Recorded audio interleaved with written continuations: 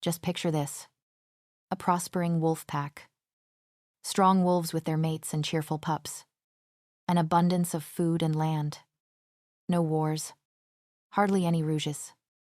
Just peace and happiness. That was a normal day in the Blackwell pack. But today wasn't an ordinary day.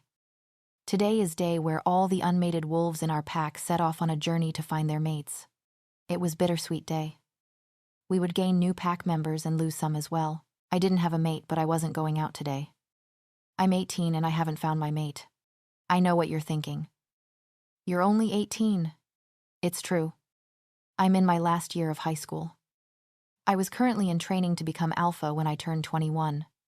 I have applied to the top colleges in the area and the feedback was great, and I have my entire life ahead of me, but that was just the human side of it. My first shift happened 2 days after my 13th birthday, and ever since my wolf and I existed harmoniously. Moving as one. It's been 5 lonely years and I am tired of going to foreign packs in hopes of finding my mate. Which brings me to where I am today. I was standing on porch of the pack house, watching my parents address those who were going out today. I looked down as someone joined me. Do you think they're going to like me? Isabel smoothed her dress and her blonde hair back. We've been going out for a couple months and she was what I ideally wanted in a mate. She was decent to everyone when she meets. Doesn't let anyone take advantage of her and had quite a naughty side. I grinned at that thought and wrapped an arm around her waist before pressing a kiss to her forehead. They're going to love you. I looked up and saw that the crowd was gone. I watched with a smile and as my parents shared a couple of kisses and a comforting embrace.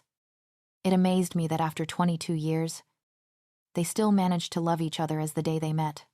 Luke, Dad asked in surprise as they turned around to see Isabel and I standing there. I could have sworn you went on your journey today. My mom's blue eyes narrowed onto Isabel.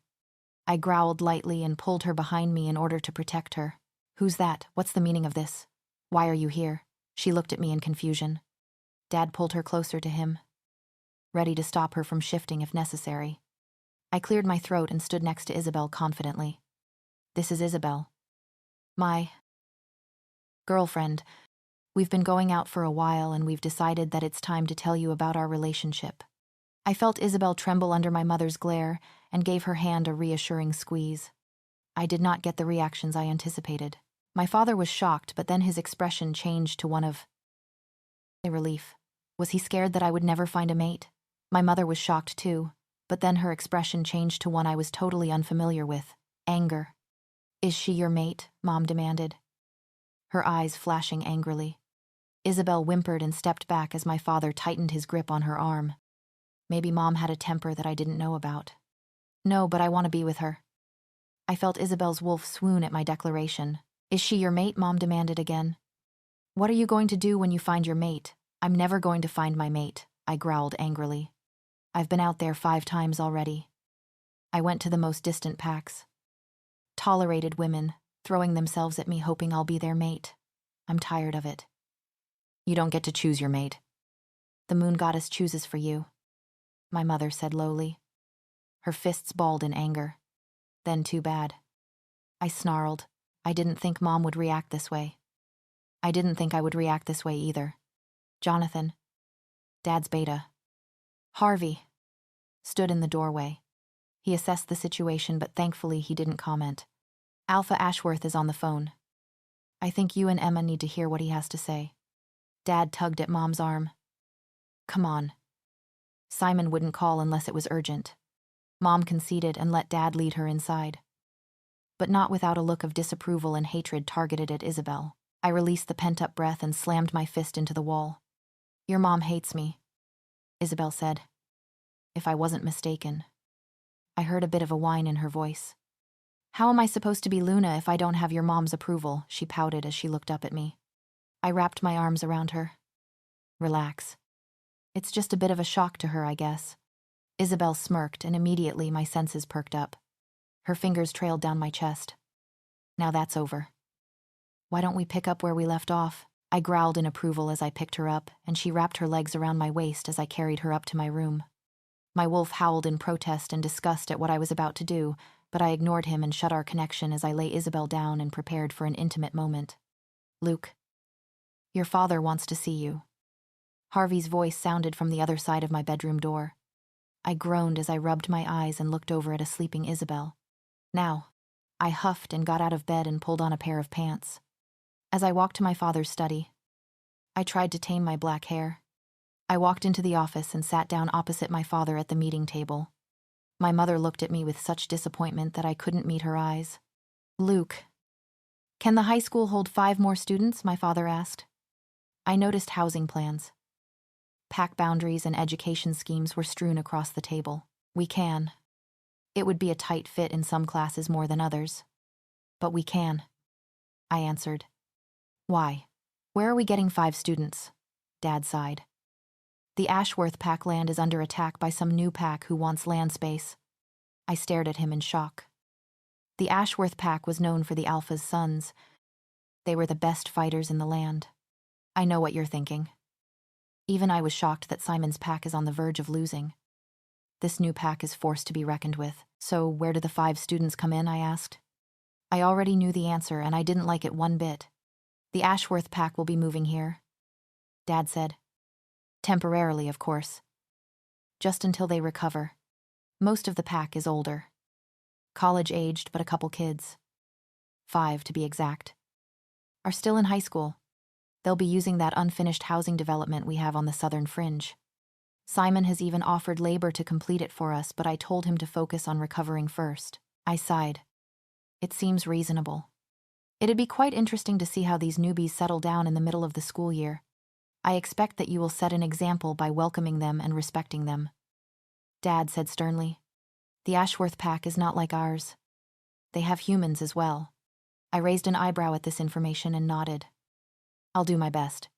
I heard Isabel staring upstairs. I needed to get back to her fast. She became really grumpy if I wasn't there next to her. "When do they arrive at the end of this week?" Dad studied the change in my behavior before he heard a cry of frustration. "Just go." I ignored the pissed-off growl from my mother as I went upstairs. I ran around the pack house, hustling everyone out, making sure that necessities, my documents and some valuables were the only things taken. The Nightwalker pack had finally worn down our pack's defenses.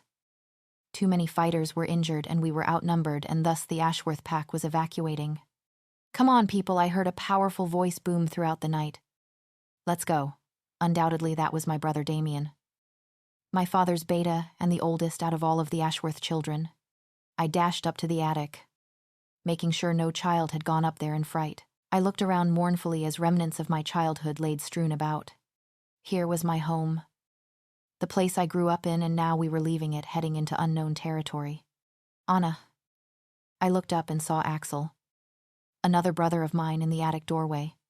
His grief was mirrored in mine. I swallowed the lump in my throat as I followed him. We double-checked all the rooms in the pack house and met up again in the living room. Sadness choked me as my eyes rest on the photograph of my mother. I was the splitting image of Aislinn Ashworth, from the tan skin to my angular face. Black wavy hair and brown eyes. She died protecting my twin brothers in a rouge attack when I was 4 years old. I don't have many memories of her, unlike my brothers, but watching her picture and seeing her smiling face hurt all the same. I jumped as Axel smashed the glass on Mom's picture. My look of horror changed to relief as he took the picture out, folded it and placed it in his pocket. I smiled at him as he joined me. "Time to go," he said simply. I sighed as I cast one last look at my childhood home before following Axel out the door. I gave Damien a passing side hug as I followed the flow of people into the woods in order to make our great escape. I broke out into a sprint as I ran ahead to the center of the woods, as my father and my other brothers had set up camp. I should probably introduce you to my family. There is my dad, Simon Ashworth, Alpha of the Ashworth pack, with his deceased mate Aislinn.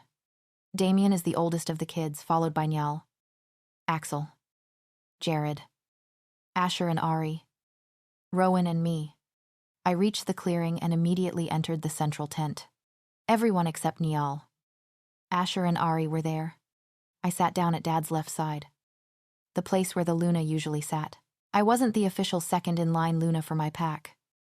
That spot was reserved for Damien's mate when he found her, but I took on the responsibilities of a Luna once I shifted, even though our pack was small. There were a lot of issues that could only be settled by a woman's intuition. Dad looked at me as he rolled his shoulder back. I could tell the bite he got yesterday while fighting the Alpha of the Nightwalker pack bothered him. even though his wolf sped up his healing. The Nightwalker wolves were definitely different than us, and our injuries took longer to heal. We sat there in silence as the pack filtered into the clearing. Jared. Rowan and I organized the tent and went over maps and battle plans for our trek to Blackwell lands. The rest came trudging in. Our tent was pretty big, but with 9 of us in it. It was cramped. Dad cleared his throat, commanding everyone's attention. Alpha Blackwell has given us permission to move temporarily to their lands, he said calmly. It was a touchy subject for us. The most feared warriors in the land had lost. Niall. Damien. Rowan and I will take point tomorrow as we move. We're the least injured and can handle ourselves. Jared. Asher. Ari and Anastasia. You all will hang back and protect the pack as they walk. Anastasia. You'll walk as human. I stood up in rage. No, I'm no use if I'm in human form. What's the most I can do? Talk to Kenna and Haley, watch your tone. Dad ordered. It's too risky for you to shift. It took you 3 weeks to submit to shifting back last time. We can't risk her wrath at a time like this. I've kept her at bay. I argued. I haven't worn the cuff in months. I can keep her under control. You need me. Most of our fighters are injured. Look around you. We won't be able to hold up if Rouges attack us. My wolf had an uncharacteristic taste for blood and violence. Axel's running joke was that my wolf had my true personality. Anna's right. We're already moving at a bad time. Her wolf alone can provide the backup we need. Niall stated. This was met with disapproving growls all around. Hey. I don't like the idea either, but desperate times call for desperate measures. He held his hands up in mock surrender. Dad sighed and rubbed his temples. All right. You can shift. I heard my wolf howl for joy in my head. But you have to stay near the kids, and one of us, or Kael or Xaden, needs to be near you. Kael and Xaden are my best guy friends. Maybe she won't have violent tendencies then. When do we move? I asked, as I tried to ignore the howls of joy in my head. At the crack of dawn. Niall. Damien. Rowan and I will walk ahead to Blackwell territory. The rest will stay with the pack as they camp for the night. Dad said as he started copying the map. We'll use MindLink as communication. Damien offered, but only if necessary. Despite the Blackwells being good friends, we don't know who or what is in their pack. Dad nodded, signaling the end of the meeting. We scattered as much as we could in the tent, each finding his own crook to sleep in. My wolf was excited. She hasn't been on a run in months. I would let her out more often, but her tendencies for violence and to take over my mind while in wolf form stopped me. She was running laps around in my head. I sighed and lay down, hoping to catch some sleep. My wolf growled contentedly as we passed through a ray of sunshine. Today was our 4th and final day of walking. Dad. Damien. Niall and Axel were already in Blackwell territory, making arrangements for the pack's arrival. My wolf's dark mahogany color blended in with the surrounding forest. Though, those who knew the true nature of my wolf say that she was the color of dried blood. So far, I was able to keep in control of myself, though she was putting up quite a fight. I haven't shifted back in 4 days and she's been agitated, constantly fighting me for full control, but I remained the holder of the reins. I felt someone nudge my side and I grinned as I saw Xaden's wolf. He was a jet black, the same color as his hair with gray paws. We were on wolf patrol today. Kael helped Kenna and Haley keep the kids in line. Xaden nudged my neck, making me look forward, and I saw that the pack were way ahead. Asher had them move fast and furiously. We didn't have the resources to camp for one more night. Xaden gave me a lopsided grin as he reared on his haunches. My wolf took the challenge and reared as well. I grinned as I sprinted ahead, pushing my muscles to the limit in order to beat Xaden. He was the fastest in our pack. I yapped in victory as I reached the pack first, only to realize that Xaden was up in front with Jared. I huffed and pawed at the dirt in defeat. Kael laughed and ran his hand through my fur. One day you'll beat him. I shook his hand off gently and watched as he went to help some women set up fires for lunch. Outsiders would probably think that Kael or Xaden were my mate, but truthfully, we were friends since birth and were pretty close.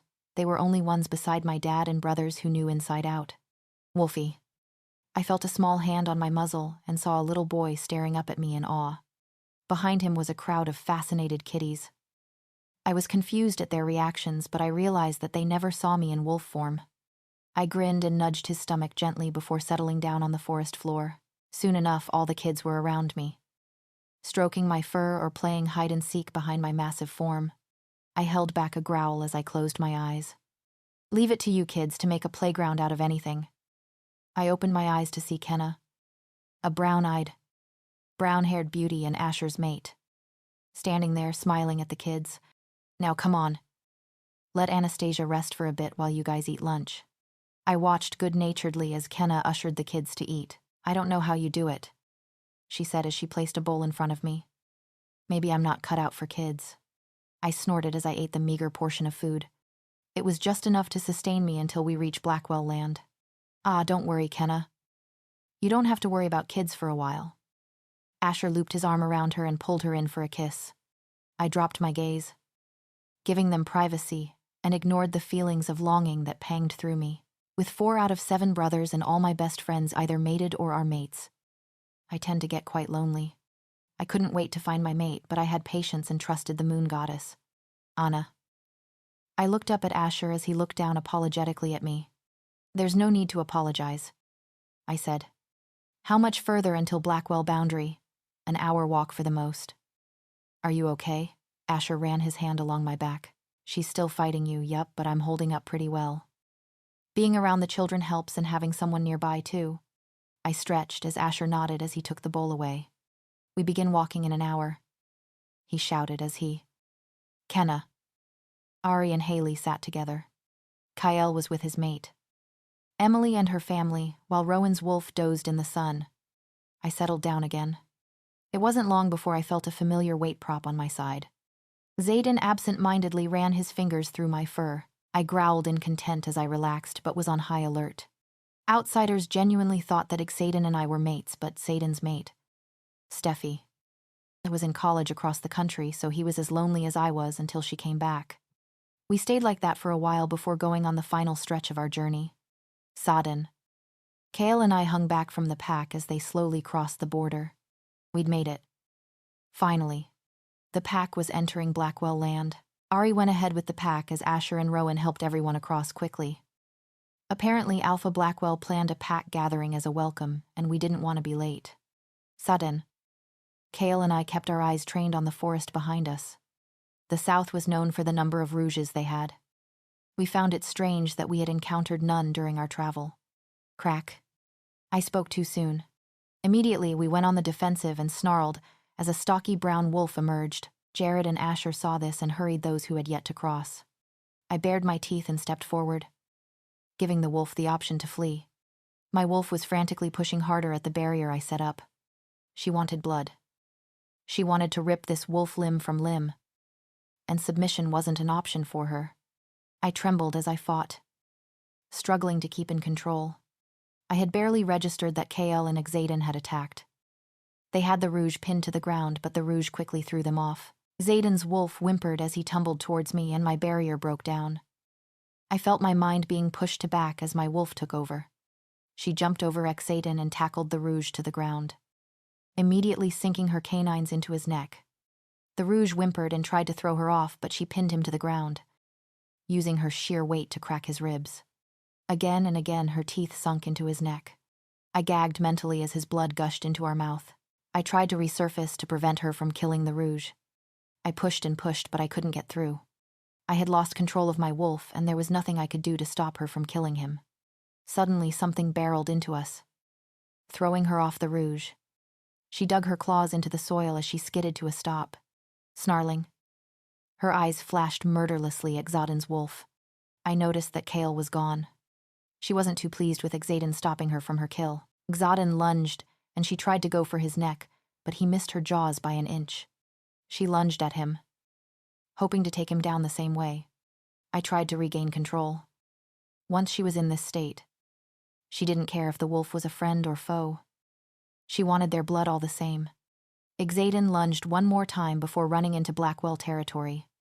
Angry at his cowardice, she ran behind him, and all I could do was sit back and watch. I stood next to Dad in slight awe at the pack in front of me. All the Ashworth brothers were here. They were the superheroes of wolves.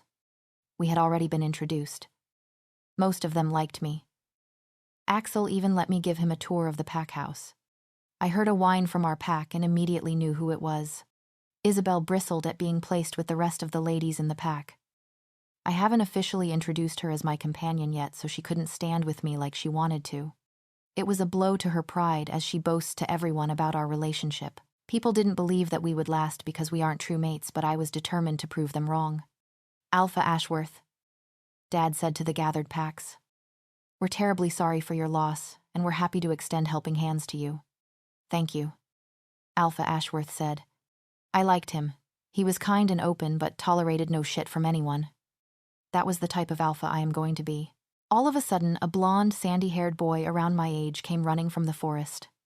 Frantically out of breath, a brown-haired girl pushed herself forward. I guess she was his mate. And comforted him. Kale. Alpha Ashworth commanded his attention. What's wrong, Anastasia? The boy breathed, and there was an immediate change within their pack.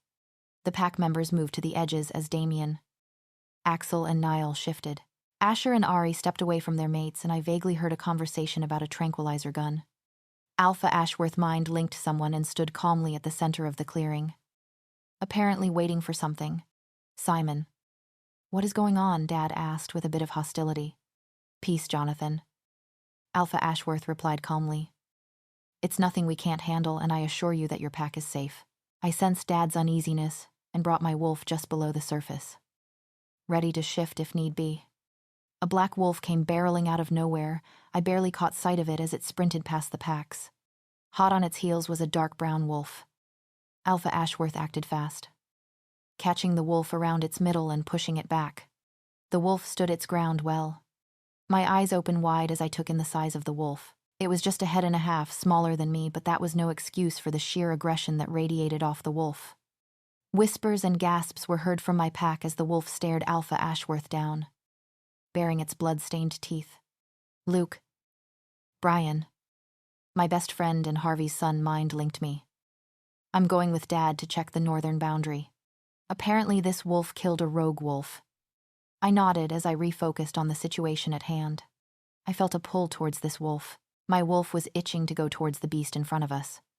Damien. Niall and Axel surrounded this wolf, whose snarling increased by tenfold. Anastasia. Alpha Ashworth said gently. Her name echoed in my head. Such a beautiful name for a feral creature. Shift. I know you can fight her. The wolf snarled in defiance and tensed, ready to attack. Come on, Anna Bear. Don't make us do this again. My wolf was going mad, trying to push me forward to protect her. The dark brown wolf growled and lunged forward. Alpha Ashworth was fast. He grabbed the wolf's neck and quickly put her into a sleeper hold. I couldn't stop the growl that escaped my lips as I watched the wolf fight and struggle before eventually submitting. My wolf whined helplessly as her eyes met ours before they slid shut. Alpha Ashworth slowly descended towards the ground and pulled her closer to him as her body shifted back. Rowan was there with a blanket to protect her modesty. My heart started to pound as he stood up with a beautiful girl in his arms, cradling her like a baby. I trembled as feelings of jealousy and protectiveness washed over me, and I felt drawn to her. My eyes widened in shock as I realized what had happened. The feral wolf was Alpha Ashworth's daughter, and she was also my mate. I sat in Dad's study, barely listening to the meeting that was going on. My mind was miles away. I finally found my mate. My wolf was over the moon with happiness, but I was in shock. I never expected to find my mate. Let her alone be the daughter of an alpha and her wolf a pure beast. Brian told me about the rogue wolf's body they found. His neck was nearly bitten off. He had no chance of survival. I ran a hand through my hair. What was I going to tell Isabel? She was hounding me all week to announce our relationship to the pack. Screw Isabel. What was I going to tell Anastasia? Anastasia. Her name rang through my head again. I could feel the mate bond forming, but it wouldn't be complete until we marked each other. My wolf growled in agreement at the thought of marking our mate. I knew I had to keep him under control until I knew Anastasia better. Simon, I hope we won't have any other incidents like today. Dad said, his voice laced with a warning. It won't.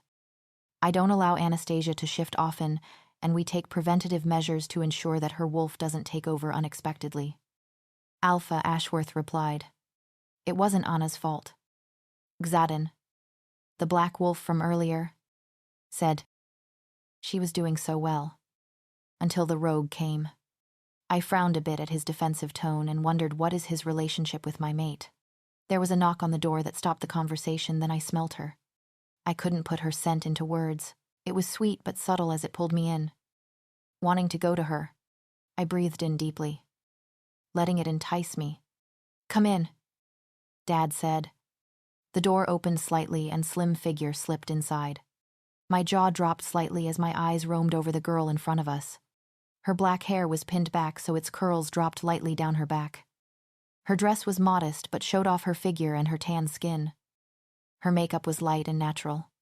Her brown eyes scanned the room as her lips tilted into a smile. My wolf purred in pride as I watched her bow to Dad and greet Mom in the traditional way. By touching cheek to cheek, Alpha Blackwell. Luna Blackwell. I am Anastasia Ashworth. Her voice was soft and inviting, but held a certain timbre of power, naturally pulling all eyes to her. I sincerely apologize for my behavior at the meeting today. It will not happen again during our stay. Is that why you're wearing silver, Mom asked? I followed her steely gaze as my eyes zeroed in on the silver cuff on Anastasia's ankle. I forced down a hiss. Everyone knew silver was deadly to wolves. My wolf whined at the idea of her intentionally hurting herself. It keeps my wolf at bay. Anastasia explained with a smile. It pushes her back into the recesses of my mind and decreases the chances of her resurfacing and taking over. It doesn't hurt me, really. She kept her eyes on my parents as she talked to them, and I silently begged for her to look at me. Is it one of the, preventative measures your father spoke about? Dad asked. I saw the respect in his eyes. Something he never showed me. Among other things. She replied. Dad nodded thoughtfully but didn't press the matter. This is my beta. Harvey Stone and my son. Luke. She inclined her head respectfully at Harvey but turned to face me. And our eyes met. I felt a wrench at my stomach as I gazed into the eyes of my mate. I fought the urge to go to her and wrap my arms around her. It was risky in front her brothers and her father. Not to mention if word got out to Isabel. What would happen? My wolf surged forward, staying just below the surface of my consciousness, begging me to go to our mate. I could tell that Anastasia felt the mate bond too as I saw her struggle between her instincts and logic. Alpha Ashworth cleared his throat. Come, Anastasia. My wolf growled in anger as Anastasia broke the gaze and walked over to their side of the table. I raised my eyebrow as Xaden stood up and pulled out her chair for her. Anastasia smiled and sat between her dad and Xaden. Dad sent me a suspicious look before resuming the meeting. I was the first one out the room when the meeting came to an end. I was agitated. Throughout the entire meeting, I tried to get Anastasia's attention, but her mind was solely engrossed in the meeting. Part of me was proud and was in awe that she had authority in the pack, and I understood that she was the acting Luna as well, but I am her mate. I am supposed to trump all of that. Luke. I turned to see Isabel standing there. I smiled and pulled her close, already knowing what she wanted. I've been waiting patiently for you. She purred. How could I resist? I chuckled, wrapping my arms around her waist. And your patience shall be rewarded. I whispered huskily as she smiled and tiptoed to press a kiss to my lips. I heard a gasp and I pulled away. My eyes widened in shock as I saw Anastasia standing there, shock evident on her face. She took the position I was in with Isabel before her expression changed. The heartbreak was almost tangible in the air as I saw her stagger back slightly as her eyes met mine. My wolf howled and pined in grief as I saw confusion and heartbreak in her eyes. I released my hold on Isabel, but her grip on me grew tighter as her wolf sized up the new competitor. Anastasia, Mom asked as she rounded the corner. Her mouth formed an O shape as she quickly assessed the situation. I figured that my parents knew that I found my mate. Anastasia. Come with me. We have a lot to talk about, Mom said gently. Anastasia closed her eyes, calming herself before reopening them and greeting my mother with a small smile. Sure, Luna Blackwell, she replied, pain evident in her voice. Mom smiled. None of this Luna business. You can call me Emma. Now let's head to the kitchen. You have to be hungry after everything that happened today. Anastasia smiled and walked down the corridor without sparing us another glance. Mom's lips pressed into a hard, disapproving line before she left as well. My wolf howled in dismay, urging me to go to our mate. We have a lot to talk about. Call me Emma, Isabel said incredulously. I've been kissing up to her for the entire week and she barely even acknowledges me. She yanked my head so that I was looking at her. Who is she, Luke, daughter of Alpha Ashworth? I replied. My breathing came out in pants as my chest began to tighten. Who is she to you? Nothing. Everything. You're not going to break your promise to me, right? I groaned inwardly. One drunken night apparently led to me making a promise to Isabel to make her mine and become Luna of the pack. Promises like that weren't taken lightly in our pack. I won't. And she isn't a threat to us. Right, I sighed, knowing that there was no way in hell this was going to end well, and pressed a kiss to Isabel's forehead. Of course not. She looked satisfied with that answer and rested her head on my chest. Anna Bear. I turned around, balancing a bowl in either hand as Dad entered the kitchen. He chuckled before shaking his head. We've moved everything in. I'm sure the boys could unpack themselves, but just make sure they don't screw it up. I grinned as he kissed the top of my head. Bye, Dad. I shooed him off because he was already behind schedule. Dad pulled me in for a quick hug, but I didn't miss him dipping his finger into the bowl with the BBQ sauce. Dad, I reprimanded jokingly as he ran out the door. I shook my head as I heard his booming laugh fade. With a lunch of steak and mashed potatoes done, I darted in every bedroom to make sure everything was okay. The Blackwells loaned us a 2-story house with a little attic. However, the house only had 4 bedrooms. Everyone was paired up.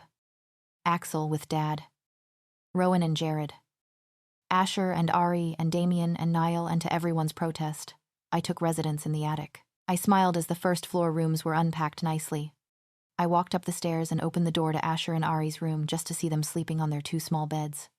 I chuckled before closing the door and heading to the attic ladder. Anastasia, Niall called out. I ducked my head into the room as I stood on the first rung of the ladder. Yeah, busy Niall looked up at me from the computer screens he was watching. He pushed his glasses up his nose. I'm just going to set up my room. It shouldn't take me too long, considering you have the smallest room. Niall grumbled. I rolled my eyes. When you're done, just come here for a moment. I nodded before going up the ladder. The attic was beautiful, to say the least. It was bare and the roof was slightly angular. Damien had brought up the biggest mattress that was left after the pack took supplies for themselves. I fought them about it, but they ganged up on me. I already got the smallest room. I wasn't getting the smallest bed. I smiled as I put my purple sheets on the bed. I tiptoed and peered out of the window, marveling at the view of the forest and distant lake. I relished the feeling of the cool wooden floor as I unpacked my small suitcase, because I knew of the evacuation before anyone else. I was able to pack a bit more than Kenna and Haley, but we shared clothes anyways. I left my clothes in the suitcase but took out my drawing pencils and sketchbook. Shoes and point shoes, according to Dad. The moon goddess blessed Damien and I with Mom's talents in the arts. Damien was an amazing musician. All he needed were 15 minutes with an instrument, and he could play it as well as a professional. As for me, everyone marveled at my artwork, dance skills, and voice. The rest of my brothers got Dad's genius brains. The moon goddess really made the best choice in making my parents mates. Satisfied with the room, and went downstairs into Niall and Damien's room. Both of them were focused on a computer monitor. I raised my eyebrow before squeezing myself in between them.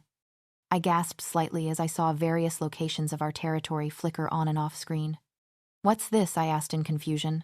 When we first heard about the Nightwalker pack, I decided to place surveillance cameras around and in our land and boundaries. Niall leaned back, pushing his glasses up his nose. It really saved our pack. I rubbed his shoulder in pride. But that's not what we wanted you to see. Damien said, What do you see, home? I breathed as an image of our house came flashed on screen. Niall rested his head on my arm in comfort. What do you notice about home? Damien said evenly. I frowned before looking at the screen. Our house was untouched as the night we left.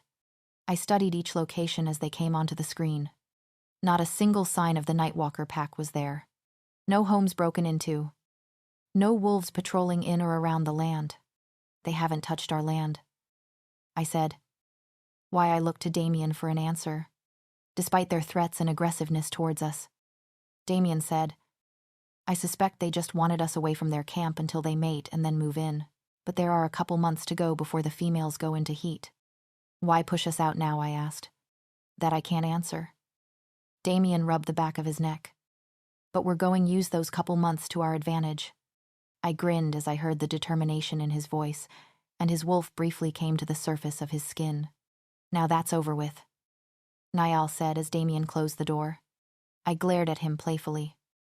Everyone in this house had enhanced hearing. Closing the door served no purpose.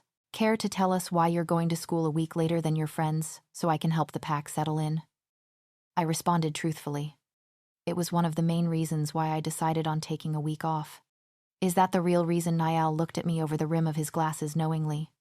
My brothers and dad knew that Luke was my mate, but they didn't know that Luke had a girlfriend and that I had caught them kissing. The memory of that moment ripped my soul apart. My wolf howled in betrayal and rejection deep inside of me as my heart bled. Countless thoughts flew through my head. Too fast for me to digest. Anna Damien's voice cut through the madness in my mind. I closed my eyes and took a steadying breath before I faced them.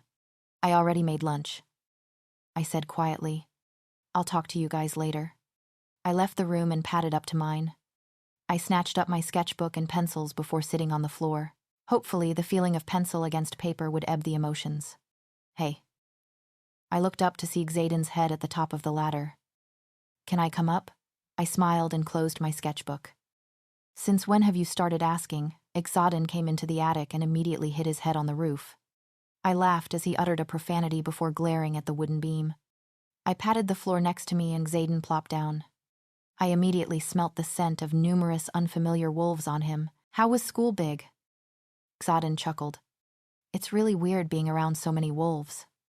Kale and I have to stick with Kenna and Haley. They're the only humans there. I knew how he felt. There was a serious generation gap in our pack.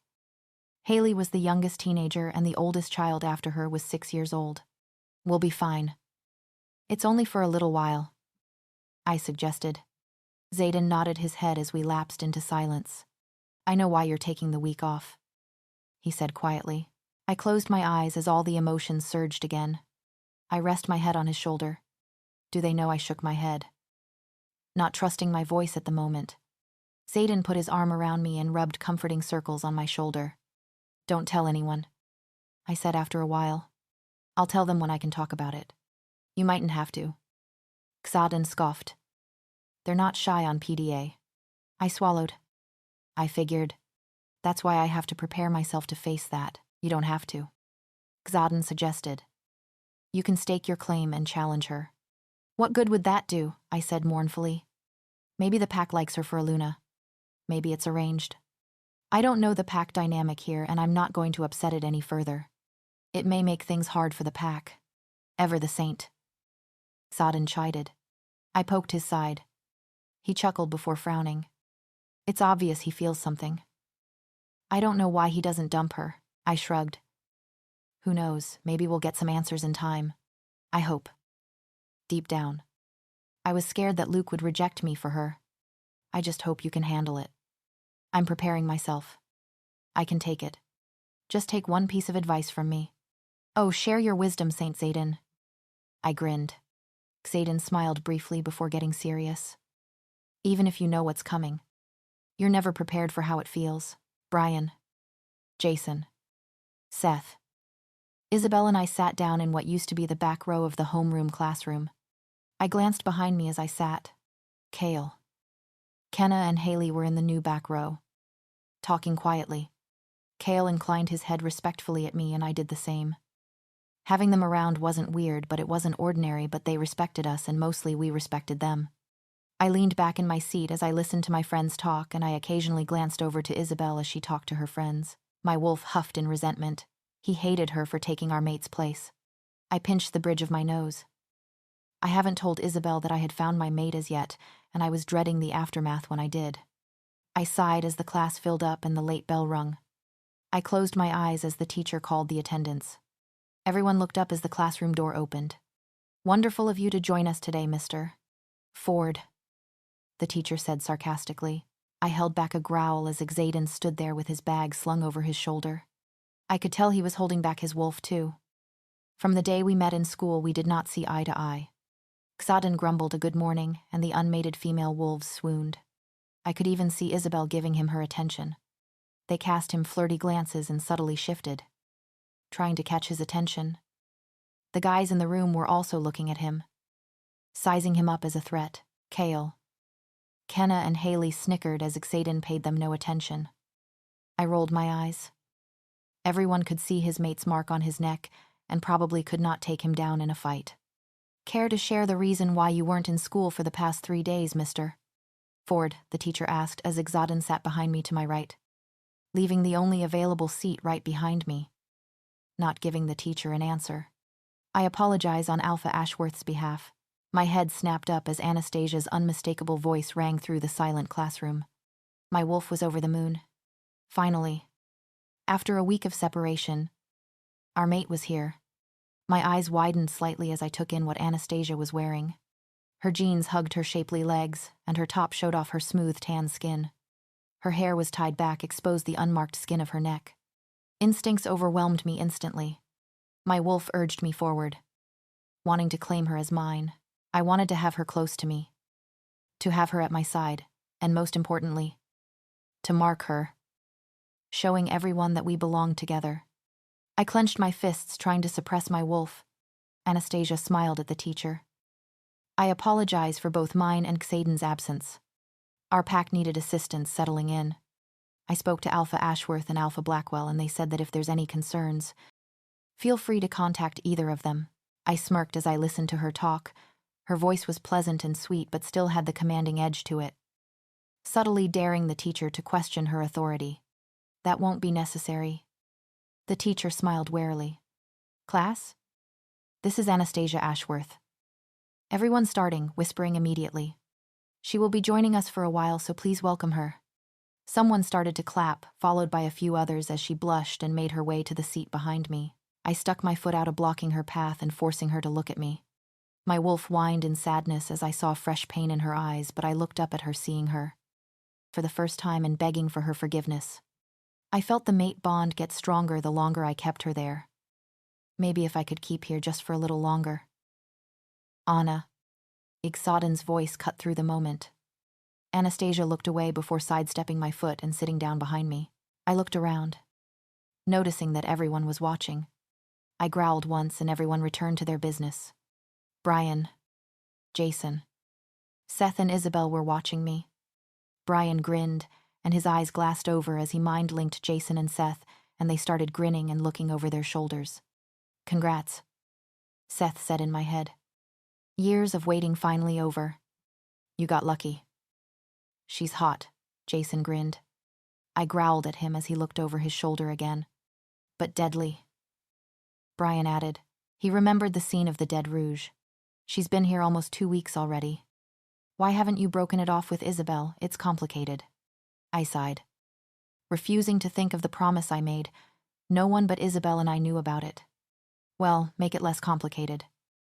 You can't deny yourself or your wolf of what your heart wants, Seth added. I really hate when you all mind-link without me, Isabel said softly. It's like you don't trust me. We don't trust you, Jason said bluntly. Isabel narrowed her eyes at him. I reached over and squeezed her hand reassuringly. I heard a soft growl from behind me but didn't dare look back. Thanks for your notes, guys, Anastasia said. My ears perked up and my brain naturally focused on her. Now the only one I need to catch up on is psychology. No problem, Kenna said. I just don't know anyone who's doing psychology. Same here, Haley said. But I'm glad you found our notes helpful. Even if they're AP, I'll make it work for regular biology, chemistry and physics, Anastasia said. I wouldn't have to do extra work if St. Xaden over here decided to get his butt to school. Well, since St. Anna was at home, I figured the pack could use more than one divine intervention. Chaden yoked. I rolled my eyes as I heard Anastasia laugh. What I don't understand. Kyle piped up. Your brothers are geniuses. Why aren't you in AP classes? Easy. Because of, said brothers. I wasn't academically blessed by the moon goddess, Anna said matter-of-factly. Plus, Dad and colleges are happy with my average, and I'm not going to push myself. Academically, at least. We know. You're pushing yourself physically too much. Xaden said in disapproval. Yeah, Anna. Kenna said, singing and dance classes and training every week is going to put a strain on your body. You need to be in peak condition for your showcases. There was a pause, and I could feel Anastasia's nervousness, and I gave a whine of encouragement softly as I adjusted myself in my seat. I felt her fear dissipate, but it was soon replaced with confusion and gratitude. Even I didn't know what I was doing.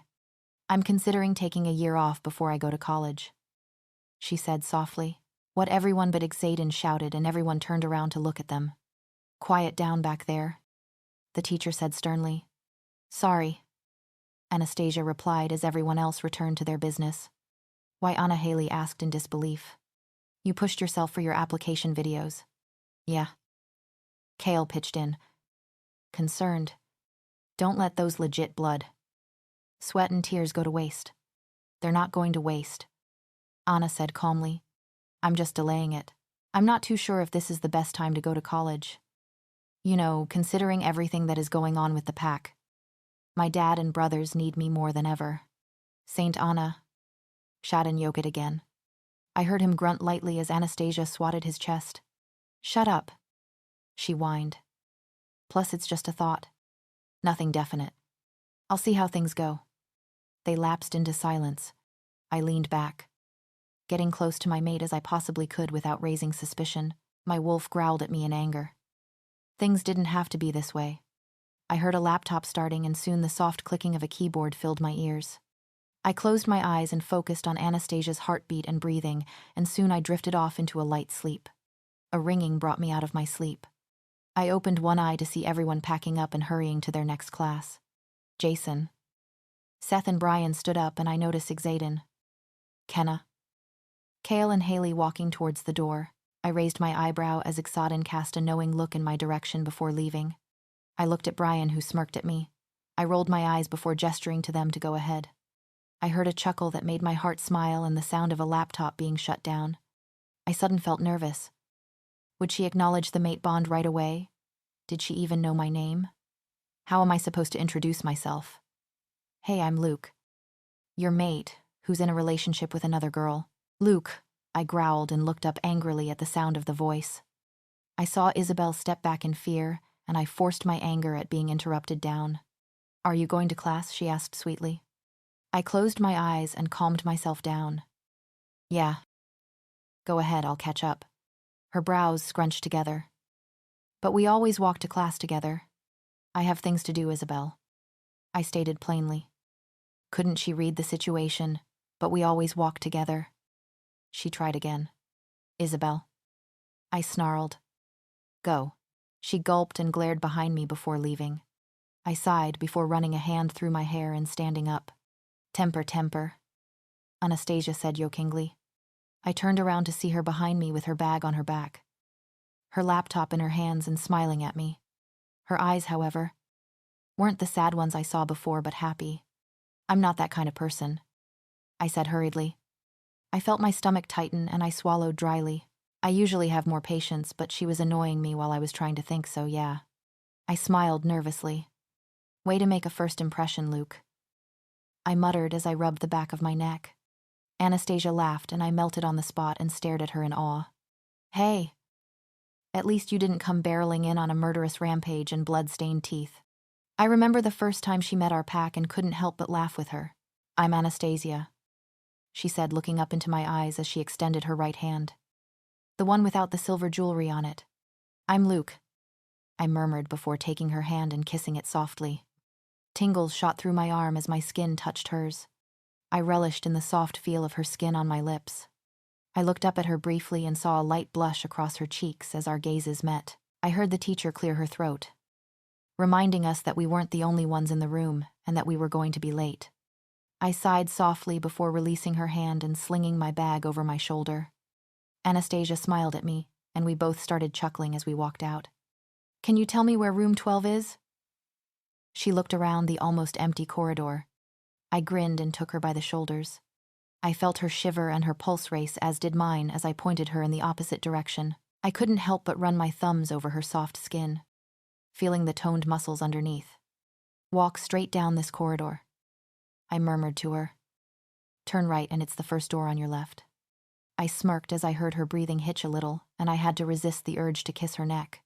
Thanks. She replied softly before turning around to face me. I dropped my hands and immediately shoving them into my pockets. I'll see you around, Luke, she said with a forced smile, obviously disappointed with the loss of contact. See you around. Anastasia, I said softly. With one last smile, she turned around and walked to her class.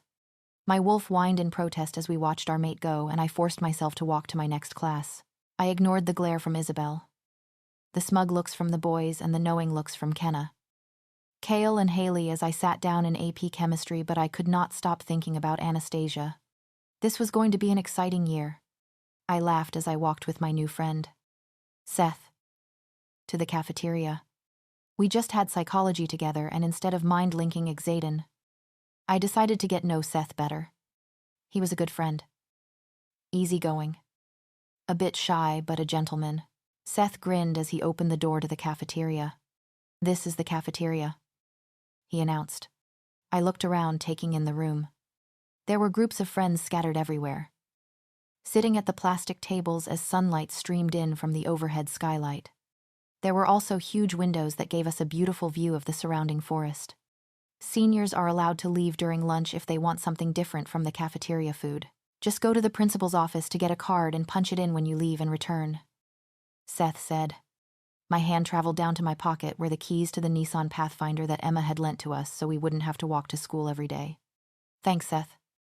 I smiled at the brown-haired boy. I suddenly felt eyes on me and looked up and instantly met the glassy blue eyes of my mate. My heart thudded painfully as I saw Luke's girlfriend, who I now knew as Isabel, coil her arms around his muscular one, forcing him to look away. I sighed as I shook my head and looked back at Seth, who was looking at me pitifully. I guess this is where we separate, I said lightheartedly. I'll give you your book back before school ends. Don't stress yourself, Seth said seriously. We don't have any homework due for psych. Return it tomorrow. I smiled at his kindness. See ya around, Anna. I waved to him as I walked to the other side of the cafeteria where my friends had grabbed a table. New friend Kale asked as I sat down. Yup. Seth Johansson, I replied. Xaden distractedly nudged a tray in my direction. I glanced up and saw his eyes glued to his phone, no doubt that he was texting Steffi. I smiled and began eating. They had chosen a great spot, however. It gave us a clear view of the head table. I swallowed dryly, relieved that Saden sat opposite me. Blocking my view, Haley looked up from the book she was reading. So, how was the homeroom rendezvous? She asked, as she and Kenna leaned forward excitedly. It went quite well, I said through bites of the chicken wrap. Basic introductions, and he just directed me to class. I tried playing it off as no big deal, but to my wolf and I, it was a huge step forward. There was an annoying smile on her face for the entire of physics. Xaden commented without looking up from the screen. Well, sorry for not being an emotionless rock. I threw back at him. It's a huge step forward, Kenna agreed. Given the situation, I think you two will be together in no time. Kenna, Kale said softly. You may want to take that back. Cat calls and whistles made us look up, but before I could crane to see past Xaden, he squared his shoulders, making it impossible for me to see. I growled a little and stood up, not wanting to miss out on the action. My heart dropped, and I felt like I was punched in the gut when I saw Isabel in Luke's lap, kissing him intensely. My wolf took advantage of my vulnerability and surged into my mind. My pain was suddenly replaced by anger, a want, a need for Isabel's blood, my blood boiling hot. I bit back a growl as I struggled to regain control, as my silver jewelry prevented her from totally surfacing. I growled as Kale grabbed my arm. I resisted the urge to fight him as he led me towards the cafeteria side exit. I snarled as he shut the door behind me. I sank to the ground, clenching the dirt as I fought my wolf in my head, eventually regaining control. I panted, resting my head against my knees as I wrestled down my feelings, trying as hard as I could to stem the hurt and pain. The cafeteria door opened again, but I couldn't look up as Xaden sat beside me. Once the burning in my chest went away, I looked at him. His face was unreadable, but his eyes held anger and fury as well as pity. I sighed and shrugged. He pulled out a black box from my bag before handing it to me. I wordlessly slipped my jewelry off, replacing them with the heavier silver cuff, ring and earrings. I thought I would have been able to hold my wolf back, but Dad insisted on me carrying the heavier stuff, just in case I needed it. And as always, he was right. I sighed softly as I felt the familiar sting of the silver as it touched my skin, and my wolf shrank back, whimpering and figuratively licking her wounds. Did I make a scene? I asked Xaden softly as I rested my head against his shoulder. No one noticed. Well, except for... He thankfully didn't say his name. Everyone was too busy watching the detention in the making. I snorted but didn't comment. I thought about what happened between Luke and I this morning. I felt happy. My skin longed for his touch. The tingles and shivers that coursed through my body. The comfort I felt being close to him. And from the look in his baby blue eyes, I knew he felt it too. Why deny it? How could he deny it? Did being mates mean anything to him? I sighed in defeat. My one step forward had just become a bump right back to the start. You were right, I told Xaden softly. I could have never prepared myself for how it feels. Xaden grunted in acknowledgement. Thank you for trying to protect me, though. It would have worked. Xaden said, but no. You needed to see what was going on. No wonder you and Kenna are friends. Hey, I said in protest, glaring playfully at him, but we laughed. I shook my head before standing up and dusting off my jeans. I'll head to class. Meet up at the car, Xaden nodded before heading inside.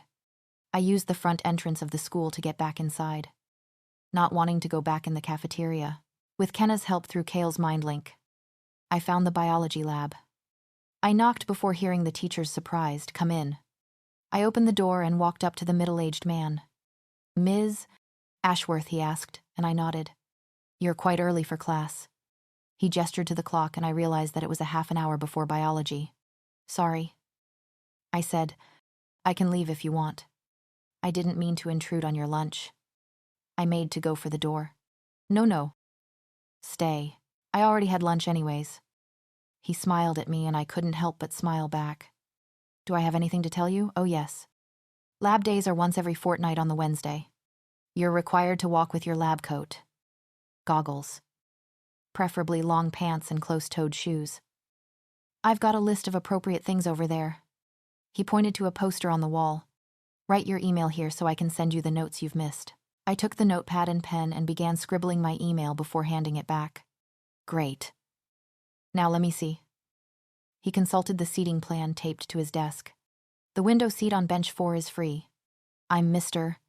Hayes. Welcome to biology. Thank you, I said before taking my seat at bench 4. I fixed my bag and laptop before taking out my sketchbook. Biology notebook, pencils, and iPod. I put on my headphones and opened my sketchbook as I continued working on the drawing I started a week ago. I glanced up at Mr. Hayes once in a while, making sure that he was okay with this. He nodded before setting up the projector and speakers for the lesson. I continued drawing, letting the music take over my brain. I didn't notice the students filing in until 2 bags appeared in my peripheral vision on the desk. I immediately snapped my sketchbook shut before looking up. I groaned inwardly as I saw Brian and Jason grinning at me. Seth had told me a lot about them then. My senses perked up as someone sat on the stool next to me. I didn't need to look to my right to know who it was. The spark between us and the tug of the mate bond was enough. I bit my lip as I calmly put away my iPod and sketchbook. I was going to ignore him, just as I was ignoring the stabbing in my chest. Well, what do we have here? Jason looked at me smirking. Yup. There was that cocky know-it-all, bad boy attitude Seth told me about. I raised my eyebrow and smirked to match his. Well, hello to you too. Jason chuckled, and I saw Brian smile. I'm Jason. He extended his hand, which I shook, but I pulled back, easily slipping out of his grip before he could kiss my hand. He nodded at me, obviously impressed. And I'm Brian. He smiled at me. I'm Anastasia, but you probably know that by now, I said with a smile. They grinned before Mr. Hayes started class. I don't know how I managed to focus in class between the pull of the mate bond, the undeniable tension between Luke and I, as well as the heat of his gaze on me. I didn't look his way, didn't make moves towards him or even talk to him. Blocking him out helped ease the pain. I chose to forget what happened earlier, and it seemed to go away. Soon the bell rang for the end of class. I let out a sigh of relief as I packed my stuff up. Jason and Brian were at the front of the class talking to some girls, leaving Luke and I behind. I cleared my throat as I waited for Luke to leave. I absent-mindedly readjusted the cuff on my hand. "Doesn't it hurt?" I heard Luke ask softly, and a part of me swooned as I heard concern in his voice. I contemplated my next words carefully. It used to, but it's nothing compared to what I feel these days. For the first time since lunch, I looked at him, letting the pain and hurt flow through me. I saw Luke break inside, but he cleared his throat before heading to the back of the class to talk to someone. I watched his retreating back before digging into my bag again and pulling out my sketchbook and neatly pulling out the drawing I completed. I tucked it under his bag as I left the class. "Anna." Zayden's voice sounded in my head as Adele's Skyfall ended. I was in unused art studio. The principal had told me they once offered art class, but a lack of participation made them take it off the curriculum, so I was allowed to use it during my double period for art and dance.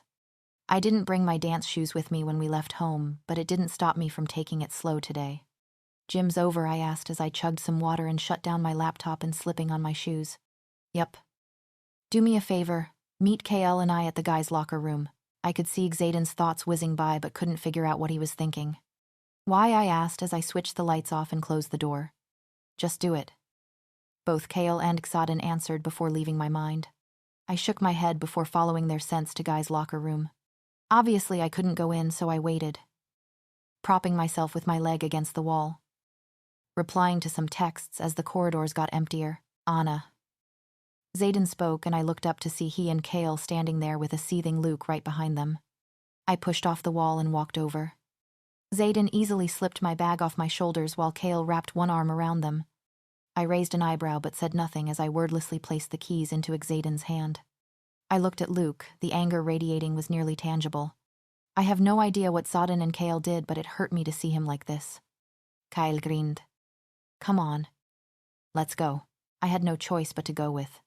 I turned around, only to see a distraught Luke standing there, and despite the amount of silver I had on, I heard the mournful howl of my wolf. I stood in front of the mirror, dressed in a pair of blue jeans and dress shoes. "Tonight, Mom. Dad and I were going to small get-together with the Ashworths to celebrate Jared's birthday." I grinned as I remembered hearing Anastasia coming over and inviting us. I wished I had gone to the kitchen to see her, but we weren't really on good terms. Ever since that incident 2 weeks ago, our barely there relationship was almost gone. We only talked in biology if we needed to, and that was polite and strained. I hurt my mate. It was all my fault. If I could just explain to her. I was really trying to get Isabel off me that day in the cafeteria. I wasn't into that whole making out in front of people thing, but for some reason Isabel felt the need to. That move was totally out of character for her, but she refused to explain herself when I asked her about it. My eyes drifted over to the drawing that Anastasia left for me. Guilt overwhelmed me, and I had to grip the dresser for support. It hurt me more than words. Things would be much easier if Anastasia just confronted me and fought Isabel, but she wasn't that kind of girl. I walked over to the drawing, which was framed on my nightstand, and traced my fingers over it, despite the feelings that it conveyed. It was much too beautiful to hide away. "Luke, we're leaving in 5 minutes," Mom said. I sighed and pulled on a blue shirt that matched my eyes and headed downstairs. Mom and Dad were already in the Range Rover. I got into the back seat and we were on our way. The tension between Anastasia and I was hurting the two of us. Her more than me. I knew I needed to break things off with Isabel. It was only a matter of time before things became deadly. I knew I had to break it to Isabel gently, so slowly pushing her away was my best bet. I also needed to gain Anastasia's trust, but she was sure as hell stubborn. How was I going to even start? Loud laughter continuously came from Dad. Alpha Ashworth, Damien and Axel. They were standing at the grill, each with a beer in hand as they added various meats to the grill. Axel and I started talking, but the smell of burning meat stopped our conversation. Whoever decorated the backyard did a beautiful job. String lights were hung above us with happy birthday banner over the main table where Jared and a couple of his friends were sitting. Folding tables covered in white tablecloths with small flower centerpieces and plastic folding chairs were set up as well. Each brother invited a small group of friends and they were lounging at the tables, talking and laughing. Unsurprisingly, Kenna and Haley were glued to Asher and Ari. Kale and Zayden were sitting at a table talking, waiting for Anastasia. I walked over to Mom with my hands shoved into my pocket. She was talking to Tammy, a good friend of the Ashworths who took up Luna duties while Anastasia was in school or busy. According to Mom, she looked up at me as I got closer. Tammy, this is Luke, my son. She introduced us. Tammy. A pretty brown-haired woman smiled. Nice to meet you, Luke. We shook hands as I sat down. My wolf whimpered and howled. She was so close, yet so far. Her scent overpowering now, and the bond only pulled me to her. I closed my eyes, trying to think of an excuse to go find her. My eyes snapped open as Anna's scent got stronger, and my skin started to tingle. I looked up and took in my beautiful mate. She was holding 2 wine glasses and an opened bottle of white wine. Wine for you. She placed glass in front of Mom. And wine for you. She placed a glass in front of Tammy before filling them up. Well, hello to you too, Anna. Mom smiled. Anna laughed and rested the bottle on the table. I expect it to be empty by the time dinner is served. She joked. Our eyes connected, and I could see that she was holding back the pain and putting a smile on her face. Why don't you come over to our table? She genuinely smiled. My wolf perked up. Niall is making virgin cocktails for us. I looked over her shoulder and saw Damien, Niall, Axel, Kale and Xaden sitting and talking. There were 2 vacant seats. Apparently for us. I'd like that. I stood up and we excused ourselves from the ladies. As we walked over, our fingers kept brushing against each other's, sending tingles up my arm. I looked down at her, loving how her hair tumbled over her bare shoulders and her smile lit up her entire face. I was so caught up in her that I didn't notice that we had reached the table and Anna had slipped into the seat along the side of the table, leaving the one on the end for me, right opposite Damien. I swallowed nervously and sat down. Right. Niall rolled the R. We're going to play Never Have I Ever. The sober edition. Anna groaned. Come on. You guys have known me since birth.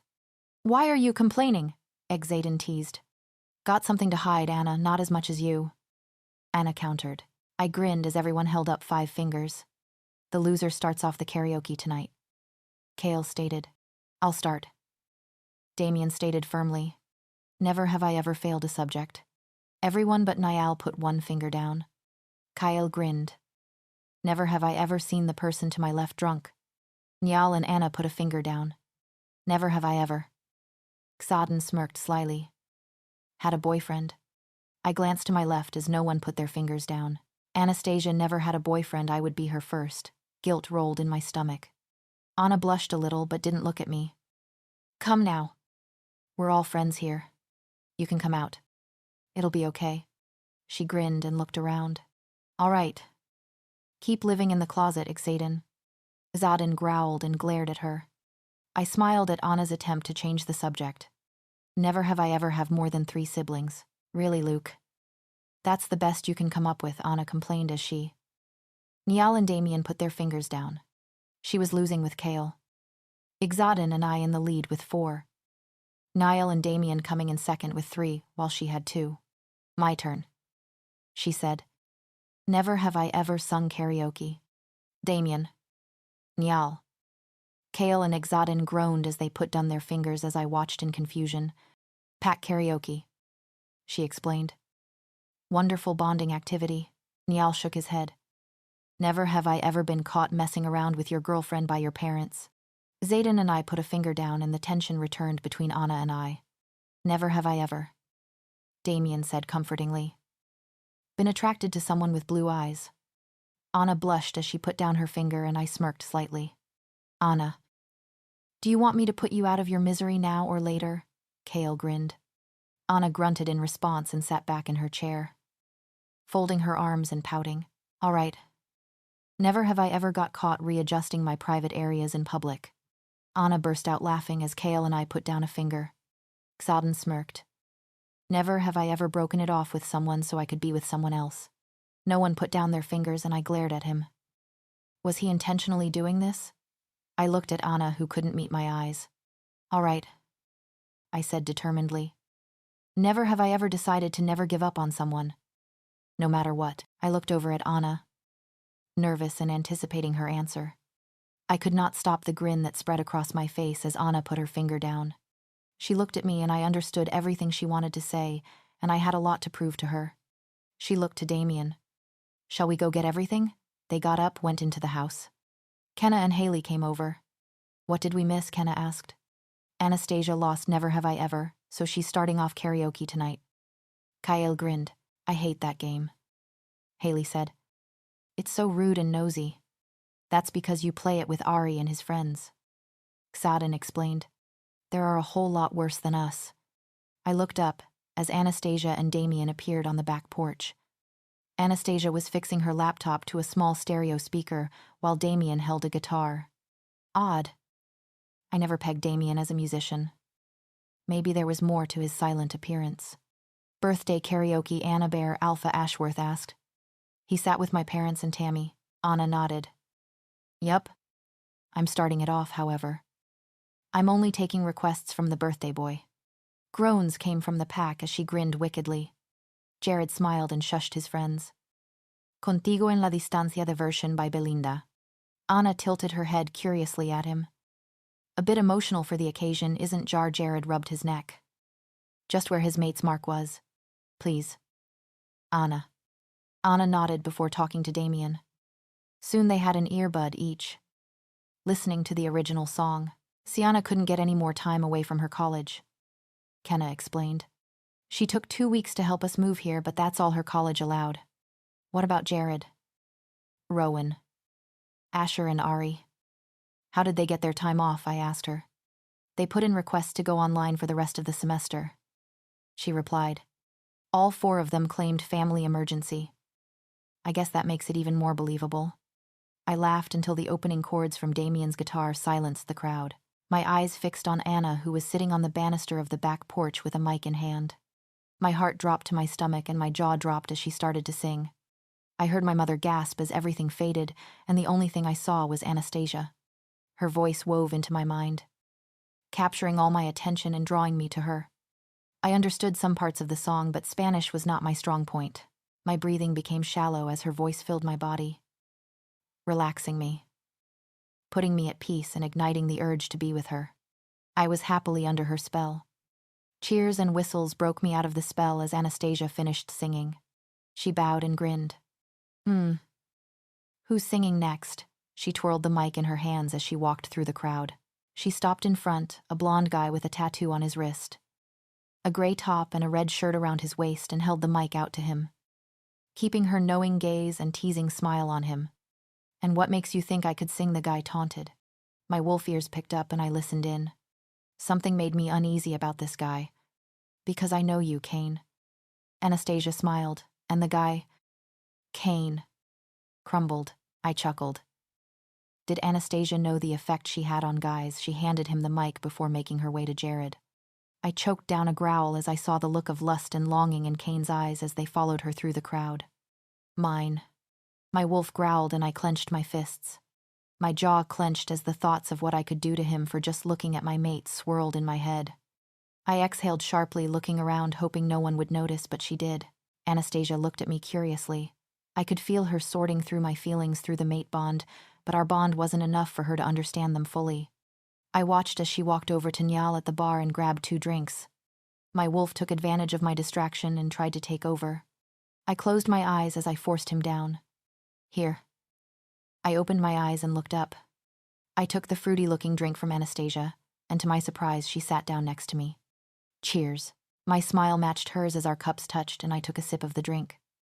The familiar taste of alcohol burned down my throat. I thought Nyal was making virgin drinks for us. I teased. Anastasia chuckled as she sipped her drink and looked around. 1 drink isn't going to do any harm, she said. My dad allows me 1 alcoholic drink per event, so I thought I'd drink with you.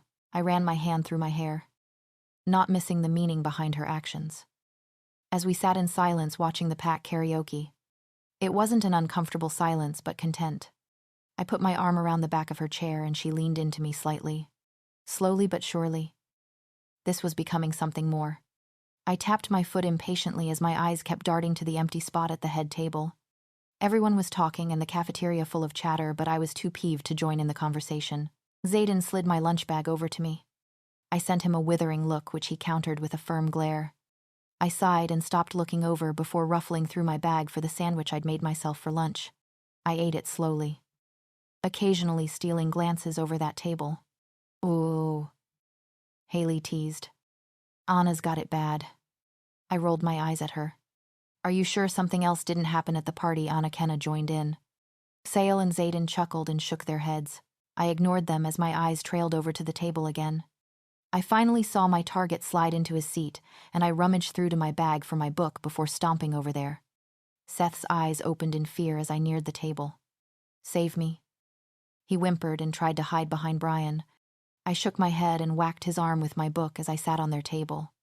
I heard Luke's breathing stutter a little, but I was too pissed at Seth to pay him any attention. That's for leaving me alone in psychology. I growled lightly. Seth laughed and sat upright. I'm sorry, he said, putting on the baby face, which never worked on me. I had a doctor's appointment. Honey, I could tell you that you need a straitjacket. I said in matter-of-fact tone. Didn't need to spend money to find that out. The boys chuckled. I felt Isabel's glare on me as the hair on the back of my neck stood up. What did I miss? Seth asked, and I opened my book so he could take pictures of the notes. I would lend him my book, but we got a pretty insane amount of homework. Every nerve in my body tingled, and I could faintly hear my wolf whimpering to turn around. Luke was so close, but Isabel was too. Despite what he said at the party, I believed in Luke, but his actions, or lack of action, was making it hard to keep faith in him. Wait, we have a project. Seth flipped through the pages. Pairs, please tell me I'm paired with someone good. Ms. Wilson paired you with me, I said. I think she figured out that no one else would willingly work with me. Thank the moon goddess, Seth said. So what psychological phenomena are we focusing on? I was thinking either Stockholm Syndrome or we could outline the shift in an individual's personality. I replied happily. Seth eyed me suspiciously. Which Disney movies are those from? I laughed and ducked my head. Beauty and the Beast and Inside Out. Every Friday night was movie night for the kids, courtesy the white wall of one the Blackwell's houses. A projector and my laptop. Lots of kids from the Blackwell pack joined in too with their older siblings. Seth and his sister being one of them. Please watch Inside Out. Jason groaned. I don't think I could handle any more princess songs. I can't get the one from Sleeping Beauty out of my head. He pulled a face and started singing terribly comically off-key. I know you. I walked with you once upon a dream. I know you. That look in your eyes is so familiar, a gleam. And I know it's true that visions are seldom all they seem, but if I know you, I know what you'll do. I paused, picturing the scene from the movie in my head. You'll love me at once. The way you did once upon a dream. Everyone at the table was quiet and I blushed. This was the first time I sang out loud for them. Except Luke. I'm impressed, Jason. You know the movie the song is from? I teased. Jason rubbed the back of his neck and mumbled something about Seth's sister. I chuckled before resuming my conversation with Seth. I really tried to ignore it, but I couldn't block out the heat of the two glares on me. I could feel my wolf struggling against the sting of the silver, itching to snap and snarl at them. My breathing became shorter as my wolf became increasingly irritated and threatened. I grasped Seth's shoulder for balance as I choked slightly on the wave aggression that overcame me. The table went silent as I struggled to see past the sea of red. Are you okay, Anna? Seth's voice distracted my wolf and I used the opportunity to regain control. I'm fine, I said slowly. I looked down at him with a smile, immediately dispelling the look of concern on his face. So we'll meet on Thursday. I'll tell you where it'd be easier for us to meet. I stood up with my book. Sure, Seth replied. I smiled before walking back to my table. Anna. Wait. Yeah, I turned my head to look at Seth over my shoulder. I don't have your number to call you. I smirked lightly. Check your t-shirt under your shoulder. I turned back around as I heard a chorus of oh yo-yos followed by a growl. I shook my head before walking back. I grunted in frustration as I messed up the jeté for millionth time. It was the art divided by dance period now, and I was practicing the choreography that I'd put together for my showcase. Maybe I should scrap ballet and focus on Latin. Contemporary and hip-hop. I sank to the floor in frustration. I was way too unsettled. My thoughts kept drifting to the image of Luke's face on the night of Jared's party. The look at pure awe and wonder as I sang made my heart leap. If only our relationship was more. I shook my head and leaned back against the wall. My wolf loved having our mate's attention, and she was craving for more. I looked outside. It was a sunny day with the trees bending in the wind. I huffed as I packed my bag. Xaden, I mind-linked him as I walked through the corridors, ignoring the weird looks from teachers and students. Yes, I heard him huff and I could tell he was distracted. Gym grunt. Track and field grunt. I'm coming. Grunt. I rolled my eyes as I headed to the big field on the eastern end of the school. I looked into the indoor gym as I passed by, seeing both girls and boys playing volleyball. The seniors had an option to choose between volleyball and track and field this year. Both sports had a fair amount of boys and girls there. I smiled as I slipped out the door. That would be something to introduce in our high school. I sat down on the bleachers as I watched Xaden and Kale sprint down the track, both leading the pack, as I expected. Xaden took first place with Kale second. They both grinned as the teacher dismissed them and called on the other group. Ballet blues, Kale asked as he gestured to the point shoes on my feet. You have no idea. I leaned my head against his shoulder as Xaden took a swig from my water. I'm screwing up too much. I might just cut it out completely. You just need to focus. Kyle comforted me. This has happened to you before. You need to take a break and remember why you are dancing, and it would follow through. I said distractedly as my wolf growled in approval as my eyes zeroed in on our mate. Luke was laughing, his blue eyes shining as he and a couple other guys took to the starting blocks. I watched as they got into position, his muscles flexing underneath the white t-shirt. Blue shorts, that was the gym uniform. I could almost see the outline of his wolf as they sprinted off. Luke easily took the lead, as was in his alpha nature. I could hear every pound of his feet against the track and every even breath he took. He crossed the finish line with a thin sheen of sweat, but laughing as he walked around, his muscular chest heaving. I couldn't help the smile that graced my face. His mood was contagious, and my inner voice was begging him to take the t-shirt off, as if hearing my thoughts. His eyes met mine with a wicked glint in them. I felt his eyes roam my body, taking in the skin and the curves my tank top and dance shorts exposed. I blushed as a lazy, smug smile spread across his face. I considered going up and talking to him, but then I remembered the image of Isabel wrapped in his arms from the day we met, and I looked away, turning my back to him. Like I said, focus, Anastasia. Kyle teased as I flicked his ear. Xaden got up and stretched, and I squinted up at him. He gestured to the track, and I nodded. I untied my point shoes before placing them in my bag and pulling out my slippers. Coach Byrne is considering placing Xaden on the track team, Kale said as we leaned back on the bleachers. As in the competitive track team, I asked. Kale nodded, looking out where Coach Byrne was talking to a group which included Luke and Xaden. Even though it's the middle of the school year, even though we could leave soon, Xaden has potential. Coach Byrne sees that, Kyle replied. He wants to make use of it while he can. I looked out and saw the group walking to the starting blocks. My eyes focused on Xaden and Luke. Xaden was among the fastest in the Ashworth pack. He could easily keep pace with my brothers. I wondered how fast he was compared to Luke. Even in the bleachers, I could feel the tension between them. I knew Xaden hated Luke's guts, but what was Luke's problem? Cheers and chants of Luke's name erupted from the sidelines. It looked like the volleyball players got dismissed early, and a lot of girls were cheering for Luke following Isabel's lead. My stomach tightened, and I fought my wolf down as Luke ducked his head and gave them a wave. Kale put his arm around my shoulder as I looked out onto the track again. Xaden's eyes met mine. He was being fueled by the pure need to beat Luke, taking his ego down a peg or two.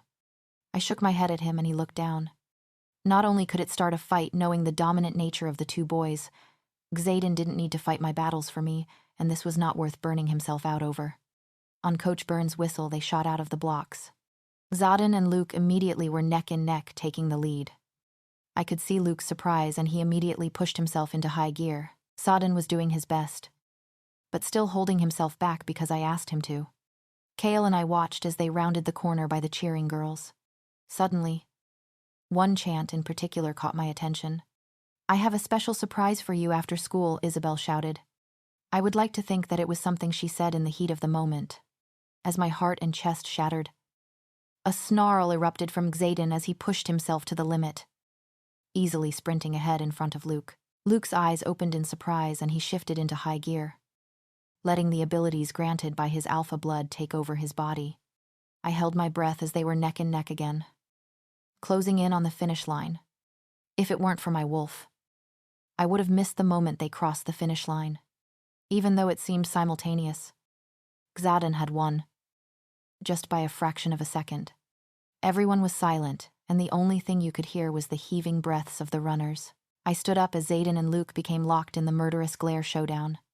I could see that Luke was struggling to keep his wolf down while Xaden had brought his wolf to the surface, ready to fight if necessary. Xaden had shown up the future alpha in front of his pack. This would not end well. I quickly shouldered my bag and Kale and I zipped down the steps. "Congrats, Xaden," Kale said happily, trying to diffuse the tension. Xaden nodded and looked at me apologetically, and I smiled at him knowing why he did what he did. "One day I'm going to outrun your posterior and wipe that smug smile off your face," I said, knocking my shoulder against his forearm. I looked at Luke, ignoring the stabs of sadness. His eyes kept changing as there was battle between man and wolf. "You're an amazing athlete, Luke." I rested my hand on his shoulder instinctively and tipped my head in the direction of his fan club. I don't need their screams to see it. His eyes stopped changing, becoming the beautiful blue I loved, and I smiled and dropped my hand. Luke looked at me in confusion before he was tackled by Isabel. I closed my eyes and felt Xaden's arm wrap around my shoulder, turning me around. I looked up at him as Kale and I walked off the track. I didn't need the whistles and catcalls to figure out they were engaging in very public affection. Dad and I sat at the kitchen island eating breakfast as Mom washed up and got things in order for the Luna meeting she was having today. Dad and I were going to make a couple of rounds around the borders, just for the fun of it. There was a knock at the door. Dad looked up from his meal and went to the front door. Mom and I exchanged confused glances and I followed behind. I grinned as I saw Alpha Ashworth standing in the front doorway talking to Dad. "Morning, Luke." He grinned before looking behind me. "Morning, Emma." "Simon. What brings you here this hour of the morning?" Mom said, wiping her hands on the dish towel. I looked at the big clock in the living room. It was only 8:00 a.m. "It's Saturday training day," Alpha Ashworth said, laughing. Ari came up with that term. "I just thought Jonathan and Luke might be interested in seeing us in action." I looked over to Dad and grinned. A chance to see the legendary Ashworth brothers in action was any wolf's dream. Dad grinned as well. "We'd love to. Beats border inspection any day." I grinned before running upstairs, slipping my phone in my back pocket and putting on my sneakers. I vaguely heard Mom trying to convince Alpha Ashworth to have some breakfast.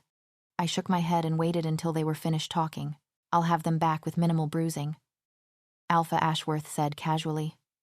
I heard Mom and Dad laughed before silence.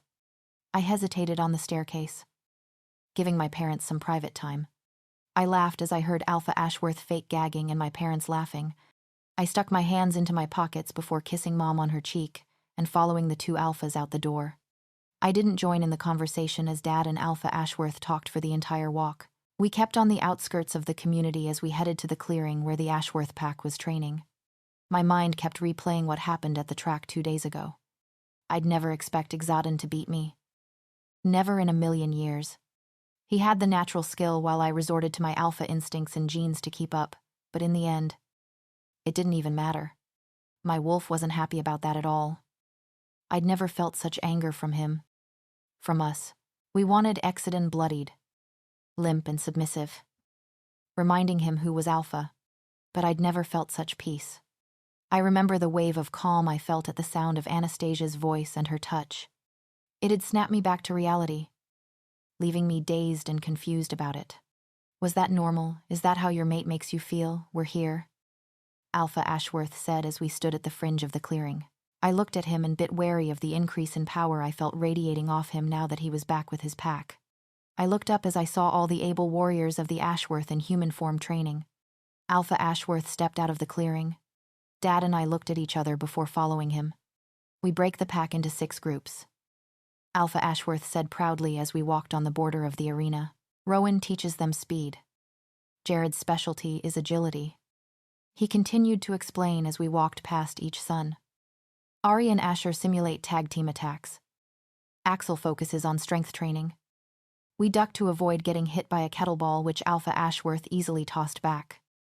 And Damien specializes in one-on-one combat.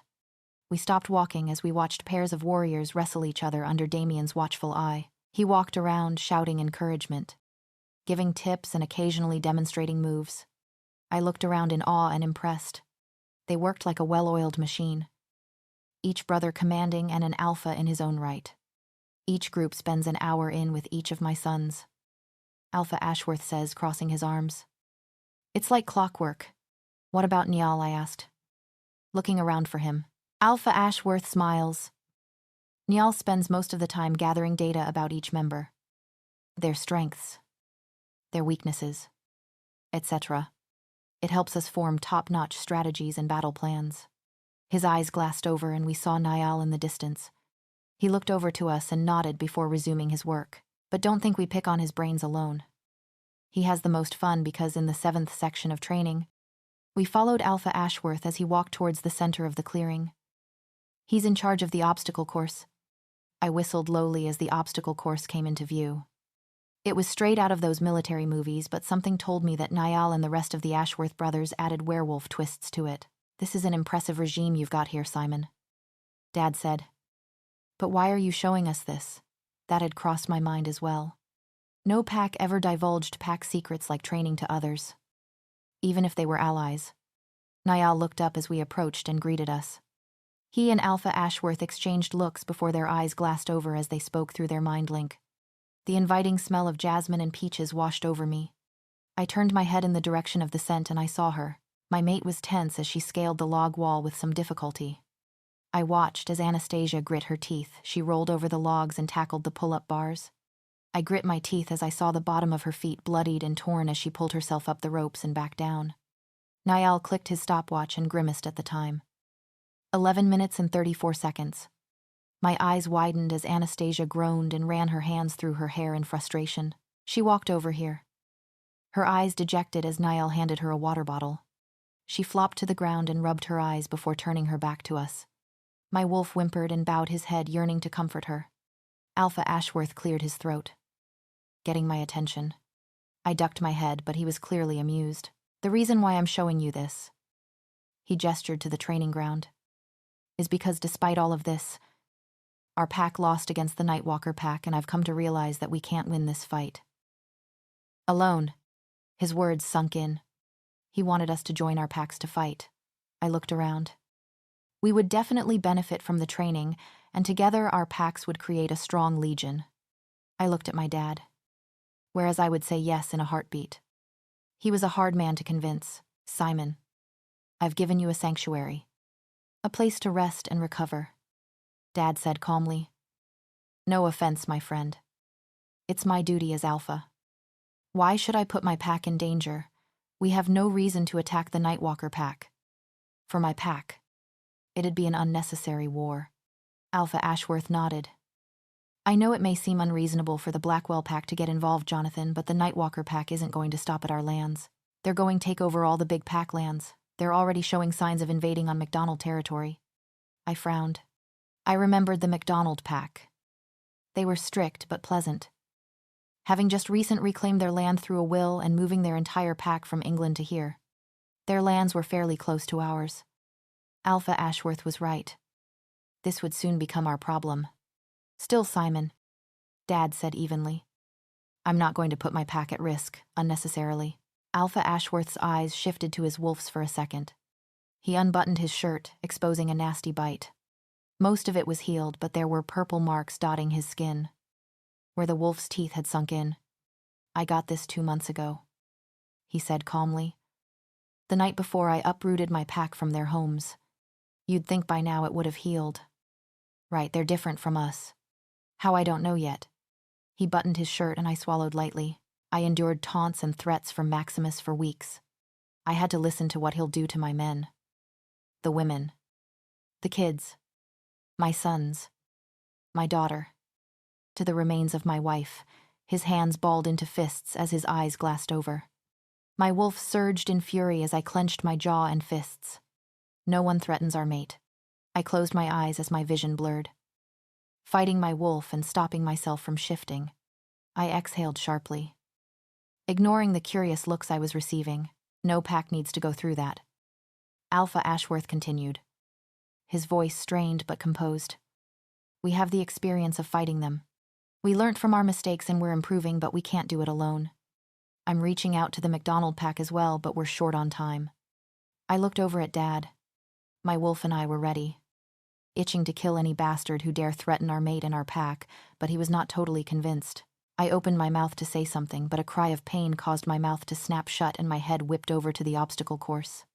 Anastasia was cradling her elbow as she sat under the rope climb, the 2 silver cuffs on her arm glinting in the sunlight. Alpha Ashworth excused himself before walking over. He bent down, allowing Anastasia to piggyback on him as he returned with Niall, followed behind with his hands in his pockets. Oof, she said as her dad deposited her on the ground. She kept her eyes on him as he examined her elbow. You've been at it since 6 o'clock this morning, he said sternly. Take a break. No. Not until I can match my previous times, she said stubbornly before looking at Niall. How long did I take? 10 minutes and 18 seconds. Niall said lowly. Anastasia groaned in defeat and rubbed her eyes. I felt her frustration, worry and disappointment through our bond. I looked away, fighting the urge to cradle and comfort her. Alpha Ashworth studied Anastasia before kneeling next to her. She sat up and my heart clenched at the defeated look in her eyes. He didn't say anything as, to my surprise, he removed the cuffs from her arm. I hissed audibly as I saw faint pink marks where the silver cut and burned into her skin. Anastasia stared at her now bare skin. Her eyes flickered dizzily between her skin and her dad. He pulled her up. How's your elbow? Anastasia's eyes were sharper and bit harsher as she flexed her arm.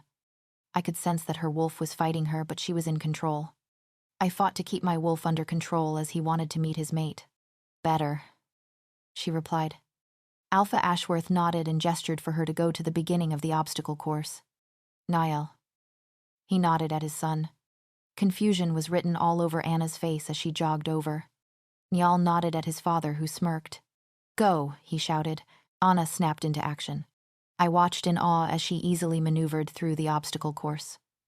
Now that her wolf's presence was stronger, Anna moved faster, stronger, more agile as she overcome every obstacle faster than I thought was possible. My wolf and I were floored but proud of our mate as she conquered the course. I couldn't keep my eyes off of her as I watched her climb up the ropes. My breath caught in my chest as she let go of the ropes and fell to the ground, using the momentum to tumble and stop in a crouched position. Niall grinned as he stopped the watch. 4 minutes and 8 seconds, he called before running over to join the small crowd that was circling Anastasia. My wolf and I were impressed and proud at how tough our mate was. She could lead our pack with her eyes closed. My stomach clenched at the thought. If you need any more proof, Alpha Ashworth said gravely. I just corrected one of the mistakes I made when I decided to engage the Nightwalker pack. He crossed his arms before looking over at Dad. I'm sure you can see how that mistake put us at a disadvantage. Your daughter is strong, Dad said. My wolf and I grinned with pride at the praise our mate was receiving. But my concern is if she can control her wolf. My lips curled into a snarl. Who dares doubt her? I'll inform my council of your proposal, Simon. You have my support, but the final decision is not solely up to me. Alpha Ashworth grinned. Thank you, Jonathan. The consideration is enough. I'll send you the proposal document tonight. I smiled as they shook hands. Don't get your hopes up, Dad reminded him half-jokingly. Too late. Alpha Ashworth laughed, but I'm just going to say this. If my sons and daughter are right, I can't stress how much time is of the essence. I blocked out their conversation as the Ashworth brothers called everyone back to training. I walked over to Anastasia as she poured water from her bottle on the bottom of her feet to cool off. I cleared my throat and she looked up at me. Our eyes locked and together they widened. I stumbled forward with the force that pulled me to her. Anastasia bit her lip, and my breathing hitched. Wanting to bite her lip too. I could feel my wolf and instincts pushing me forward. Wanting to be closer to her. I took a step closer. My eyes roaming Anastasia's body. Taking the smooth, toned skin exposed by her sports bra and running shorts. I didn't miss her doing the same to me. I curiously ran my finger across the burns left from the silver. Anastasia whimpered and I closed my eyes to hide how much her pain affected me. I looked up at her, sensing that her wolf was present. My wolf fought me, trying to reach out to hers. Anna looked confused, but she didn't shy away from my touch as I traced the burns. I felt her shiver and saw goosebumps rise across her skin. I smirked lightly, knowing that I made her feel this way. Anastasia opened her mouth to say something but was cut off by Dad calling my name. "Come on, Luke," he shouted. "We've got work to do." I sighed and ran a hand through my hair as she chuckled. I looked up and I fell in love with that shy smile. "See you around," she said. I didn't miss the level of hope in her voice. "More often than you'll like," I replied lowly. I smirk as I see the blush appear on her cheeks. I send her a small smile as I walked over. I said goodbye to Alpha Ashworth, trying not to duck under his knowing gaze. "How many girls do your mother and I have to consider for the Luna position?" Luke Dad asked as we walked along the border. I was thrown off guard by his question but answered. "One. Anastasia's P. Oh, V." I was lying on my bed when I heard a knock on the floor. I rolled over onto my tummy, smiling as I saw Dad standing at the foot of the ladder. "Password," I stated jokingly. It was fun testing everyone who wanted to come up with a different password every time. "Chocolate cheesecake." Dad grinned, and I sat up on the edge of the bed as he climbed the ladder. I laughed loudly as when Dad cursed after hitting his head on the roof. He glared playfully at me before sitting down next to me. "Have you heard from any colleges as yet?" Dad asked. Noticing my point shoes in the middle of the room, I shook my head. "No one has called to arrange a showcase yet, but I'm not worried yet. We've got bigger things to worry about. Still considering the gap year, you know you don't need to. Tammy can always step up," Dad said. I smiled. "I'll see. If I don't get a call soon, I'll take it." I leaned my head against his shoulder. "I know you didn't come up here to talk about college." Dad chuckled and motioned for me to out my wrist. His eyes were unreadable as he examined the faint pink line of the silver burn. I focused on it, remembering the relief I'd felt when Luke had touched my skin. I've never seen mates act so distant before. Dad said quietly. I knew he'd seen how Luke and I acted around each other on Saturday. "He is your mate, right?" I nodded. Admitting it out loud would just hurt. A searing pain through my soul. I braced myself for the next question. "Then what's going on between you two?" I swallowed dryly in an attempt to remove the lump of emotion from my throat. I bit my lip and looked away, my gaze falling on the lake in distance. "Did he hurt you? Did Jonathan say something? Was he ordered to stay away from you?" Dad's voice got angrier and angrier with each question. "Did he reject you?" "He has a girlfriend." Those 4 words crushed my composure and shocked Dad into silence. I focused on breathing evenly, knowing that if I cried, Luke would be dead before the night was through. "Oh, Anna Bear." Dad hugged me and I chewed at my lip to distract me from the pain.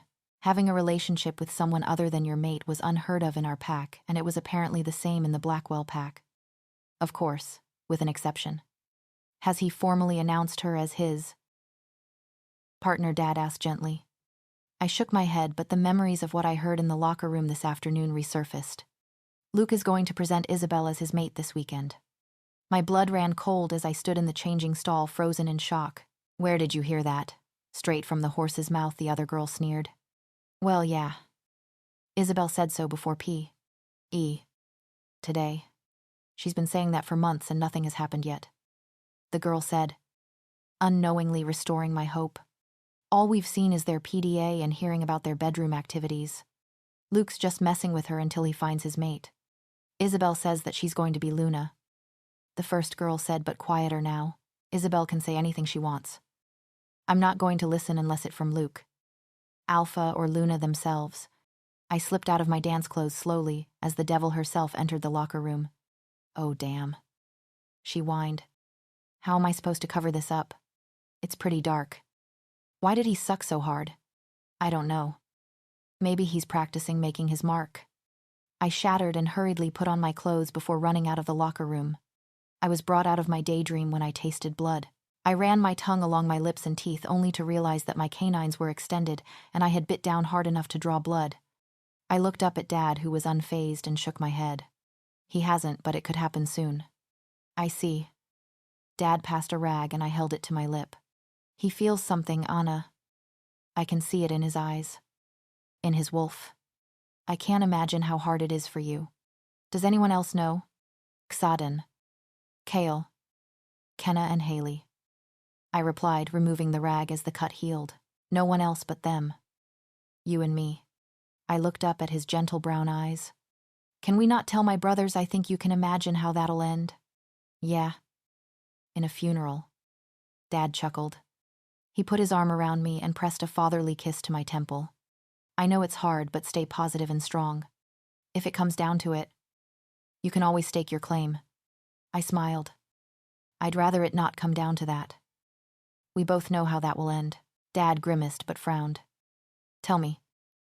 Saturday when I took the cuffs off, how hard was it to control your wolf? I thought about it. A bit hard at first, but then we focused on one common goal. She didn't put up much of a fight, really. She seemed driven to do something, but I couldn't grasp her feelings completely, but she was determined as hell. By the way, we didn't appreciate that we got freedom only because you wanted to prove a point. I glared at him. Allowing my wolf to surface slightly, Dad laughed. A sound that relaxed my wolf, but nodded thoughtfully. That was only one of my motives. I have a theory, and no. He looked at me pointedly as I opened my mouth.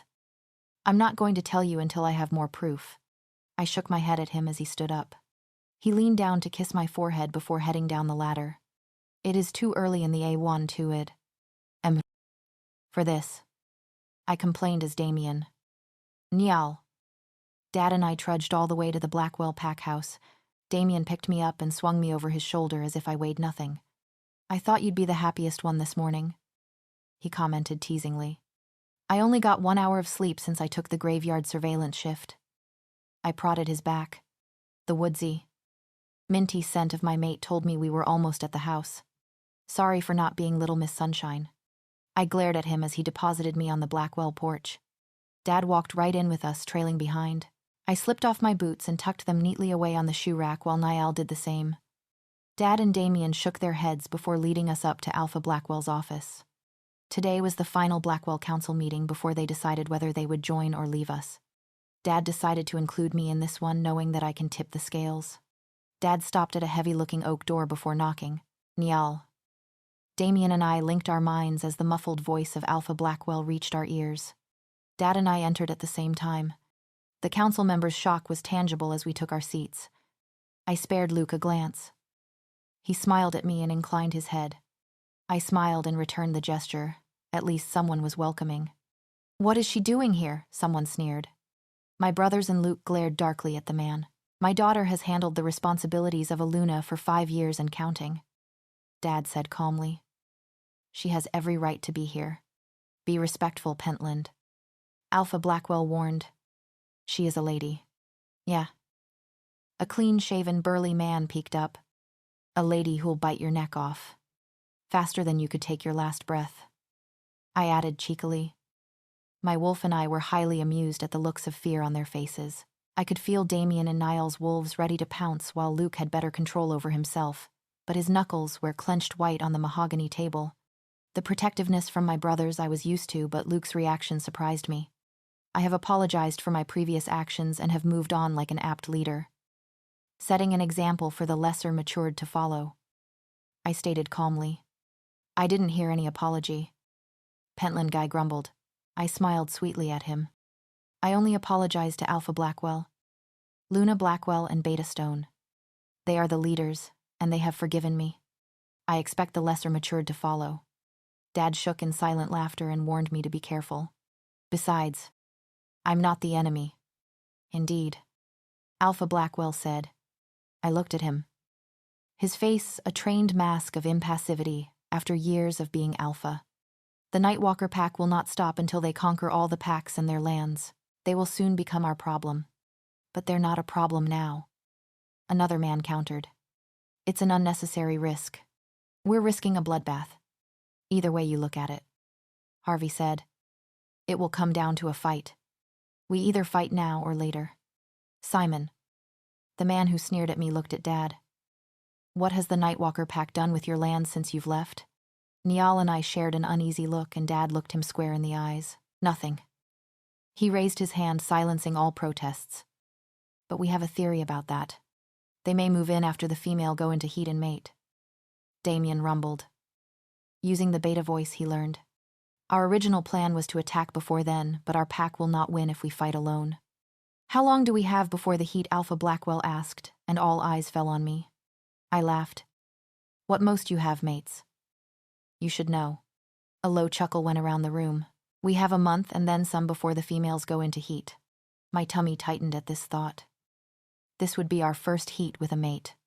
Tammy told me what happens when a female goes into heat without her mate, painfully recounting her experience after her husband died.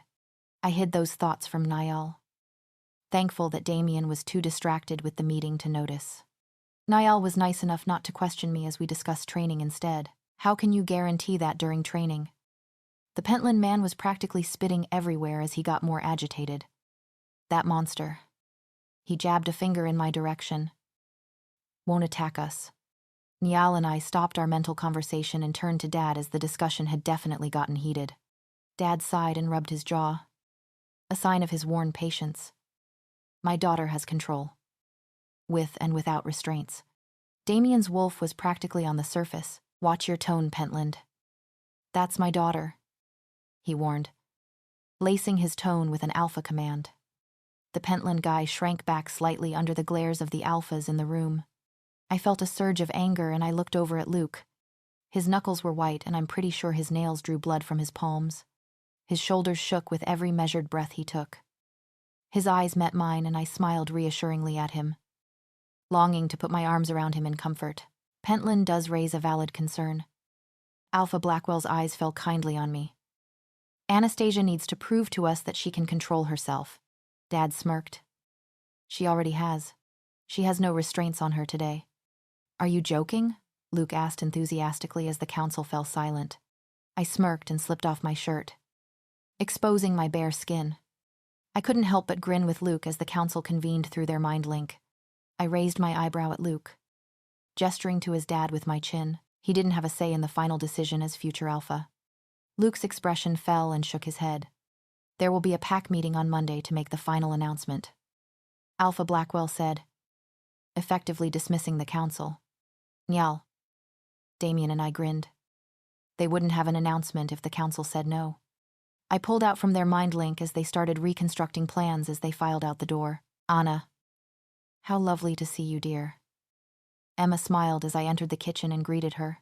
Have a seat. Thanks, Emma. I hopped up onto the stool at the island as Emma flitted around the kitchen. The smell of coffee and grilled sandwiches filled the air. After meeting refreshments. Yup, Emma replied. Jonathan is always hungry after a council meeting. They take up all his energy and patience. Tell me about it. Thank the moon goddess for years of experience and tolerance. I muttered. Emma whisked around to face me. You were in the meeting. She sure was. My head snapped up to see Luke leaning in the doorway. She put Pentland in his place too.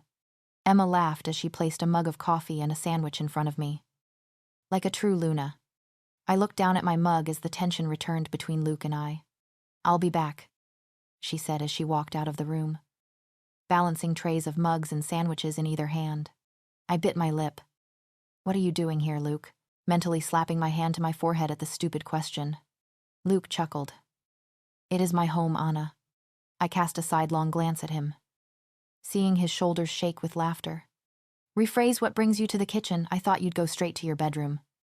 I looked at him as I sipped my coffee, hoping he'll get affected by my sneer. Only if you'll come with me. He smirked and stepped closer. I sat up straighter and brought my wolf to the surface. I don't think your girlfriend would appreciate that. Luke grabbed my wrist, running his fingers along my burns, and to my surprise, my wolf retreated. Enjoy the soothing yet tantalizing sensation of our mate's touch. He stepped closer, but this time I didn't lean back. The desire was real between us as our eyes met, imprinting the others into our souls. Luke held up my shirt, keeping his eyes on mine. The real reason for coming into the kitchen. You left it on the back of your chair. I swallowed audibly as I took it from him. Thank you.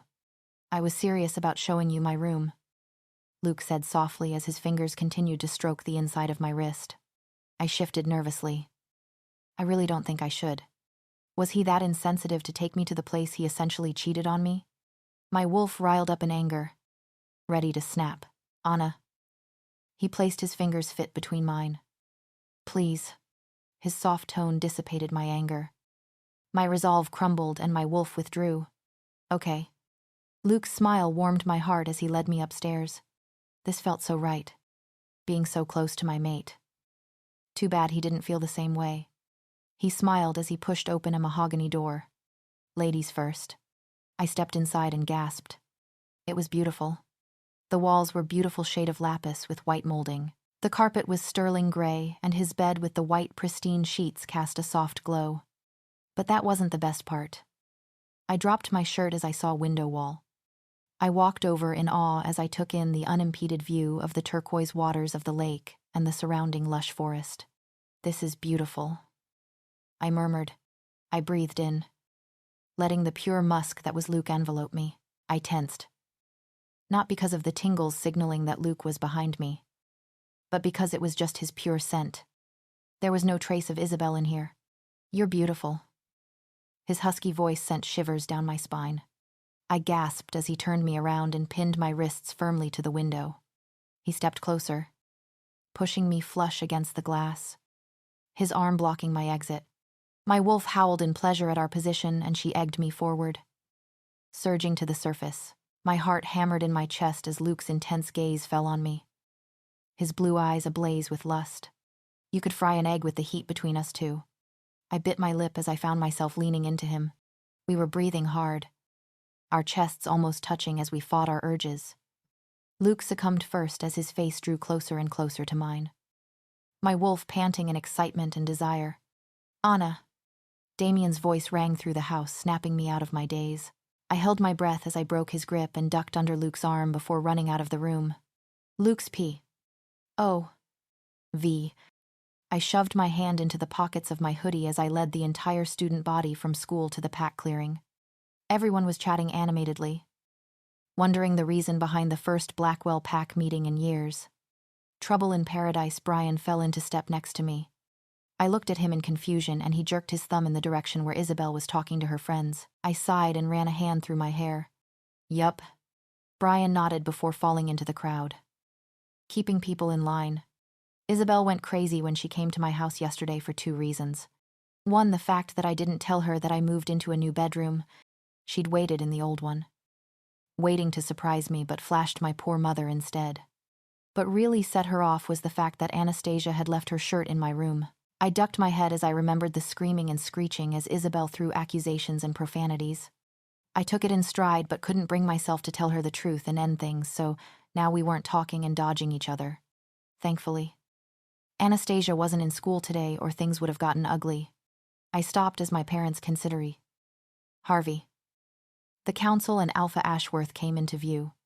All the adults of the pack were already there. Everyone weaved through the crowd, sitting with their parents or friends. I saw Isabel sit with her mother and her friends. I stood to the side. Brian, Jason, and Seth soon joined me. Good evening, everyone, Dad said loudly. I was always amazed at the power Alphas had as the crowd immediately fell silent. I know it has been a while since the Blackwell pack has convened, but I have an announcement that would change our lives as we know it. Murmurs resounded through the crowd. As you may know, we have provided the Ashworth pack with the refuge they need after the Nightwalker pack invaded their lands. Maximus Colley has his pack hell-bent on total domination, and it won't be long until Nightwalker pack becomes a threat to the Blackwell pack. And as such, he paused, scanning the crowd. There will be a merger between the Blackwell and Ashworth packs. I stepped back as the crowd exploded, like everyone talking, and some even objecting the news and casting murderous glances at Alpha Ashworth. I nodded to my friends and we brought our wolves to the surface, ready to shift if needed. Silence, both the Alphas shouted in their deepest timbre. The crowd had to obey. The combination of the pack bond to Dad and the undeniable power Alpha Ashworth had could put any wolf into submission. Some of the weaker members flinched. We intend to attack the Nightwalker pack soon. Dad continued. And for that, we need warriors. Anyone who is willing to train with us is welcomed. Alpha Ashworth said, Take your time to consider who and what we are up against. Feel free to give your name to your alpha. Me or any of my children. The first joint training session is this Saturday. Are you fighting? Seth's voice rang in my head. Of course, I answered. They will become our problem soon. Might as well nip in the bud, and it's an opportunity to train with the Ashworths. Oh, Seth said. Jason chuckled. I don't think that was the answer he was looking for. I looked at them utterly confused until I felt their sentiments through the mind link. They thought I would fight with my mate. Anyone with questions and concerns can address them to me or Luna Blackwell. Dad said. A flash of red caught my eye and then a whir of black. My lips parted as I saw what was going on and the crowd gasped. It happened so fast if I had blinked I would have missed it. Anastasia stood in front her father, chest heaving as she fought down her wolf. A Coke can was in her right hand. Someone had thrown the can at Alpha Ashworth. Let this be a warning to you all. Anna's tone was deadly and full of undeniable power. Anyone who puts a toe out of line will be dealt with severely. I watched as her claws extended, ripping through the metal, causing the contents of the can to spill everywhere. Jason whistled lowly as she dropped the can and stood next to her father. Dad cleared his throat. Right. I'll now hand you over to your Luna. Hello, everyone, Mom said happily, bringing up the mood. I have a very special and exciting announcement, and I kindly ask Miss Ashworth, acting Luna of the Ashworth pack, to help me make it. Anna smiled and stepped forward next to my mom. Something clicked inside of me, and my wolf growled in content. My mother and my mate, present and future.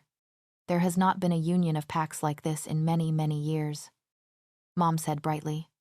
And while this may be recorded on paper, Miss Ashworth and I believe that this occasion should be commemorated in a way so stories could be passed on for life. There will be a party, Anna said happily.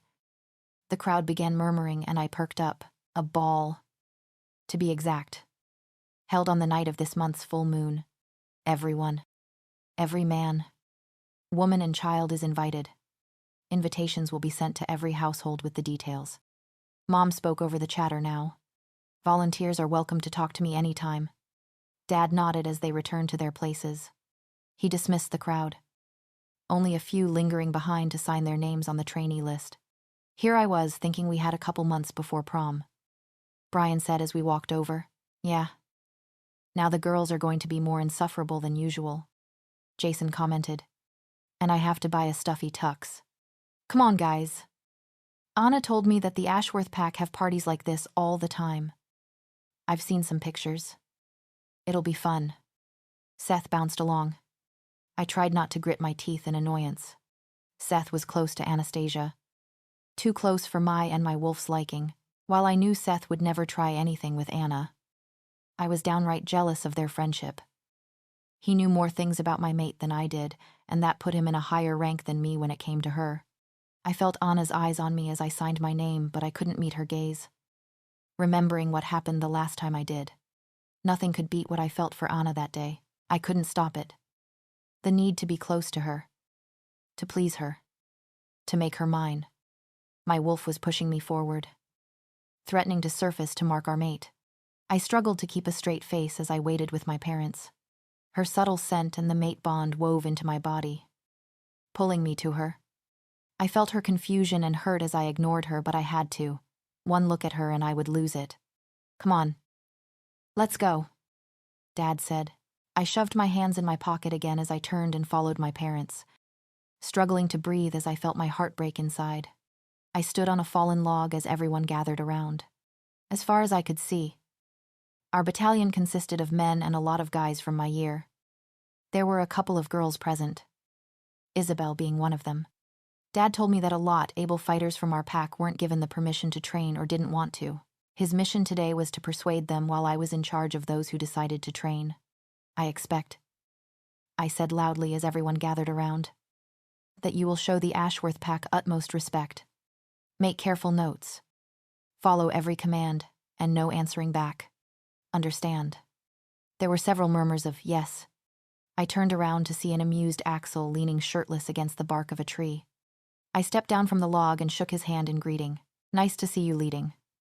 Axel commented before turning around and walking off. I signaled for everyone to follow as I fell into stride with him. Dad figured it was time for me to handle more responsibilities. Axel nodded. You're lucky. Our dad has been training us since birth. The only one who got away was Anna. There was mournful tone to his voice. So I didn't push it. I was highly aware of Anastasia's presence during training, from the sound of her heartbeat to the sound of her sweet voice singing along to the music that blared from speakers in the middle of the field. My wolf yearned for our mate, constantly whining and pining for her touch. Her warmth. To see her tremble at our touch. I remembered everything from that day. It was the closest we had ever been, and I wanted more. My eyes fell on her straight away, loving the skin her crop top and short pants showed off, but hating the fact that other guys were enjoying it as well. All my instincts were driving me mad with the urge to mark her. To show everyone who her mate was. To show everyone who my mate was. The wind was suddenly knocked out of me as Zodin bounced into me and I crashed into the ground. Zayden grunted as I got up. Glaring at him and wondering why the hell I was put into the same group as him. Stop getting distracted. He grumbled. You look like a puppy begging for its master. I growled. It's none of your business, Ford. And remember who you're talking to. Xodin glared at me but didn't comment as we continue agility training under Rowan's command. I smirked lightly as I finished first in the next round. Rowan nodded, amused and impressed as he went around, giving individual praise and advice. I used the opportunity to glance over to Anna again. I tensed as I saw her wrestling Kane. The guy from Jared's birthday party. My wolf growled as we watched in anger. She was good. Tackling and dodging when necessary, but the guy won. Knocking and pinning her down. I growled audibly as she laughed, taking Kane's extended hand to help her up. I didn't like the close distance between them or the lustful look on Kane's face as he shamelessly eyed her body. My breathing stopped as his hand touched the bare skin of her hip. I saw red, and before I knew it, I was there, grabbing his collar, growling and lifting him off the ground. Don't you ever lay a finger on her again, I spat into his face as my grip tightened. My breathing was ragged as I forced myself not to shift and kill him for touching my mate. Luke. Anna's voice pierced through the haze of anger but had little effect. Luke. She said again. Luke. Listen to me. Put Kane down. My skin burned where she curled her hand on my bicep. I dropped him. However, my murderous glare didn't leave Kane. I felt her fingers curl into mine. Calm down, Luke, she said softly. I became aware of an audience, including my friends and Isabel. Don't worry. They can't see, she said just for me. I looked at her and my gaze softened at the sight of her smile and beautiful brown eyes. Hey, she said teasingly. Still haven't got a hold of your temper, I see, I chuckled, feeling all the anger and tension wash away from me. I seem to only lose it when it concerns you. I smiled as I saw her blush and looked up as Damien walked over. Everything all right, he asked. Anastasia nodded as I curled my fingers around hers. Everything is okay now, I replied, rubbing the back of her hand with my thumb and squeezed hers gently. Anna shivered and released my hand, sending me a look of apology as she followed Damien. What was that? Brian asked, half amused, half worried. I rolled my eyes as we trudged back to Rowan's section. I noticed Isabel scowling at me and looking at Anastasia. None of your business. Collapsing on the grass. I felt exhaustion creep into my bones as we waited for the start of the obstacle course portion of training. My friends collapsed around me. Jason, Seth and Brian all gave me incredulous looks. Ashworth training was way more intense than Blackwell training. I made mental notes, trying to figure out ways we could incorporate their regime into ours. I propped myself on my elbows looking over where the Ashworths were huddled. I think I'm dying, Jason said over dramatically as he fanned himself. I smiled and emptied the contents of my water bottle on him. Relax, hot stuff. I looked away from his glare and back to the Ashworths. Anastasia laughed as her brothers groaned or cheered, breaking the huddle, each holding a piece of paper in his hand. "Good afternoon, everyone." Niall didn't need to shout to command everyone's attention with his air of an evil genius. "We're going to begin the last section of training, the obstacle course." I looked at the course. It was the same one I watched Anna run a couple weeks ago. "Here's how we're doing it. Your team is the same group you trained with. The order is determined by the number the brother you last trained with has picked." I cut through the crowd easily as I walked over to Asher where he and Ari were dividing us. "What number did we get?" I asked, as Ari led his half away. Asher sighed and held up the paper with a bold one written on it. "I always lose at these things. I swear Anna rigs it," he muttered before shoving the paper into his pocket. "Stop blaming your sister for your rotten luck." Kenna appeared beside him. She and other humans were welcome to train. Even though they weren't fighting, it's that same rotten luck that landed me with you. Asher smirked. Kenna rolled her eyes before kissing his cheek. I felt a twinge in my chest as I stooped, pretending that I was tying my shoelaces. This has been happening lately. A feeling of longing and regret every time I saw public displays of affection. A part of me knew that it due to the distance between Anna and I, but things were happening. I felt myself becoming distant with Isabel and craving Anna's attention. I stretched to my full height as Kenna's feet disappeared. I heard a sharp whistle and the crowd fell silent. "Can the first team please step up to the starting line?" Damien said. Asher wished us good luck as we jogged over. Everyone fell behind me, even Shaden. As we lined up, I saw Niall and Damien in the distance, but my eyes fell on the girl sandwiched between them. Something clicked inside of me as my focus zeroed in on her. My wolf and I riled up, ready to destroy everything and everyone that stood between us. Niall's go seemed muffled in my head as I was the first one off the starting line. I thundered through the first set of low jumps and headed over to the up and over bar. I felt the bar bend due to the strength and momentum I used to get over it. I grit my teeth as the combination obstacle came into view. I breathed in deeply as got onto the pipes and slowly trudged down. Balance was not my strength, but Rowan's and Jared's advice replayed in my head. I focused on my center and just kept moving only what was necessary. Zaden and a couple others had caught up to me now, but I didn't care as I moved onto the log walk using the same technique. I grinned as I pulled myself up on the log and over. The sound of the crowd cheering seemed distant to me as I climbed over the log wall. I was purely driven with the need to get to my mate.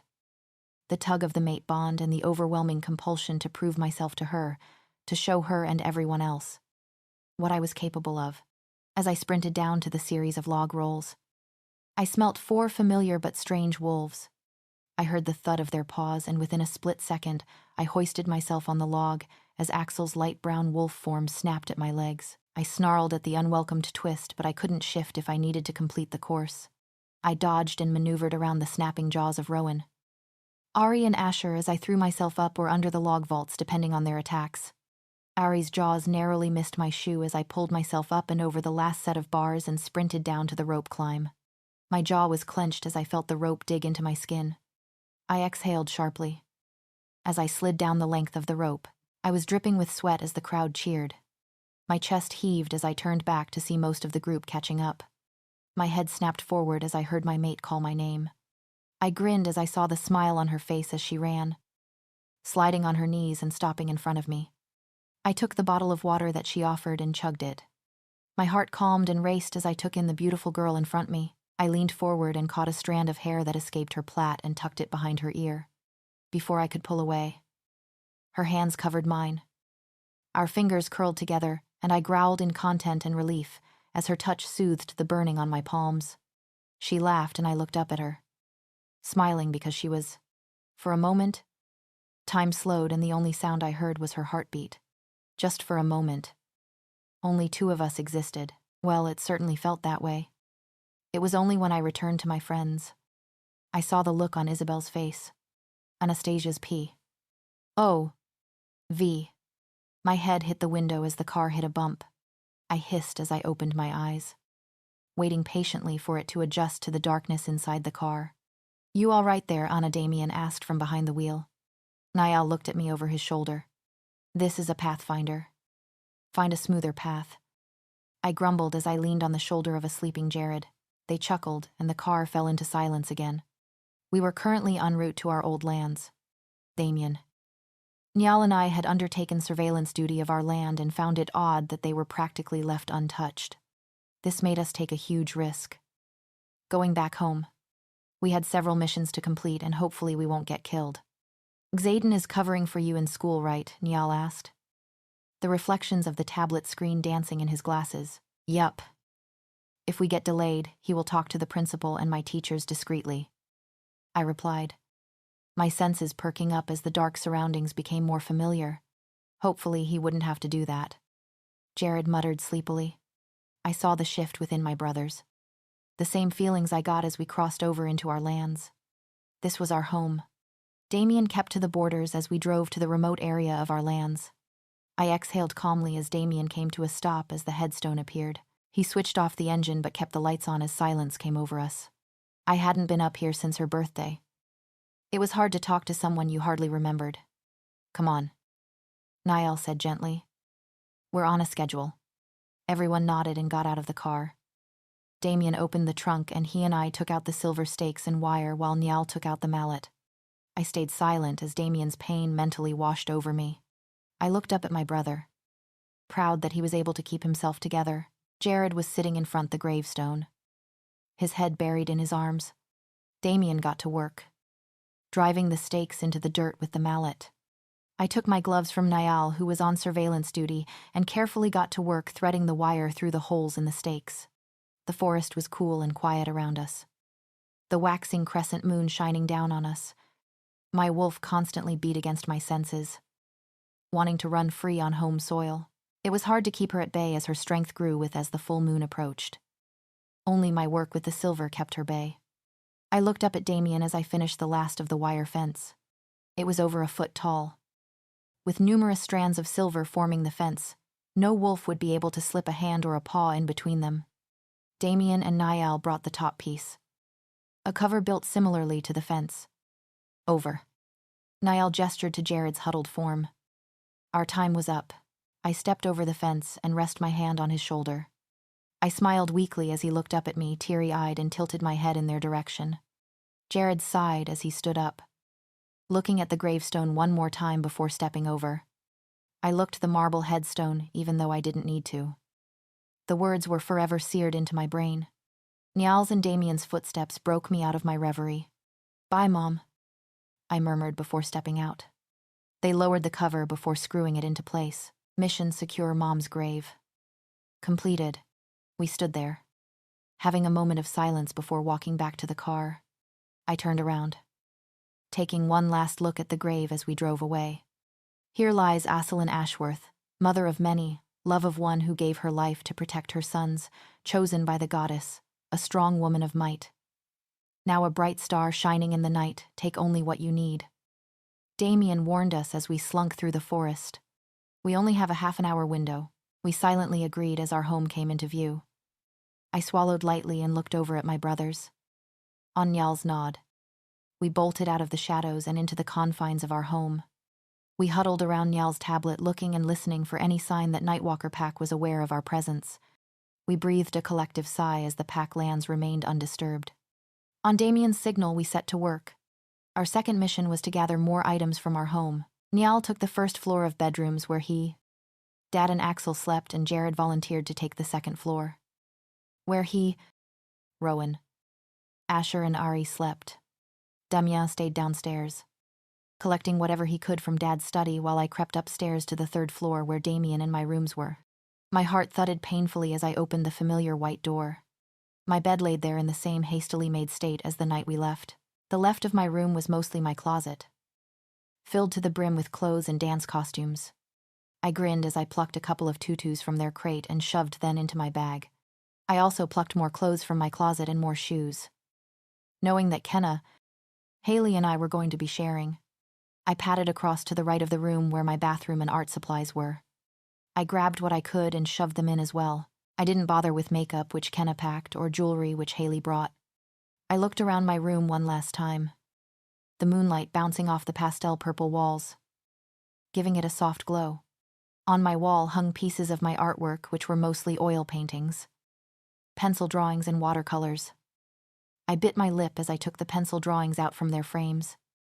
The canvas paintings won't fit. Is that what you need? Damien scolded in my head. Oh, shut up, I retorted as I went over to his room, through our mind link. I packed what he wanted into his rucksack and soon I trudged downstairs with the bags. We stood in the living room, watching Damien place a combination briefcase into his rucksack. We shouldered our bags and without looking back, we slipped out of the house and into the night. Stop here, Anna. I brought the vehicle to a stop and quickly shut off the engine and lights at Niall's command. I turned in my seat to look at Jared and Damien in the back. This was our last but most dangerous task for the night. We were at the northern border of our land, where for months we endured taunting from Maximus Colli until it came down to a battle. The bitter scent of the Nightwalker wolves told us that they were close. Only a mile or two from the border, according to the cameras. All right, Niall said as he finished hooking up a wire. The plan is Damien and Jared. You climb the trees and secure the receivers just how I showed you, as quickly but carefully as possible. Anna, you and I are staying on the ground. I'll have my headphones on, making sure each receiver is picking up audio as Damien and Jared turn them on while you... His eyes landed on me. Watch our backs. All of us are at a disadvantage here. You're our strength, I nodded. My stomach rolled at the thought of my brothers' lives being in my hand. My wolf, however, welcomed it. Everyone ready? Jared asked. We looked at each other and nodded. Let's go, Damien said, and we quickly exited the car. We ran as quickly and as quietly through the woods as possible. My heart pounded as we reached the fringe of our territory. My wolf fought against me as she remembered the standoffs that happened here. The anger she felt at being helpless and the need for revenge. I swallowed the lump in my throat as I focused and kept my eyes and ears open, waiting for any sign of the enemy. It was long work as the wires and receivers needed to be set up carefully and precisely. Niall, Rowan and Ari were the techies in the family, developing the audio devices that would help us get an insight to what was happening in the Nightwalker pack. All hope was on the biggest receiver. Hopefully it would pick up audio from the heart of the camp, where their diluted Alpha was. I glanced behind my shoulder to see Damien and Jared ascend with the big one into the canopy. Niall nodded, and I went back to my work. So far, we were undisturbed, and while that encouraged my brothers, it made me uneasy. My nostrils flared as the sudden breeze brought a bitter smell with it. My wolf surged to the surface, ready to taste blood. I clenched my fists as I struggled to get her under control. Niall looked up as he noticed the change in my stance. Upon seeing my pained expression, his eyes glassed over as he contacted Damien and Jared. I bit back a growl as the scent became stronger.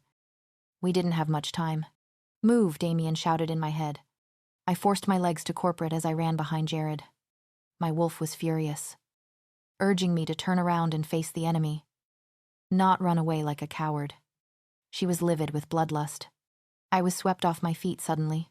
Jarred out my thoughts, I looked up to see Jared's face, a mask of concentration as he ran. I hadn't even noticed I stopped. I struggled involuntarily against his chest, my wolf lashing out at him. Drive, Jared shouted as he tossed me into the car. Damien started the engine as Jared hopped in and slammed the door. My barriers broke and my wolf took over. I beat my hands against the windows as the car moved. Let me out, I cried. Jared wrenched me away from the windows and I dug my nails into his skin as he tried to restrain my hands. Faster, Niall urged Damien while I struggled against Jared. My wolf was hysterical. We were leaving our home in the hands of the enemy. The threat was so close and we wanted to eliminate it. I threw my head back as a searing pain ripped through my body. I tasted my blood as my canines extended, cutting my lip. The silver she worked with earlier is restraining her wolf. I faintly heard Niall say, "We need to get off our lands now." Damien grunted as he slammed the gas pedal. Anna, fight her. Jared smoothed my hair as my back arched in pain. I can't, I breathed as a crushing pressure on my chest. You have to. Damien's voice was laced with his power as Beta. You can't return to the Blackwell lands as a wolf. She won't be leaving our lands human if you don't speed up. Jared stated, "Please, please, please." I begged. Let me out, go back, I need to get out. I cried out as another tremor racked my body. I faintly heard Jared trying to comfort me as the shaking increased. I desperately tried to force my wolf back down, scared that I shifted while I was in the car. "Jared, get her out," Niall shouted as the car hurled to a stop.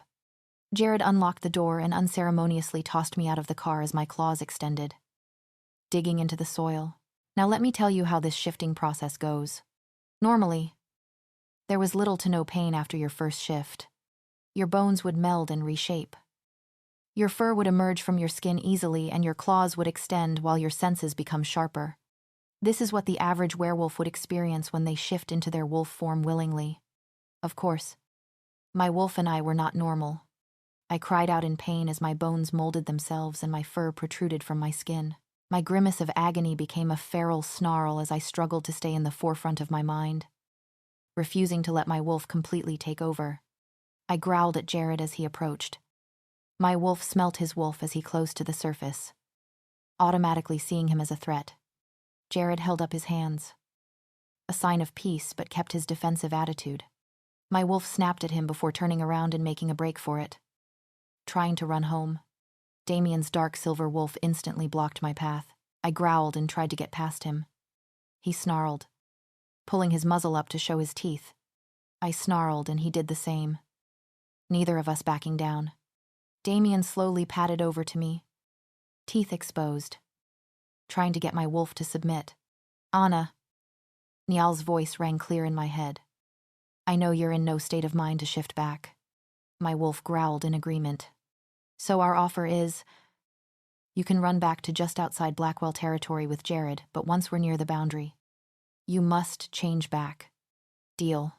I waited for my wolf to consider the offer. She had a soft spot Niall and his wolf because he taught her how to fight and use her strengths. She stopped snarling and relaxed on her hind legs. "Deal," I replied. My wolf stretched out her limbs as Damien shifted back, and Jared's wolf emerged from the shadows. My wolf circled him slowly, muzzle pulled back slightly as she studied his brown and white wolf. She stopped and reared back, ready to run. Jared's growl drowned out the sound of the Pathfinder's engine as we took off into the night. I snarled as Rowan's and Asher's wolves came into view as I entered a clearing not too far from Blackwell territory. I screeched to halt and stood there, snarling at them. I was exhausted after running for most of the night, and now the first signs of daylight shone over the tree line. My wolf had control of most of my mind now. I didn't have the energy to fight her. "What happened?" Axel asked as he stood between them. Two doors slammed shut as Damien and Niall exited the car, their eyes glossy as they shared what occurred earlier. Axel frowned in confusion as he stepped back, giving his spot to Damien. My wolf was on the defensive, definitely not liking how the two wolves and four men stood. "Anastasia," Damien said, "shift back." I felt the compulsion to obey his beta command, but there was a glass wall between me and my wolf. I pounded against it, trying to reach my wolf to get her to obey. "We ran all the way here," Jared said, muffling a yawn. "Exhaustion is supposed to make the shift easier." "Anna." Niall tried. "Fight her. Shift." My wolf snarled and reared back on her haunches, ready to attack. Rowan and Asher stepped forward, ready to fight her. "Well, exhaustion isn't helping the situation," Axel commented. He stooped and looked my wolf dead in the eye. "All right, Anna. We can do this the easy way or the hard way." My wolf tensed as memories of the hard way flashed in her head. She snarled, but it turned into a yelp of pain, and she whisked around. Ari stepped out from behind the trees, a blowgun in his hands. My eyes traveled down to my hide where a tranquilizer dart stuck out from my dark brown fur. "Sorry, Anna Banana," Ari said as my eyes slid shut. I pulled my chair back gruffly and let my binder fall to the table before resting my arms on it and burying my face in them. The original plan was not to go to school today and sleep off the sedative, but when Haley texted me a reminder of today's Spanish test, I had no choice but push through my classes. "Are you sure you don't want to go home?" Anastasia Xaden asked roughly. Angry at my stubbornness, I nodded my head without looking up and drifted off into a light sleep. I groaned as my phone rang a couple minutes later. Cale chuckled before plucking it out from my back pocket. "Hello, good afternoon," he answered, cluing me into an unknown caller. There was a pause as he listened to the other person. "Yes, she is. Please hold for a moment." I snapped up when he prodded my side and looked at him. He mouthed the words "art school" and I immediately grabbed the phone from him. "Good afternoon." "Anastasia Ashworth speaking," I chimed. "Good afternoon, Ms. Ashworth. I am Mrs. Goodwind, admissions officer at Hugo Fontaine Arts School." A gentle lady spoke. "I am calling you with hopes to arrange a showcase date as you have been considered for spot in our school. I'm very appreciative for the consideration." I replied, catching my friend's attention as they leaned in closer. "When is the most convenient date?" 3 months from today," Mrs. Goodwind replied. I did a quick calculation, estimating it to be the last week of high school. "You'll be required to do an interview as well as prepare a portfolio and a couple dance pieces for a live audition. In keeping with your interest of pursuing a double major in art and dance."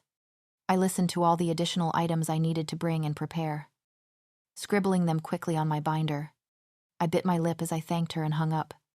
I looked around the table. Everyone had contained their excitement in while I was on the phone. Kenna and Haley squealed and hugged me as I started to smile. Kale clapped me on my back while Xaden graced me with a small smile. I was so relieved to get called for at least one audition. I would tell my family at dinner, knowing the commotion they would make. Xaden volunteered to buy us celebratory sodas, leaving me exposed as he left to get them. I felt eyes on me and judging by the chills going through my body. He was looking at me. I looked up, unsurprised to see his ice blue eyes on me. I smiled at him and he smiled back, but mine faded when I saw Isabel sitting next to him. Their chairs were a bit farther away than usual and I could see the tension between them. I sent a quick smile his way before Xaden sat down, his massive form effectively blocking me. "To Anastasia, whose blood, sweat, and tears finally paid off," he said. "And," I added as we raised our cans, "to the best set of best friends any girl can ask for." We all cheered and laughed as the bell rang. "Luke's P. O. V." I huffed as the tie fell from my neck again. How do people wear these damn things? I shook my head before running a comb through my hair one last time. Today was the day of the party, celebrating the historic merger between the Blackwell and Ashworth pack. I fixed my cufflinks and looked over my reflection one more time before snatching my tie and heading to my parents' room. I knocked once softly before opening the door at my mother's. "Come in," I laughed as she stood there. Midway in the act of tying Dad's tie, I held my tie up sheepishly and they laughed. "Your girlfriend better know how to tie a tie," Mom commented as she did mine, looking up at me pointedly. I looked down as she finished. I hope Simon taught his boys how to do this. I doubt Anastasia has the patience to help all 8 of them. Dad chuckled as he gave himself a once-over in the mirror. "Everyone ready?" Dad asked. I buttoned my jacket and nodded as Mom fixed the back of her earring before grabbing her clutch and weaving her arm into Dad's. "How do I look?" she asked Dad. "Nervous as a girl before prom. Beautiful," he murmured before pressing a kiss to her temple. Mom swooned before they got lost in each other's eyes, like mates seeing each other for the first time. I smiled before slipping past them and quietly out the room. I always admired the relationship my parents had. How they fell in love with each other every single day, stood beside each other no matter what happened. I really craved that kind of relationship, especially now that I found Anastasia, but my own cowardice was keeping me back. I sighed as I grabbed the Range Rover keys and heading to the garage. I volunteered as my parents' chauffeur tonight. They deserve a relaxing night. The entire pack was buzzing with excitement since preparations for the ball were kept top secret. No one was allowed to go to the clearing unless they were a volunteer, Mom or Anna. According to Mom, Anna did the most work in creating, planning, and setting up for this party. I don't know how she did it between school, helping out at home, the training, and the singing divided by dancing classes she did with the kids. My wolf and I were proud. Our mate was a natural Luna. The opening of the car door interrupted my thoughts. I looked back to see Dad helping Mom in. I smiled amused to see Mom's smudged lipstick and Dad's pink lips. He growled in warning and I held my arms up before putting the car into drive. The Blackwell pack met some distance before the clearing. Dad had decided to make an entrance as a pack. I scanned our pack. Everyone dressed in their formal best. There was music playing and the buzz of chatter through the trees told us the Ashworth pack had already arrived. "All right, everyone," Dad said, causing the pack to get into somewhat of an order. I stood behind my father, trying my best to ignore the whispers and murmurs. Yes. I was standing alone. I kept my distance from Isabel this week just as she was doing to me. Though there were rumors of her breakdown in the girls' locker room over my lack of invitation as my +1, I looked over to my left, vowing only one girl would stand next to me. I raised an eyebrow as we followed the lantern-lit wooden path. Leave it to Anna to think of everything. We kept on walking, getting closer to the brightly lit clearing. Mom gasped and stumbled a little as we walked in. I was in awe. There was an entire canopy of string lights, illuminating the clearing but not outshining the stairs above us. There were rows and rows of tables, with pristine white plates and golden cutlery and beautiful flowers in the middle. The clearing was silent as we filed in. Mom. Dad and I walked towards the huddled Ashworths. Ah, Jonathan. Alpha Ashworth greeted loudly as he broke the huddle. Beautiful evening, isn't it? Yes, Simon. I heard Dad reply, but their conversation faded away as my eyes fell on my mate. Beautiful could not describe how Anastasia Ashworth looked. My jaw dropped as I drank in every detail, from luscious hair falling to the middle of her back to the pink on her lips, the teasing hint of her cleavage to the long legs peeking out from the slit of the light gold dress. She was an angel among us. Mom poked my ribs good-naturedly as I snapped out of my trance to greet the Ashworths. I looked Anna in her enchanting brown eyes as I took her hand. I reveled in the heat of her skin as I kissed it. Goddess. I murmured against her skin, smirking as I felt her pulse beat faster. I did not miss the heat in her gaze as I greeted her brothers. Let the festivities begin. Dad and Alpha Ashworth shouted in unison and the packs cheered. I walked around the dining area, greeting everyone, making sure everything was okay. They were in high spirits, everyone enjoying themselves between the food and drinks. Parents were given some time to themselves as their kids ran around playing the outdoor-friendly games Anna created or their own imaginary games. My wolf growled contently as I sat next to my aunt and uncle to play with my baby cousin a bit. An unknown feeling swelled in my chest with the knowledge that my mate made tonight possible. "Ooh, Luke. Here, take this." I frowned in confusion as my aunt shoved her cell phone into my hands. A hush fell across the crowd as some of the kids walked to the edge of the dance floor. I looked on even more confused until Anna emerged, wearing a satin green floor-length dress. She smiled as she took a microphone from Axel. "Good evening, everyone." She smiled. "As you may or may not know, every Thursday I conduct a singing class for any child who's interested. Over the past couple of weeks, your kids have begged and bribed me." Some of the kids giggled as she glared playfully at them. "To help them prepare a little something for you." I grinned as I positioned the phone to record. I raised my eyebrows as I saw my little cousin Sammy file on stage dressed in a snowman costume. Anna's eyes found mine as she sat Indian style in front the choir. Back to the audience. I saw the looks of pride from her dad and brothers as Anna nodded to Axel, who started the music. My mouth formed an "oh" as a girl from the Ashworth pack started singing. It was that goddess-forsaken song. Let it go, but different. Anna made it into something beautiful. My eyes fell on the girl in green as she conducted the choir, my heart swelling with pride.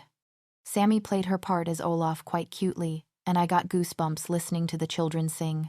Anna had found the secret talents of the Blackwell pack and let them shine, their voices ringing into the night. I was the first one to clap as the choir closed off the last note. The applause and whistling got louder as the children tackled Anna. I smiled as the sound of her laughter melted in with theirs. I clapped harder and whistled as she stood with them as they took their final bow. Our eyes met, and we grinned, her eyes shining in happiness. This is what I wanted. My mate happy. My pack happy. My heart thudded and my wolf purred, thinking about what a good mother she would be to our pups. I watched her with the kids. Another reminder that she would be in heat soon, what's supposed to be a special time for mates. I swallowed dryly and shoved those thoughts to the back of my mind. "My daughter, everyone," Alpha Ashworth said as Anna bowed and made an exit stage left. Everyone could see how proud he was of her. I don't how she does it. She must get it from her mother. The Ashworth pack cheered at the mention of their late Luna. As the formal side of tonight comes to a close, I would just like to extend my gratitude to Jonathan and Emma Blackwell. He turned to face my parents. "You have been dear friends from the start of Asselin and I. You supported us through thick and thin. Even after her death, and for that, I can never repay you. You don't have to, Dad said as Mom dabbed her tears. You are always welcomed here. There was a collective awe, followed by cheers as the two alphas embraced. Now, Alpha Ashworth said, regaining his composure. It's time to kick off the dancing. He placed his fingers to his lips, silencing the crowd. The sound of a violin brought my attention to the front. Damien sat there, causally playing an Irish melody. Girls from both packs appeared in the wings as Kenna and Haley came on stage, dressed in similarly to Anna, just in a darker shade of green. Anna popped up from behind Damien and she started singing. I was hooked. Her voice caught me, drawing me in like a siren. Her body entranced me as she moved in time with Damien's tune, never missing a beat. I watched as Kenna and Haley danced and sang across the stage. I didn't know they could sing as Anna twirled into the crowd. I grinned mischievously with her as she grabbed the 2 spoons in front Sammy and I. Sammy and I watched in awe as she played them. It was clear that Sammy idolized Anna. Anna grinned before rejoining her friends on stage. My eyes never left Anna as she danced through her solo. She loved this. She was happy. Time slowed as I burned the memory into my brain. How her hair fell over her shoulder. The twinkle of joy in her eyes. Every move she made without losing her breath. However, my trance was soon broken by a highly unexpected figure. Ayura, Seth called, and the crowd cheered as Jason tap danced his way onto stage. My eyes widened in shock as one of my best friends, who I didn't know could dance, killed his solo. My eyes flickered to Anna, who was highly amused. Her eyes caught mine, and she winked before starting the verse. My growl was lost in the music as she and Jason acted out the flirty part of the routine. My breathing stopped for a second as Jason, Asher and Ari joined the girls for the carousel turn. I was still trying to wrap my head around the fact that Anna undoubtedly created this dance. I stood up clapping and whistling loudly as the dance ended. Anna was sitting on Jason's bended knee, her arms around his neck to help steady her. My wolf growled and snarled, but he was sated by the smile on our mate's face. I tried to ignore the stabbing pain in my chest and the nagging feeling that I was the one making her happy. I grinned as Jason came to our table in regular dress shoes, shrugging on his suit jacket. Seth and Brian joined us as well. Who knew you could dance, Seth elbowed Jason, back when we were kids. While the rest of you were on vacation, Jason said seriously. My mom got me into dance class. Tap dancing was the only one that interested me. How on earth did Anastasia get you to expose your deepest secret? Brian clapped his back good-naturedly. Jason rubbed the back of his neck. She can be very convincing. She also bribed me with ice cream and cookies. I chuckled as my eyes drifted to her. She had rejoined her family now, standing by her father's side. I smiled as the first song of the evening started playing, followed by applause and cheers as my parents took the center of the dance floor. I grinned as Alpha Ashworth led Anastasia out to the floor. The father-daughter bond they shared was amazing. Soon, each of her brothers had the chance to dance with her as the song came to an end. I walked over and tapped Ari on his shoulder as the next song begun. May I held my hand out and looked at Anastasia. She smiled softly as Ari released her and she placed her hand in mine. I looked at her longingly as my arm slid around her waist, right under the solid gold belt, pulling her closer. Her fingers curled into mine while her other hand rested on my shoulder. You look so beautiful, I murmured softly to her as we moved to the music. I chuckled as her cheeks reddened under her tan skin. Speak for yourself, Anna said softly as we moved together along the edge of the dance floor. You look drop-dead gorgeous. I chuckled as I led her around the floor where other couples had joined us. Can I ask you a question? She smiled as I spun her gently, loving how her dress twirled around her ankles. You just did. Anna's eyes twinkled mischievously. But you can always ask me anything. I spun Anna out but pulled her back in, so her back was pressed to my chest and our hands intertwined on her stomach. I couldn't help myself as I pressed my face to her hair, breathing in her scent mixed with the smell of the baby's breath flowers intertwined in there. Your dance was amazing, but I'm curious. Why Jason? I murmured, lowering my lips to her ear. Why not Xaden or Kale?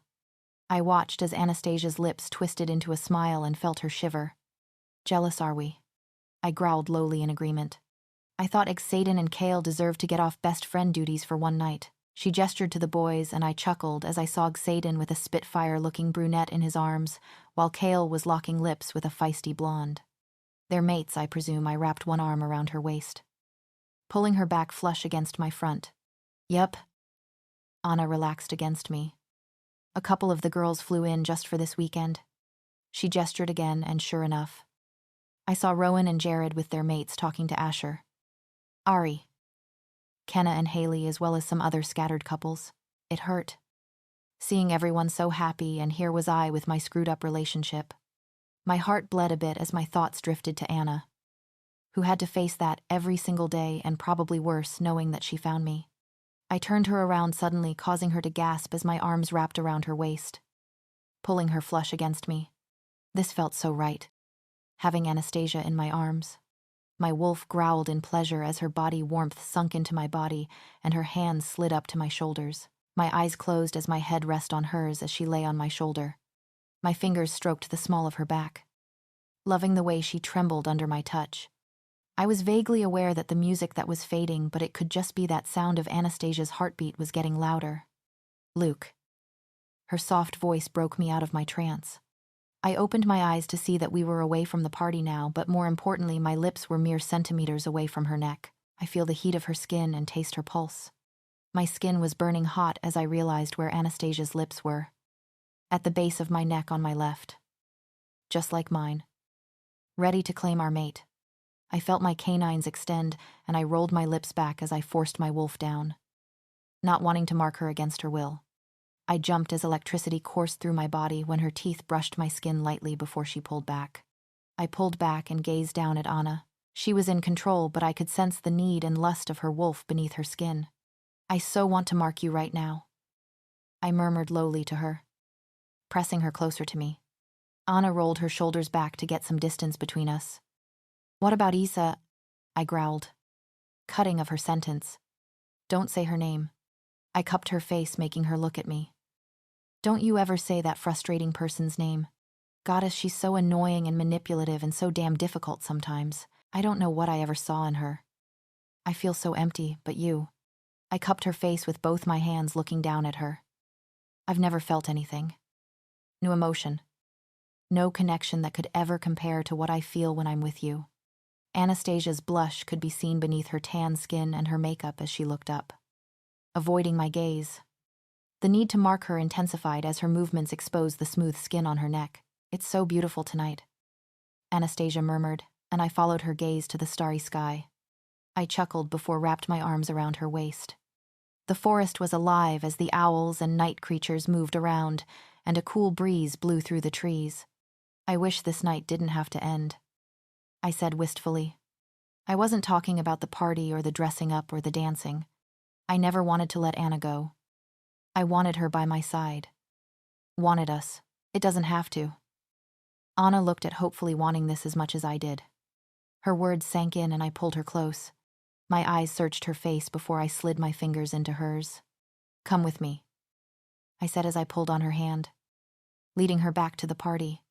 Luke, she said, pulling her hand out of mine and causing me to stop at the edge of the clearing. What are you thinking?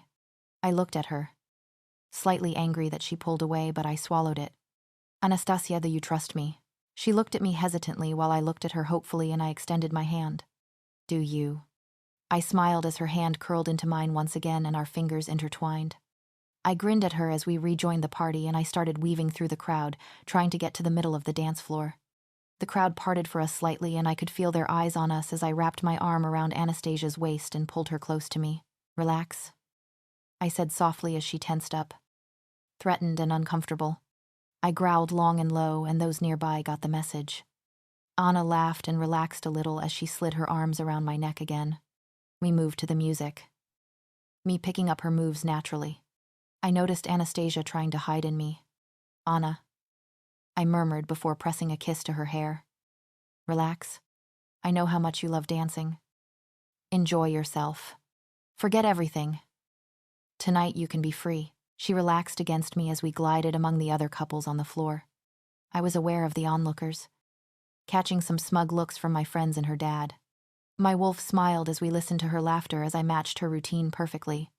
I laughed at her cry of surprise when I spun her around suddenly. Her eyes shone brighter than the moonlight as I dipped her. Her laugh was music to my ears, and she stared breathlessly at me as I slowly brought her back up. My eyes drifted to her lips, and I forced myself to not give in. Anna bit her lip as her eyes fell on my mouth, snapping out of her daze. She giggled and swayed in my arms. Spin me. I smiled and obliged, watching her hair fall back from her face and her lips form into a smile. I kept spinning as her hands fell from shoulders, making me tighten my grip on her waist a little as I supported her weight.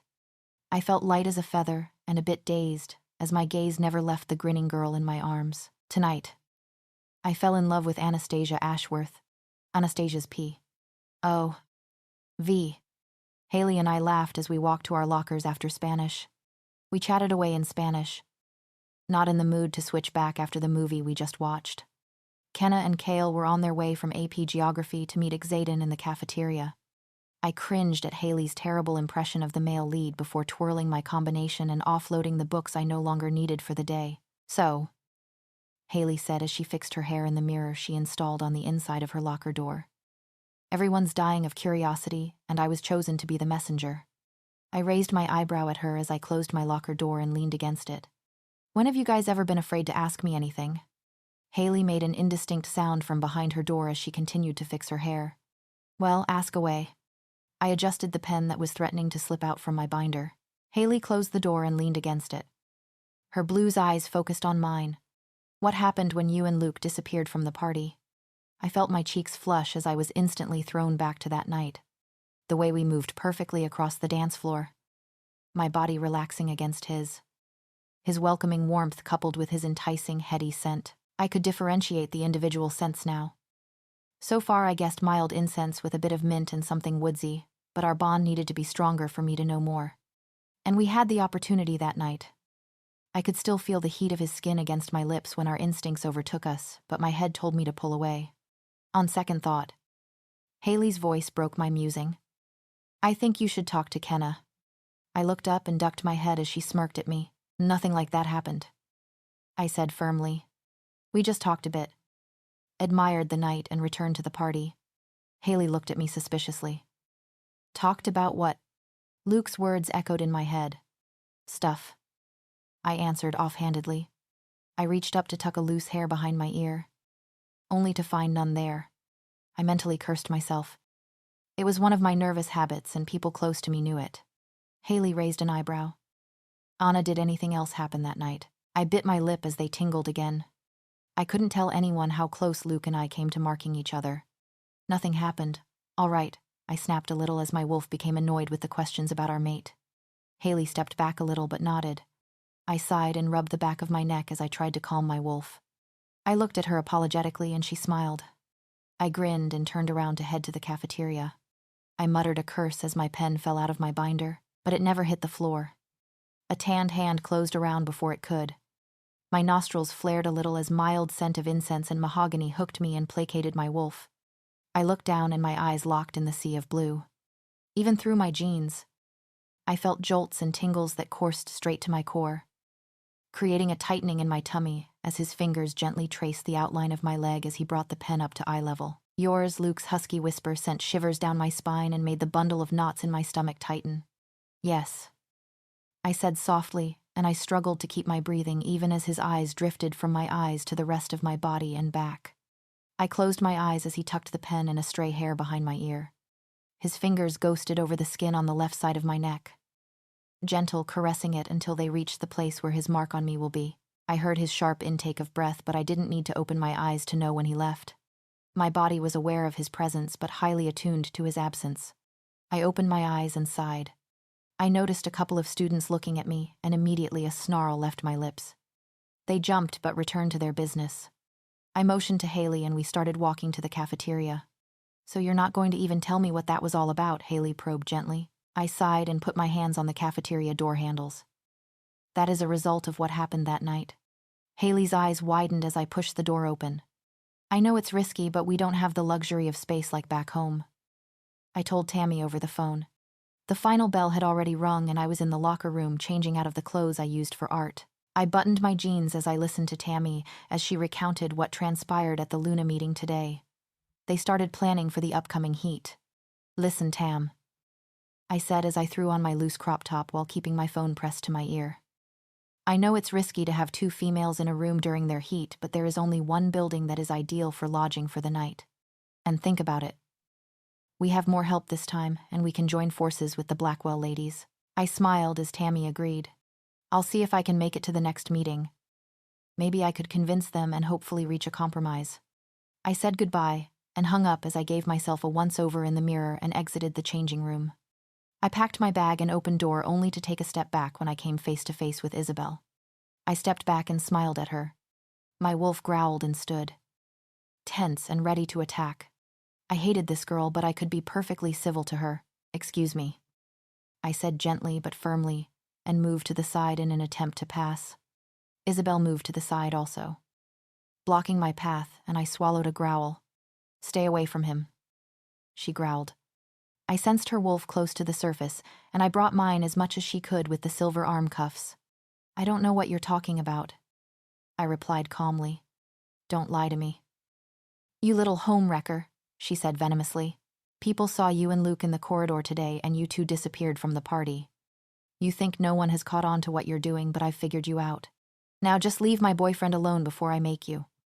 I sighed and breathed deeply, seeing the situation through her eyes and understanding her point of view. She didn't know the truth, and I wasn't going to be the one to tell her. I've never sought out Luke, if you think about it. "So your threats are empty to me." Isabel growled and stepped closer, but I held my ground and growled deeper than her. "I don't care. I know you were in his room and things you've done. I should tell the entire school what you are."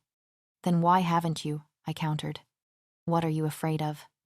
I remembered that I forgot my shirt in Luke's room the day he tried to kiss me. I didn't bother to correct her assumptions because I knew the truth, and the story she seemed to have concocted really unnerved her, which entertained me. "I'm not scared of anybody." She squared her shoulders, going on the defensive. "I just don't want you to get hurt." I laughed coldly. "I've had blood redder than your lipstick stain my teeth. I don't think I'll be the one getting hurt in a fight." I noted the brief look of fear in her eyes before a hard glint replaced it. I shook my head and pushed past her before things could get worse. "You think because you're an Alpha's daughter, you're royalty." Her words made me stop mid-stride, and I turned around to face her. I studied her as she coldly faced me. "You think because you can sing and dance that you could run around like a princess with your brothers to protect you. You think you can have everything, and it makes me sick seeing how people fall for you when it clearly is a trap." I breathed deeply as my hands dove into my pockets, slipping on the silver rings to keep my wolf at bay. "Isabel," I said gently, "I don't know what I've done or what you have heard that gave you that impression of me. I have talents. I'm not going to deny it. That I was thankfully born with. I know it's rare, and I use them to make people happy and share my knowledge as much as possible. I couldn't pick the family I was born into, 7 brothers. One or none. There is no way to control that. I don't know what gave you the idea of people falling for me, but I assure you I don't encourage it in any way. I hope that clears up any misconceptions you have of me." I turned, the sole of my van squeaking against the floor. "Just stay away from Luke," she said again. I stopped and looked over my shoulder. Isabel stood there, fists balled. "I will," I said clearly. "But you should find out why he will come to me anyways." I didn't wait to hear her reaction as I walked away. My eyes glazed over as my head rolled to the side to look at Ari. His eyes were focused on the computer screen as he reached over and ruffled my hair as much as he could with the headphones on my head. We were on graveyard surveillance duty shift. Ari on the camera, I on the audio. So far, all I've been hearing was the familiar sounds of the creatures at home, and it was lulling me to sleep. I groaned softly so I wouldn't wake Niall and Damien before folding my arms and resting my head on them, and Ari rubbed circles on my back in comfort. I sighed as I felt my body relaxing, drifting off into much-needed sleep when a twig snapped over the audio. I bolted up and strained my ears to see if it was a wolf or not. I tapped Ari's shoulder and gestured for him to focus on the borderline cameras. Another twig snapped, and the low rumble of 2 wolves reached my ears. I saw Ari shake his head in my peripheral. The wolves were out of our camera's scope, so we were depending on audio. It was quiet, and just as I concluded, they were just passing by. I heard a human cough, Do you think it's a good plan? A raspy voice asked. My hand tightened on Ari's forearm and he tensed, ready for my signal to wake everyone else up. Leaving my mate when all she wants is me, a deeper voice answered. It's a terrible plan. I slapped Ari's arm hurriedly and his eyes glassed over, waking everyone up. I pulled out the headphones and adjusted the volume as everyone crowded around the surveillance center. It's a good idea, though, Raspy Rango said. Attack the McDonald pack when the females go into heat. I looked up at Dad. His face was hard and unreadable. They are going to be so focused on them. They will be so vulnerable. But so are we. Deep Danny countered. He's moving all the men away from the camp. I have no clue how my mate would react if she's away from me. I bit back a snort. I had a pretty good idea of how she'll react. I know, but Maximus is there. He'll make sure they're safe. Raspy Rango said. That doesn't reassure me. Deep Danny said warily. One man, and all those women in heat. How do you think that will end? There were various noises of disgust from behind me as I shuddered. You think he would do something like that? Raspy Rango asked. Deep Danny didn't reply. I guess you're onto something. He forces every woman to drink that tea after every heat. Deep Danny snarled. He'll have to step over my dead body before he can even look at my mate. We heard heavy breathing, then Raspy Rango spoke again. So what are you going to do, man? Leave like Michaela and Henry? We haven't heard from them since, and you saw what Maximus did when they disappeared. Deep Danny sighed. I don't know.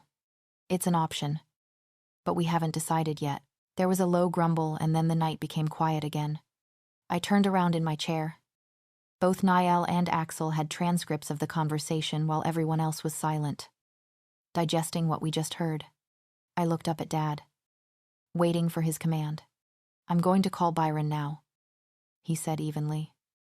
They need to be warned. Damien, you're with me. Niall and Axel. Type up the conversation and start a log. Asher. See if you can track down the Michaela and Henry mentioned. Call the Davidsons and the Parish Pack and find out if they took in any rogues with those names recently. I watched as my brothers sprang into action. What about us? Rowan asked as he. Ari. Jared and I were left jobless. This was a sore point in our family. The older ones got all the important work, and we younger ones were left on the side. Dad smiled kindly. Jared.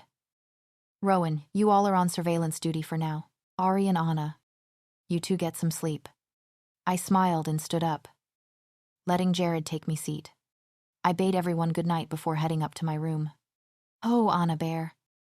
I lay down on the floor and stuck my head out of the entrance. I saw Dad looking up at me. Good work tonight. I know it's not easy. Taking care of us. Balancing school. Practice. Classes. Luna duties and this, but I'm proud of you pulling through. Your mother would be so proud of you. He stepped closer and pressed a kiss to my forehead. I smiled. Thanks, Dad, but what you do isn't easy. Raising us right. Alpha duties and this drama. She would be proud of you, too. Luke's P. Oh. Alvi's. This was torture. I was currently juggling 3-pound dumbbells like a circus clown. I swear Axel was not right in his head. He had an unusual, almost childlike take on training. The same kind of crazy I saw whenever Anastasia got really hyper. I hoped Axel's mate would be just as crazy as he is. Like really. Juggling dumbbells. At least it was better than pushing the barbell through a makeshift track like last week. But that wasn't the torture. Torture was trying to focus on training when my very attractive and talented mate is dancing her heart out a couple meters away. Anna. Kenna and Haley weren't training with us today. Instead, they were dancing on a makeshift dance floor of plywood. Seth had told us that Anna had secured an audition with some performing arts school at the end of the school year, while I was so proud of her. It hurt that I couldn't share that experience with her. I swallowed past the lump of envy in my throat as Axel came around correcting people's technique and giving them advice. I took my eyes off her and focused on the black dumbbells as Axel came closer, but from the look in his eyes. Alpha Ashworth didn't raise no fool. Where I stood gave me a clear view of Anastasia's every move as she danced. Axel's eyes darted to his sister before darkening in amusement as he looked at me. I maintained my innocent expression as I continued to juggle the dumbbells. Nice work, Lukey boy. He grinned evilly. Now try getting them higher and faster. I did as he asked, and he observed me. My eyes drifted to Anna out of habit, and my wolf growled as she bent down, showing off her cleavage, and slowly came back up. I lost my focus and missed a dumbbell, which promptly landed on my foot. Axel laughed loudly as I bit back a curse and huffed in pain. "That'll teach you to keep your eyes off my sister." He laughed again before walking off. I shook my head and dropped the dumbbells as Niall sounded the air horn for lunch. I kissed Mom on her cheek as she handed me a plate and joined the queue for food. Lunch was courtesy of a catering company from the nearby town. It was less hassle than having everyone cook whole morning and clean up afterwards. This gave them the mornings free and only the cleaning and washing up to do. Or so was Anna's logic, according to Mom. I sat down on the grass with my food and drink in hand. I grinned as Anna took a break from dancing. Her eyes met mine and I smiled, smiling even wider when I got one in return, but I frowned as the smile disappeared from her face quickly, and she sat with her friends. I sighed and started to eat as my friends sat down around me. I thought the night of the party was a huge step forward for us, and it was until a couple days ago when Anastasia started avoiding me. She would avoid my gaze during class, duck into corridors or classrooms whenever we could cross paths, or she would return a smile, but it will disappear like today. I don't know what happened, and I had a feeling that the blonde on my right had something to do with it. "Axel, restart," the song Anna shouted as she stood up. The Ashworths were a lot like me. We could not train without music. I didn't hear the magic word. "Cocoa Pebbles, please restart the song." I chuckled and watched Anna as she dusted off her leggings and adjusted her crop top before pulling Kenna and Haley with her. Kenna and Haley usually critiqued Anna when it came to her audition pieces, but joined in whenever she was dancing for fun. I spit out my drink as Sia's Cheap Thrills started playing and they started dancing. My eyes were immediately fixed on Anna's hips as they moved. My jaw dropped as she danced and I was transfixed by her body. Jason's wolf whistle broke the trance, causing me to slap him upside the head and growl. Once I had gotten over how attractive and flexible my mate was, I focused on her. Anastasia hated attention, but when she danced, she commanded it. As Anna danced, she became whoever the music wanted her to be. An entirely new persona. I was no dance expert given that my experience was limited to whatever was done at house parties, but she was phenomenal. She delivered each move to its fullest, coupling it with her own expression and attitude. My breath caught in my chest as her hooded eyes locked with mine. They were ablaze with lust, and her deliciously pink lips parted slightly as the song ended. As she looked at me from over her shoulder, I became aware that most of the blood in my body had rushed south, evident from the tightening in my pants. My chest was heaving as if I had danced too as I tried to keep myself from taking her right there. Anna's eyes were still on me as she ignored her friends and brothers around her. It happened again. Everything drowned out until the only sound I heard was Anna's heartbeat. My wolf whined, wanting to go to her.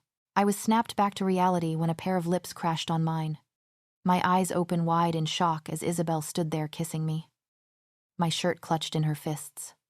I did not kiss her back and threw her off me as 7 thunderous growls shook the earth and made people scramble back in fear. I brought my wolf to the surface and my friends flanked me as I looked up. Rowan was holding a livid Jared back while Asher was doing the same to Ari. Axel had shifted, his furious wolf blocked by a black and brown wolf who I figured was Niall. My eyes scanned the area frantically, looking for Anna. I found her, her face buried in the nape of the dark silver wolf that was Damien. His eyes fixed on me and his wolf snarled and tried to lunge, teeth ready to sink into my flesh. I snarled as I realized that the only thing keeping him back was Anna. If he hurt her, even if it was by mistake. I took a step towards them only to be met with another set of snarls. Xaden appeared in front of me, blocking my view and path of Anna. Kale soon appeared by his side. "I think it's best if you leave," he rumbled. "At least give me a chance to explain," I said firmly. Everyone snarled. Xaden's eyes flickered between the Ashworth brothers and me while Kale fidgeted nervously. I didn't care if I could possibly die. I was prepared to go through anything to get through to my mate. "One chance," I said firmly. "Let me explain." I took a step further. "Take one more step, Blackwell." I nearly flinched at the venom in Ari's voice. "Go on, I'll make sure you regret it." "I need to speak to Anastasia," I said firmly, faintly aware that my voice had gotten deeper. The only way you'll be speaking to her is over our dead bodies. Jared spat. This does not concern you, I replied. This is between me and her. Now realizing that are we, Rowan threw out. Get out of here. No. My arms were shaking as my wolf geared up, ready to fight for Anna. Last chance, pretty boy, Asher said as he struggled to hold back Ari. The snarling increased tenfold and I snarled loudly. A sound that matched the growls from the 7 of them and echoed. I took another step closer, my growls continuing to equal theirs. Damien fought against Anna's grip, his wolf very close to taking over. If he lost control while Anna was human, I snarled loudly at that thought, and the clearing was silent for a second as my wolf established his position. In that moment, everyone knew who was Alpha here, and when it came to our mate, we were a force to be reckoned with. I felt my friend's fear as my anger radiated off me. Luke, please. I looked at the source of the pained whisper that cut through the red haze. Anna could not meet my gaze, but I felt her worry and concern through our barely there bond. All right, I said evenly. I'll leave. I tore my eyes away from her. Brian, you're in charge. Yes, boss, came his answer. Zodin's face remained expressionless, and Kale sent me a look that said, get the hell out of here. I sighed and walked away, not daring to look in their direction. Time. It needs time. To win back your love again. Anna's devastated voice made me stop mid-step at the edge of the clearing. I turned around and summoned the courage to look over at her. Everyone was at ease now. Rowan and Jared were sitting with Asher and Ari, whose arms were wrapped around Kenna and Haley. Nyal and Axel had left, possibly to get clothes and shift back. The only one I really cared about was hard to find. I closed my eyes and focused on her voice and the pain running through the mate bond. When I opened them, I saw her, nestled into Damien's side. His tail curled protectively around her. She looked so vulnerable and small. Her shoulders trembled. Her voice was thick with emotions, and I could smell her imminent tears. I needed to leave. For Anna's sake, because she was barely keeping it together. I ignored my wolf's snarl and whines of protest as I turned around. He was livid and heartbroken as her voice filled the forest. All my instincts screamed at me to turn around and go to Anna as I swallowed dryly and walked away. Nothing could drown out the sound of my mate's. Her voice rang through the forest. Each word felt like a stab through the heart. The earth recognized Anna's sorrow as the world turned gray. My feet felt heavy as lead as I dragged myself through the forest as waves of Anna's heartache washed over me, the pangs in my chest making it harder and harder to breathe.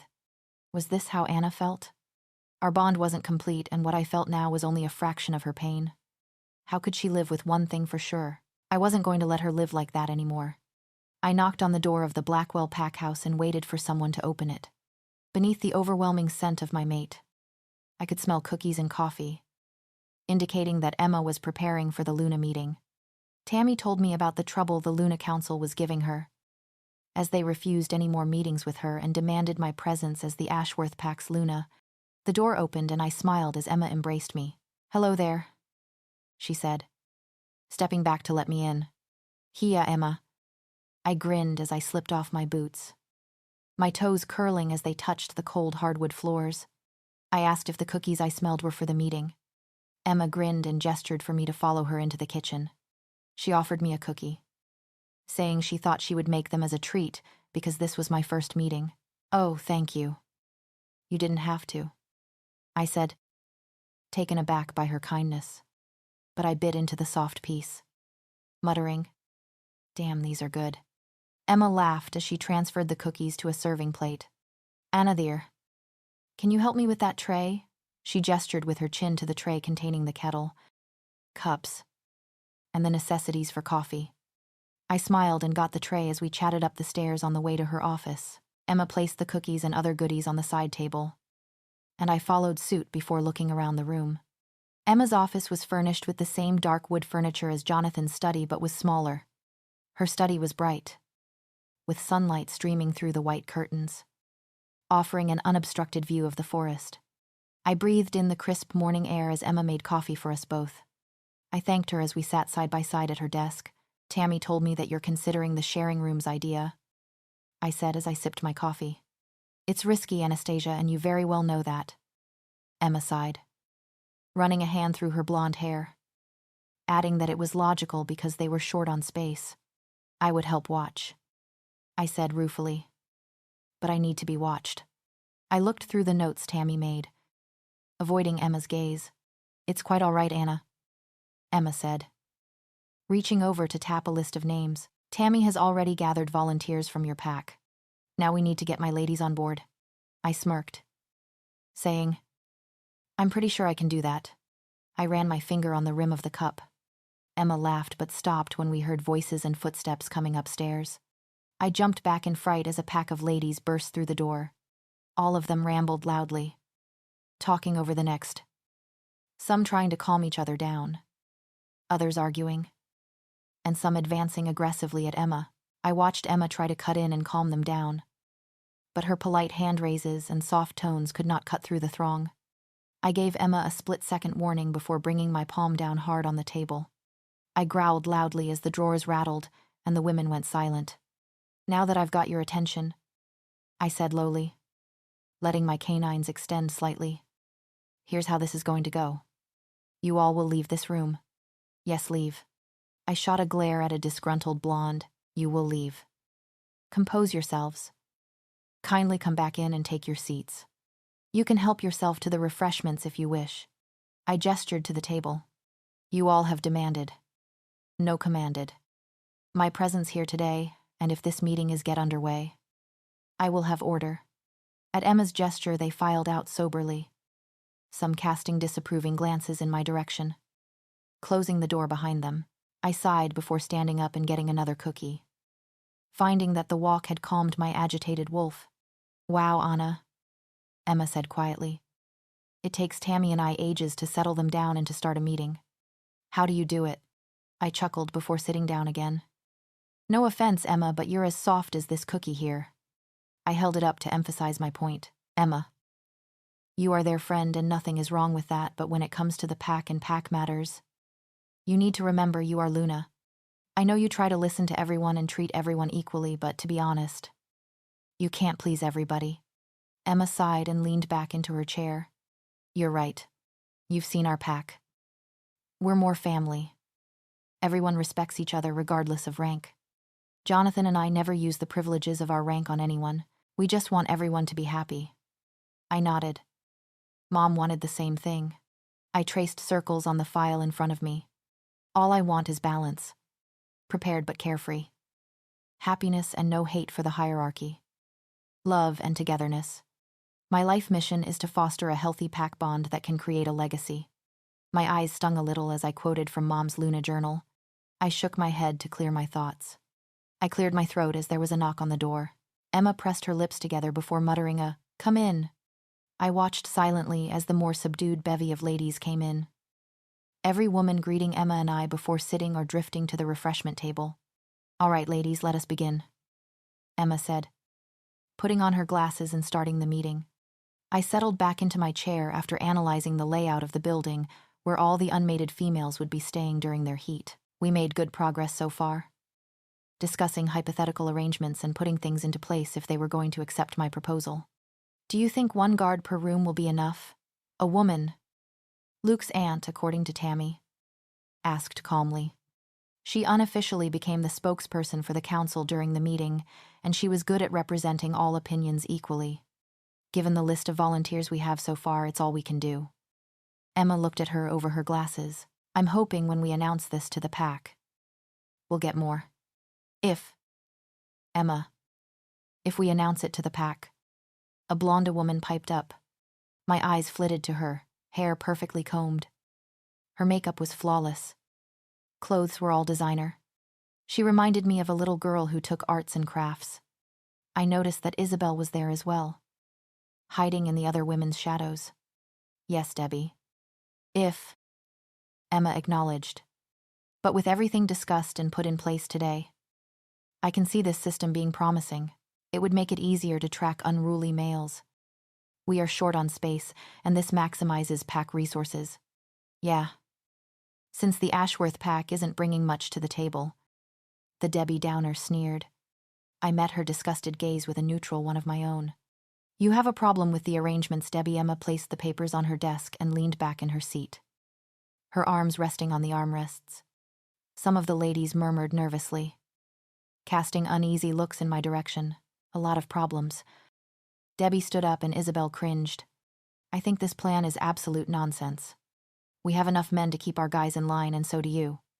Her eyes focused on me, and I slipped my rings from my pocket to keep my wolf subdued. After all, your brothers could go 7 ways. Fair point, I thought. And this room-sharing thing? As a mother, I would never allow my daughter to share a room with another girl in heat. I would be scared. Frightened. And things could happen in there. She shuddered for a dramatic effect. That's why we're hoping that we get more volunteers from the Blackwell pack so that each girl would have someone attending to her. Once the council approves the idea, of course. Emma replied calmly.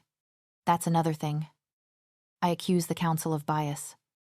Debbie folded her arms and held her head high as the ladies gasped. I looked at Emma and was impressed to see her unfazed by the accusation. Either this happened a lot or she knew exactly who and what she was dealing with. I brought one leg up to my chest, sitting this one out. On what grounds do you claim bias? Emma inquired coolly. Your previous friendship with the Ashworth pack obliges you to consider this foolhardy plan. Debbie spat venomously. Your sister-in-law mediated the entire discussion, and the mere fact this girl, she jabbed her finger at me, is not even Luna. Emma looked at me apologetically and I smiled in reassurance. I was used to the discrediting of my ideas and work as substitute Luna.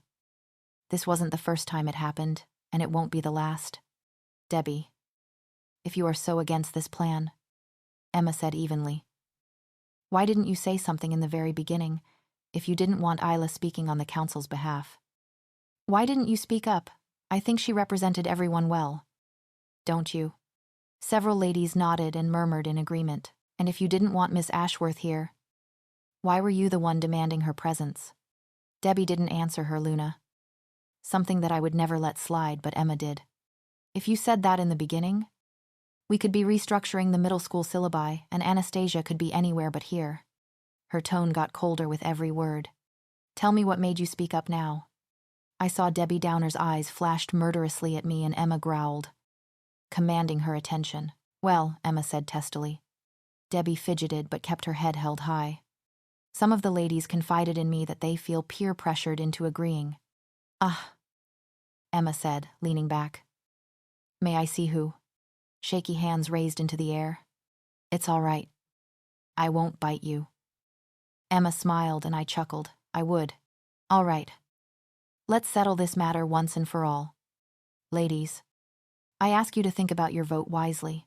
Please take into consideration everything that has been discussed over the weeks and today. The documents are here for your consultation. Emma grasped my hand and smiled. I grinned as we watched the ladies talk, and some even came up to the desk to look at today's notes. My phone buzzed with a text from Seth, asking me if I would be at training today. As soon my reply in the negative was sent, Emma captured the attention of the council. Ladies, may I see all in favor of arrangements? I couldn't stop the smile as I counted a majority of hands in the air. Ever so cordial, Emma asked for those not in favor, and 4 or 5 hands went up. Debbie Downer and a reluctant Isabel included. Emma smiled. I will compose an appropriate announcement to be released. I smiled, but it dropped when I heard a whine and a disgruntled stomp. My eyes fell on Debbie, and by her downturned pink lips she was no doubt the source of the noise, but something about her actions felt familiar. You're Claire's mother, I stated obviously. Debbie looked at me in confusion but answered, Yes, I am. I tapped the side of my cup, looking at it thoughtfully. Are you aware that your daughter is a bully? She cornered a girl during arts and crafts last week, threatening to hurt her with the paintbrush if the poor girl didn't give her the glitter paint. Thankfully, no one was hurt, but I asked Claire why she acted that way. She told me, and I quote, My mommy told me that I can have everything in the world if I wanted it. I looked over at her. She sat there, staring at me, her mouth open in a stunned silence. I saw some ladies nudging and whispering with looks of disapproval on their faces. I explained to her what is right, but I think you should reinforce at home. You can have everything in the world if you work hard for it. But you can't just take it from people. You can't have what is not yours.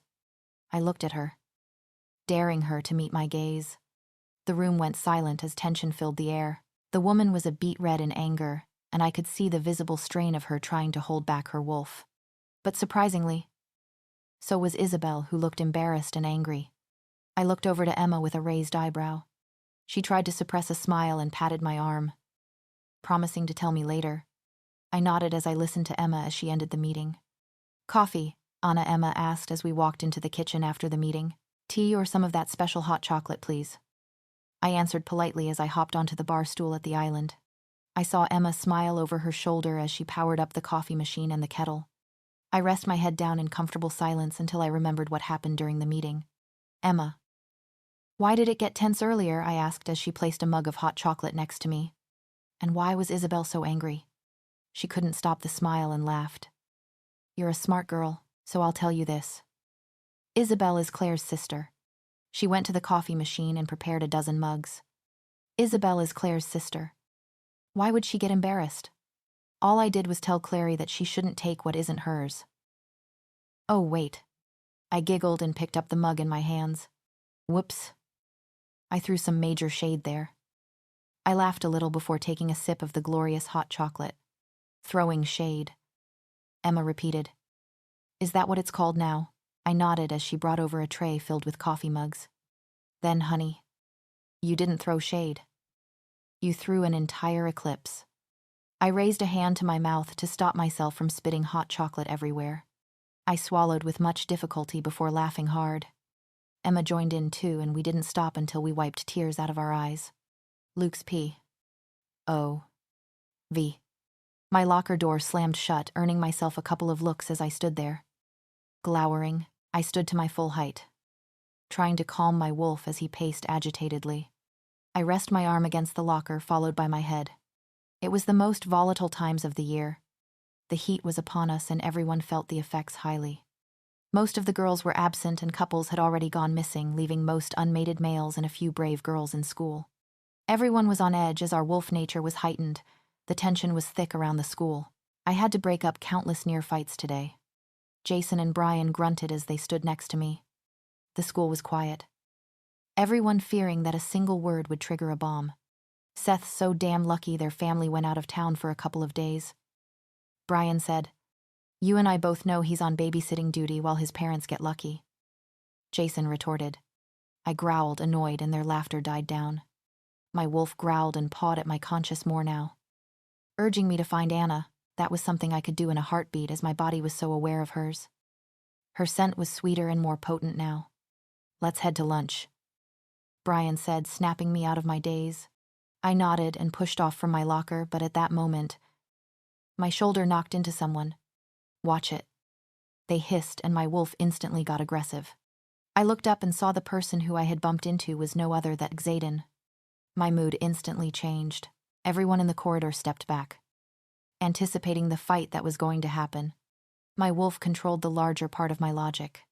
He brought up all the times Xaden was in contact with our mate, taking her away from us. The only obstacle between us and her. "Get out of my way." I spat out. My wolf was howling for blood. "And if I don't," Xaden stepped towards me and I held my ground, standing up to my full height and squaring my shoulders. "You're not my alpha. I am of alpha blood," I said lowly, "and you will show some respect." Xaden snorted. "Respect you aren't worth mine. You're no alpha. You're a pathetic excuse for an alpha. Even for a wolf, you fail to get anything right. Mind your own business, Ford." I snarled. "You have no idea who I am and what I'm going through." Xaden growled and stepped closer, challenging me face to face. "And you think you're the only one. You have no idea what you have and what you're doing and have done. Your mate is right in front of you. Literally. Every day. Yet you play with her emotions and her heart as if she's a toy. You have no idea how much people would kill for their mate to be with them instead of halfway across the country or the world." I had a light bulb moment at his words, but my anger outweighed my sympathy. "Then step aside and let me get what I want." Xaden squared his shoulders, his wolf ready to burst to the surface. "Never." I raised my paw to swat him aside, but the blow never landed. I focused my eyes through the blurry haze of rage and saw that my hand had stopped mere centimeters away from Anastasia. I watched as Kale restrained a furious Xaden with silver cuffs. I tensed to lunge again, but Anastasia's hand pressed to my chest, stopping me. Kale, please take Zodin home, Anna commanded coolly. I felt a slight burning on my chest and I looked down. Anna's hands were covered with thick silver rings that made my wolf recede slightly. Zayden fought Kale as he led him down the corridor, his canines extending and ready for my blood. All my senses focused on the girl in front of me. I growled loudly, grabbing her hand from my chest and pulling her closer to me. I was aware of the lingering crowd around us. Don't you all have other things to do? I muttered lowly. Anna shivered, and the crowd dispersed. Everything about her was overwhelming. It was taking a whole lot of my willpower and the underlying scent of silver to keep my wolf at bay.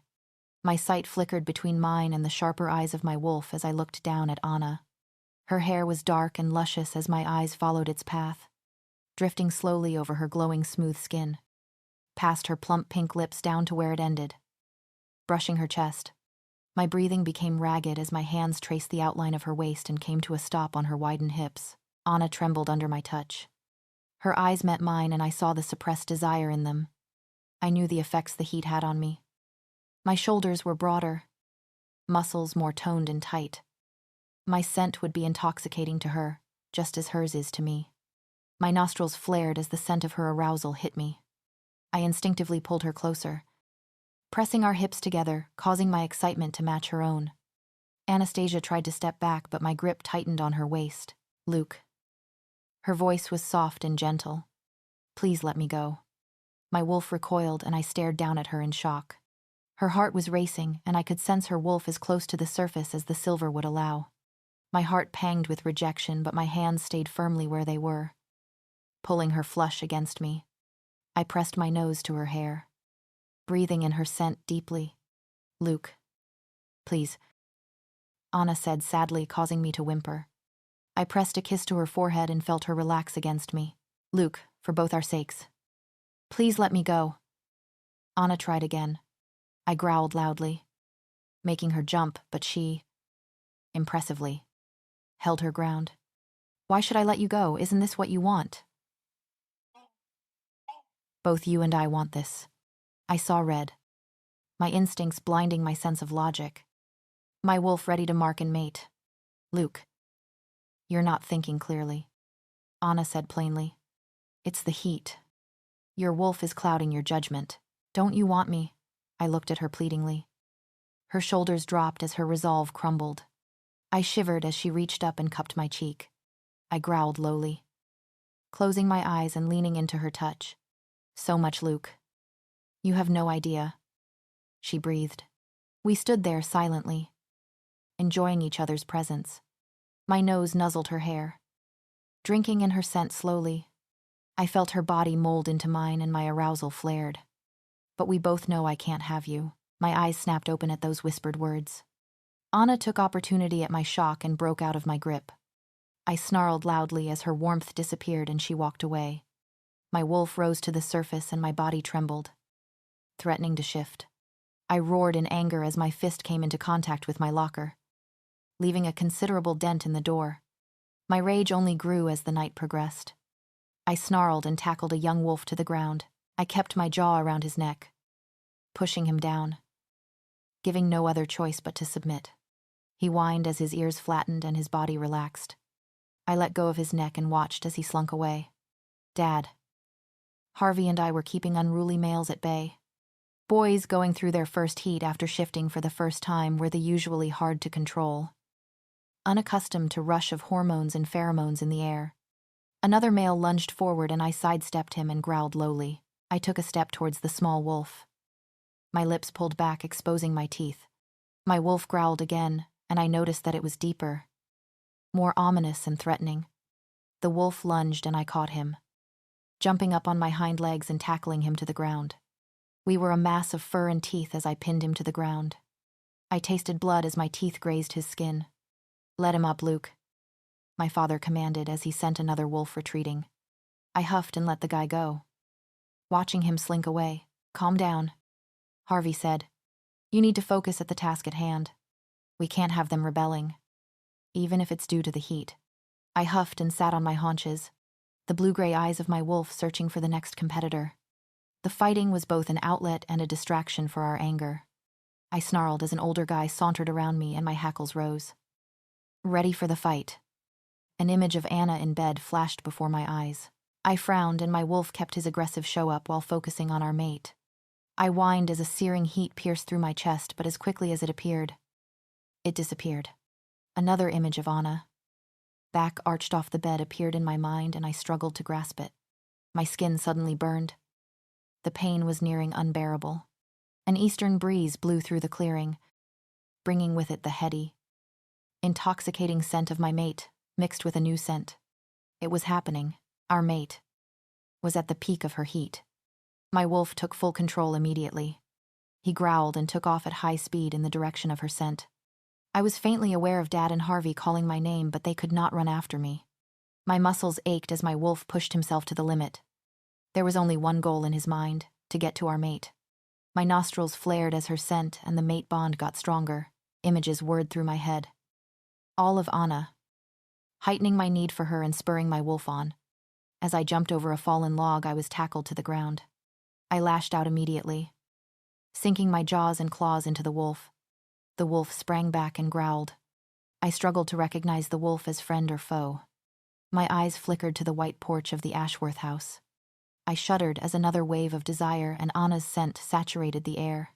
She was so close. My wolf growled and tensed for a lunge, deciding that anyone who stood between him and her was a foe.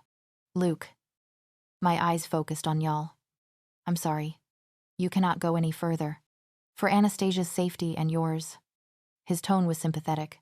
Suddenly, a piercing scream punctured the night, followed by a severe burning in my abdomen. I heaved and forced myself to shift back. I doubled over, clutching my stomach. No doubt I was feeling Anna's pain. My skin was red hot against the icy chill of the night. I need to see her, I said lowly. I am going to see her. Niall blocked me in my path and I growled, my wolf itching to get out. I can't do that. Anna is in a bad state. I think your presence may make it worse. Another scream pierced the air and my stomach wrenched and pain clawed at my insides. I can ease her pain at least. Please let me see her. Niall looked at me with pity. We can take care of her, Luke, he said softly. The clawing in my gut hurt my insides. I could hear her more clearly now, fighting against some type of restraint, panting as she groaned. Luke, please, Niall said firmly. Anna is very volatile right now. She can hurt you. Let me see her, I shouted. Anna's heart raced as she heard my voice. I heard her whisper my name ever so quietly as she pulled against the restraints. I winced and clenched my fists as I heard her scream of agony as another wave of pain crashed over her. Her breathing was shallow and I heard her growl and snarl accompanied by the sound of leather tearing and someone cursing. It's in the gray box, Axel, I heard Niall murmur. I broke out of my haze and focused on him. Not that gray box, the other gray box. Niall rolled his eyes at his younger brother. What are you doing? I said lowly, taking a cautious step towards him and the house. There was a fleeting look of fear in Niall's eyes before it was hidden behind his caring mask. What we always do when Anna goes into heat. Her wolf is too strong, too unstable and unpredictable. I snarled, letting it echo into the night. And what does that involve? Niall took a step back. Restraints. Whenever it's bad like today, we have to use silver. I heard the restraints rattle against the bed. Axel cursed again loudly as her breathing hitched. My heart stopped for a couple seconds as hers did. I could feel her slipping away. Her entire body was shaking and numb, and she choked on her own breath. Niall closed his eyes. Other times, we have to put her to sleep to ease her pain.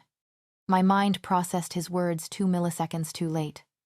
No, I roared as I smelt the bitter sedative before it plunged into Anna's skin. My wolf and I were shell-shocked, unable to move or think. Everything bled away until Anastasia was the only thing in my world. I heard her labored breathing as it slowed. The heat slowly dissipated from my body and the pain receded. My wolf whined as Anna's heartbeat slowed and the reality of what happened set in. Niall jumped back as I shifted. I ran past him to the house. My claws dug into the wall as we tried to reach our mate. I was frantic and the only thing that could calm me was her. My heart broke as the metallic smell of blood hit my nose. My wolf sank to the ground, whining, his body limp with defeat and failure. Anna's heat was over. Thoughts whirled through my head. The chance to mate. The opportunity to start a family. The overwhelming feeling of Anna's pain. The fact that I let her go through this alone. I failed her. I couldn't bring her comfort. I couldn't provide anything for her. I choked on the lump on emotion in my throat. I was less of the wolf I am, and I hated myself. My wolf tipped his head back and a mournful howl echoed through the night. Anastasia's P. Oh. V. The silence was killing me. Everyone tiptoed around me, speaking to me only when necessary, and even then, choosing their words carefully. My wolf was subdued, grieving at her failure, seeding doubts and dark thoughts into my mind. This wasn't my first heat, but it was my first one since finding my mate. Usually mates ease the pain and desire during the heat, using various methods if they didn't want a child. I closed my eyes and turned on my side. My mate wasn't even by my side. He couldn't even look me in the eye since that day. I felt like failure. A reject. What was wrong with me? Why wasn't I good enough? What if things weren't meant to be? Maybe there was something wrong with my wolf. I tried so hard to remind myself that it wasn't my fault, and I had no reason to blame myself or feel ashamed. Anna. Damien's voice coaxed me out of my thoughts. I looked at him as he stood on the ladder, his face soft with concern and pity. You have a singing class today, he said gently. Are you up for it? I sat up and nodded. Yeah. Damien was waiting for me when I came downstairs. The house was empty. Dad and Niall were in at Jonathan's house, and everyone else supervising weekday training. He pulled me into a hug after I slipped on my shoes. You don't deserve this, he said as he tucked my head under his chin. You deserve so much more than him, and it's killing me that I can't rip his head off for hurting you. I chuckled lightly. I'm fine, Damien, he scoffed, causing me to laugh. And things can't always be perfect. Damien growled but sighed. You're a damn strong girl, Tasia. I'm so proud that you're my sister. I smiled and squeezed him tight when I heard the nickname only Damien was allowed to use. I believed I was truly blessed when it came to my brothers. They will always have my back, and I wouldn't trade them for anything in the world. I released him and tiptoed to kiss his cheek. Damien smiled as released me and gestured to get going, and I walked to the door. Die, I called, using the nickname only I was allowed to use. He looked up and raised an eyebrow in question. I smiled. Thank you. He smiled and waved me off. Leave it to Damien to know what exactly to say. I walked to the recreational center in a much happier mood. I chuckled as I peeked into the arts and craft room. Haley was smiling as she walked around the room, instructing, cleaning and helping where necessary. Kenna was being a big kid in the playground, running around with kids who wanted to be outside. I pushed open the door to the auditorium, where I held my classes. Anna? I braced myself as I was tackled by a wave of children. I couldn't stop the smile from spreading across my face as their faces beamed back at me. I joined in their animated chatter as I ushered them onto the stage and made them sit in a circle. Sorry, interrupting Anastasia. I turned to see Isla with Sammy and her 3-month-old baby boy in tow standing backstage. I stood up and walked over, ignoring the stabbing pains in my chest. Sammy bolted out from behind her mom, hugging me around the waist. I smiled and smoothed her hair before looking up. A couple of teachers from school just want to tour the auditorium. We're going to start planning for the school concert at the end of the year. I hope you don't mind us being here with your class going on. Oh no, I said hurriedly. It's no trouble. You can join us if you wish. Isla chuckled before readjusting the sleeping babe in her arms. Come on, Sammy. Sammy held onto my hand tightly as we walked over to the rest of the kids. Are you feeling better, Anna? She looked up at me curiously. I frowned in confusion. I'm fine, Sammy. Nothing's wrong with me. Oh, she said softly. Luke told me you weren't feeling well. He looked really sad when he and Aunt Emma came over yesterday. My heart clenched at the thought of Luke's concern for me, but the voice in my head reminded me that if he really cared, he would talk to me instead of hearing it from a 7-year-old. I smiled as Sammy sat down next to Alexi, her firm friend. I did a drum roll on the floor, catching everyone's attention. I laughed as the twin boys sang Hakuna Matata to their heart's content. No one felt like learning a particular song today, so everyone got a chance to sing their favorite. It was interesting so far. I've heard renditions of Disney songs, some golden oldies, and the latest chart toppers from the most unlikely kids. Thank you, Jonas and Josiah, I said above the applause. Michael, you're up. My heart melted at his toothy smile as he started singing Won't Go Home Without You by Maroon 5. I heard a very distinct awe and saw Sammy staring at him wide-eyed. I chuckled. Future mate alert. A cry of a baby caught our attention, but Michael continued singing with others joining in. We didn't pay attention to it until we heard the baby cry again. This time louder. I signaled for everyone to keep going while I walked to the back of the auditorium. Hush, baby. My head whipped to the right where Isabel sat in the back row, cuddling Sammy's little brother. Please stop crying. Even though I hated her very existence, I felt sorry for her after hearing the frustration in her voice. I walked over quietly. Isabel looked up. Her blue eyes shocked at being caught, but her nose and mouth twisted into a sneer. The baby cried louder, hands outstretched and cheeks red. Isabel, I said gently and motioned for me to take him. She looked at me spitefully and tried to calm him down again. I waited a bit again but couldn't take it anymore as the poor baby's cries got louder. Isabel, I said again. Please. She sighed before passing the baby to me. I shushed him and rocked him gently, waiting for his cries to subside. Isla said that music calms him down. Isabel began to explain as she folded her arms. He latched onto my finger as I wiped away his tears. I smiled as I saw eyes the same shade of sea green as Sammy's look up at me. Hey there, baby, I said softly, slowly placing him on my shoulder as his cries softened slightly. I walked with him towards the stage where Sammy sat on the edge, her concern for her brother evident. I hummed softly, but as he continued crying, I began to sing. The second star to the right shines in the night for you, to tell you all the dreams you plan really can come through. I paused for a moment, hearing the cries quiet to sobs. The second star to the right. I looked up, grinning as the girls joined in. Shines with a light that's rare, and if it's Neverland you seek, its light would lead you there. Sammy leaned forward to press a kiss to her brother's forehead. Wow, Anastasia. I looked to my right to see the teachers there and a very pained Luke. Isla surged forward to take her baby boy. Thank you. No problem, I murmured.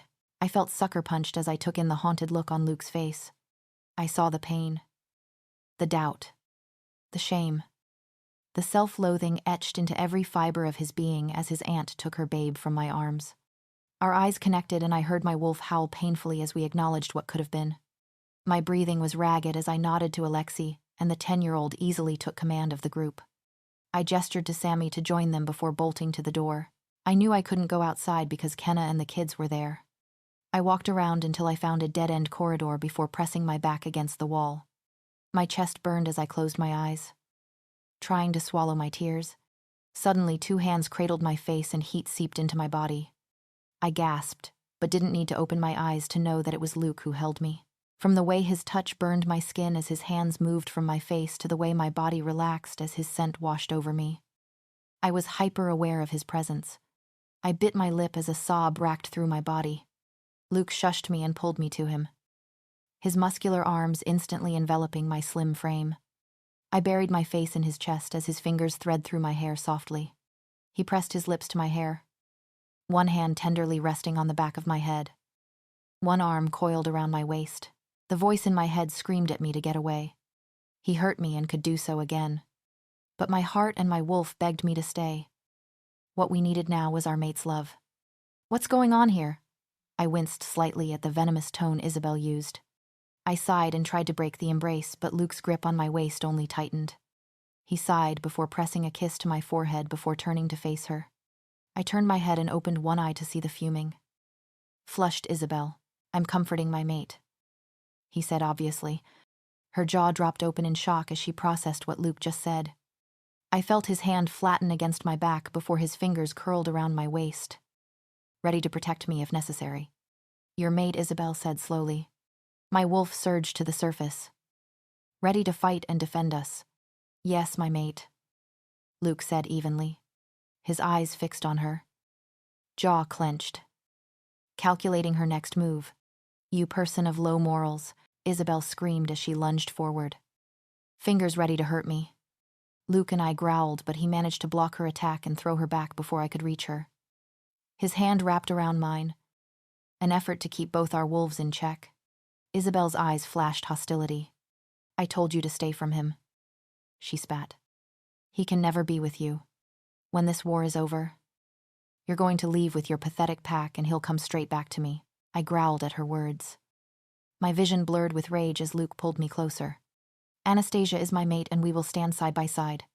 My heart skipped a beat at his words at the first verbal acknowledgement of our bond since it was formed. I wrapped an arm around his waist from behind. "You said she meant nothing to you." Isabel countered. "I lied." He replied. "She is my everything." It just took me a while to see it. I held back my snort and smiled as he spoke. "You should have rejected her once you got the chance." Isabel sneered. "She's going to ruin everything. All our plans." Her eyes fixed on me. "I guess there's room in the house for a mistress." That did it.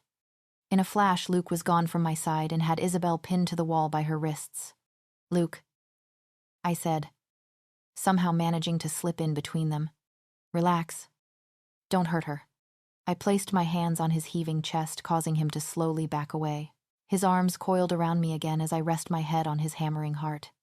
"I never want to see you again," he said darkly, causing my hair standing on end. My instincts told me to retreat to safety. He was dangerous, but I couldn't leave him. "You're nothing to me, Isabel Pentland. Everything we had is empty. Empty kisses. Empty romantic interactions and empty promises."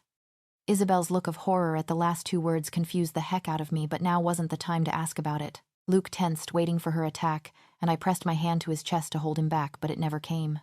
"You person of low character," she said, her voice thick with pending tears. "I gave you everything, and this is what you leave me with. You want the one thing I can't give you and never should have promised you in the first place." Luke replied. "As a wise woman once said, you can't have what is not yours." I bit my lip to stop myself from laughing as Isabel turned around and stomped away. The reality slowly sank in as I watched her retreating form. Luke placed a finger under my chin as he tipped my head up. Our eyes locked, and it was like I was seeing him for the first time. I felt light, almost floating, but at the same time grounded and drawn to him. I saw my eyes reflected in his. We both looked at each other in awe, but then his eyes darkened with an emotion I could only decipher as desire. "I really want to gently touch that lip," he said lowly as his thumb softly pulled on my skin, freeing my lip from the grasp of my teeth. I looked up at him. Sure, I was over the moon that nothing stood in the way of being with my mate now, but I couldn't forget the amount of pain and hurt I went through. "So what now?" Luke rubbed the back of his neck. "Wait. I guess. Let the news break and everything die down a bit." And after I looked up at him curiously, Luke looked at me and I felt my body heat up at his gaze. "I woo you, Anastasia. I know I've been a horrible mate. Hell, I've been a terrible person to you." He cupped my face. "And I know you're not going to forget it because I can't and will never forget it." I closed my eyes, savoring the feeling of his thumb stroking my cheek. "I am going to show you the man I am. I don't care how long it takes for you to accept me. Months. Years. It's worth it if it ends with you." My mate. By my side, I fought the urge to kiss him right there and then. "You have one chance, Luke," I said softly. Luke smiled and pressed a kiss to my forehead before wrapping his arms around me. "You may not believe it when I say it just yet, but in my heart, there is only you," he assured me. Luke's P.O.V. We survived the intense drama. Of course. In true Isabel fashion. She broke down crying in the girls' locker room, and once the story was out, it spread through the school faster than a wildfire. Thankfully, Anna wasn't in school a lot this week because of pack duties, but when she was, people whispered about her. They whispered about me too, but I knew Anna hated the attention, so she and her friends had taken to eating outside while I brushed it off. I ran my hand through my hair as I blocked out Asher's instructions for today. I could not wait for the chatter to die down so I could start gaining Anastasia's trust. It was high time I showed my mate the world. I watched over my pack as they shifted and split up, following the Ashworth brother they were assigned to for the day. Today we were training in wolf form. It wasn't the first time, but with Alpha Ashworth. Axel. Damien and Niall missing it made everyone uneasy. I looked around for Anna, my stomach sinking and heart racing with worry when I could not find her. I felt twinges of pain in my body coming from the mate bond, and I was very close to leaving Brian in charge to go search for her. What do we do? Luke Brian stood in front of me in the sandy brown form of his wolf. I was aware that he and the unoccupied wolves were waiting for my command. Jason and Seth do a warm-up session. I'm going to look for Anastasia. I have a feeling wherever she is, they are. My friends nodded their wolfy heads before commanding the attention of the rest of the pack. I made sure they were occupied before stalking off in the direction of Anna's scent. I frowned as Anna's. Her father's and her brother's scents got stronger, but two things made my wolf snarl: the metallic tang accompanying Anna's scent and the scent of my father. I didn't need to go far to find them. They appeared right on the edge of the clearing.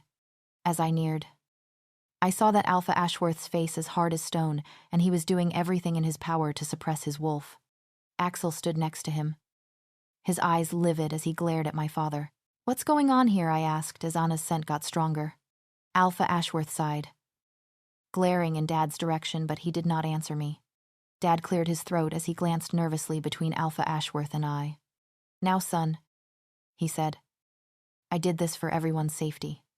The slightly nervous tone of his voice alerted me immediately, and I switched to the defensive. What are you talking about? I said lowly. What did you do?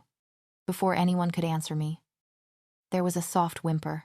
Alpha Ashworth stepped aside, and I snarled loudly at the sight before me, even though I had seen her only once before. I knew the dark brown wolf in front of me was Anna. She was flanked by Damien's wolf and Niall. My eyes widened, and I growled loudly as my wolf came to the surface in full force when my eyes landed on it. Niall's gloved hand held a silver chain attached to the silver collar around Anastasia's neck. I grabbed my father by his collar and slammed him into a nearby tree. For everyone's safety or to protect your own rear, I was livid. You have no right to do this to her. How would you feel if it was your mate in her place? How could do this to an innocent person, an innocent girl? My father was speechless, stunned by my rage. I was faintly aware of Alpha Ashworth calling my name, but I couldn't hear him over the howling of my wolf and the rush of blood in my ears. Anastasia whined, and that caught my attention. I dropped my father to the ground and looked at her. I knelt before her wolf, cupping her muzzle in my hand. She whined again before leaning into my touch. Her eyes betrayed the amount of pain she was in. I'm taking this off, I growled, my voice dipping into a deeper timbre. Niall unclipped the chain, and I stretched my hand forward. Anastasia's dark brown eyes never left mine as I unfastened the collar. Ignoring the burning sensation on my skin, the relief was visible on her body as her head settled into the crook of my neck. I dropped the collar to the ground and ran my hand gently along her neck, hoping to relieve some of the pain and comfort her. Her wolf purred lightly before pulling back and sitting next to Damien on her hind legs. I snarled and snatched the collar up from the ground and thrust it into my father's face. He shrank back against the tree trunk, his eyes darting frantically between the collar, my face, and keeping his wolf down. I closed my eyes, resisting the urge to place it around his neck. You are my father. I love and respect you and follow your decisions as my alpha, I said evenly and opened my eyes. But if you hurt my mate again, she won't be the one wearing this collar. Dad growled at the threat but nodded. I dropped it and bit back a scream at the pain. I controlled my breathing as I calmed my wolf down. When I turned around, I saw that everyone but Anastasia had left. Her eyes were fixed on me, and I smiled and walked over. Hi there, I said as I knelt in front of her. You're a beautiful girl, you know that. I ran my hand along her body, her back arching at my touch. I brought my wolf to the surface, letting him enjoy this moment with our mate. I remember the first time I saw you, I murmured to her. You don't look half as dangerous now. Anna's wolf growled and bared her teeth, making me chuckle. I rubbed her muzzle, feeling the muscles relax underneath my fingertips. Her eyes glassed over and she groaned before she tilted her head. We needed to go to training. I stepped away before shifting and immediately took control over my wolf. I patted out and saw Anna visibly perk up. When her warm brown eyes met mine, I could sense that she was in control as well. Both of us were cautious as this was the first time our wolves were meeting. Anna came up to us, growling lowly, a habit of her wolf's nature. I bared my teeth and remained still as she sniffed us. My wolf battered against the barrier I put between him and me, wanting nothing more than to dominate. She pulled back, satisfied for now, before rearing back on her hind legs and taking off. My wolf snapped his jaws and followed behind, easily overtaking her, but he waited for her at the fringe of the clearing. When Anna caught up, her wolf approached slowly. Wary and defensive, he growled lowly, welcoming her with his head held high, rumbling in content when Anna's wolf licked his face once. We smiled as Anna's wolf studied us carefully before joining Damien. With much force, I made myself go over to Axel's group. I was going crazy. It was difficult to resist the mate bond while in wolf form. My wolf wanted no part of training as all his attention was focused on our mate. He was frustrated that she wasn't giving us the time of day. I was amused. Anna's wolf sure loved violence. We kept a careful eye on her as she and Damien wrestled as part his demonstrations.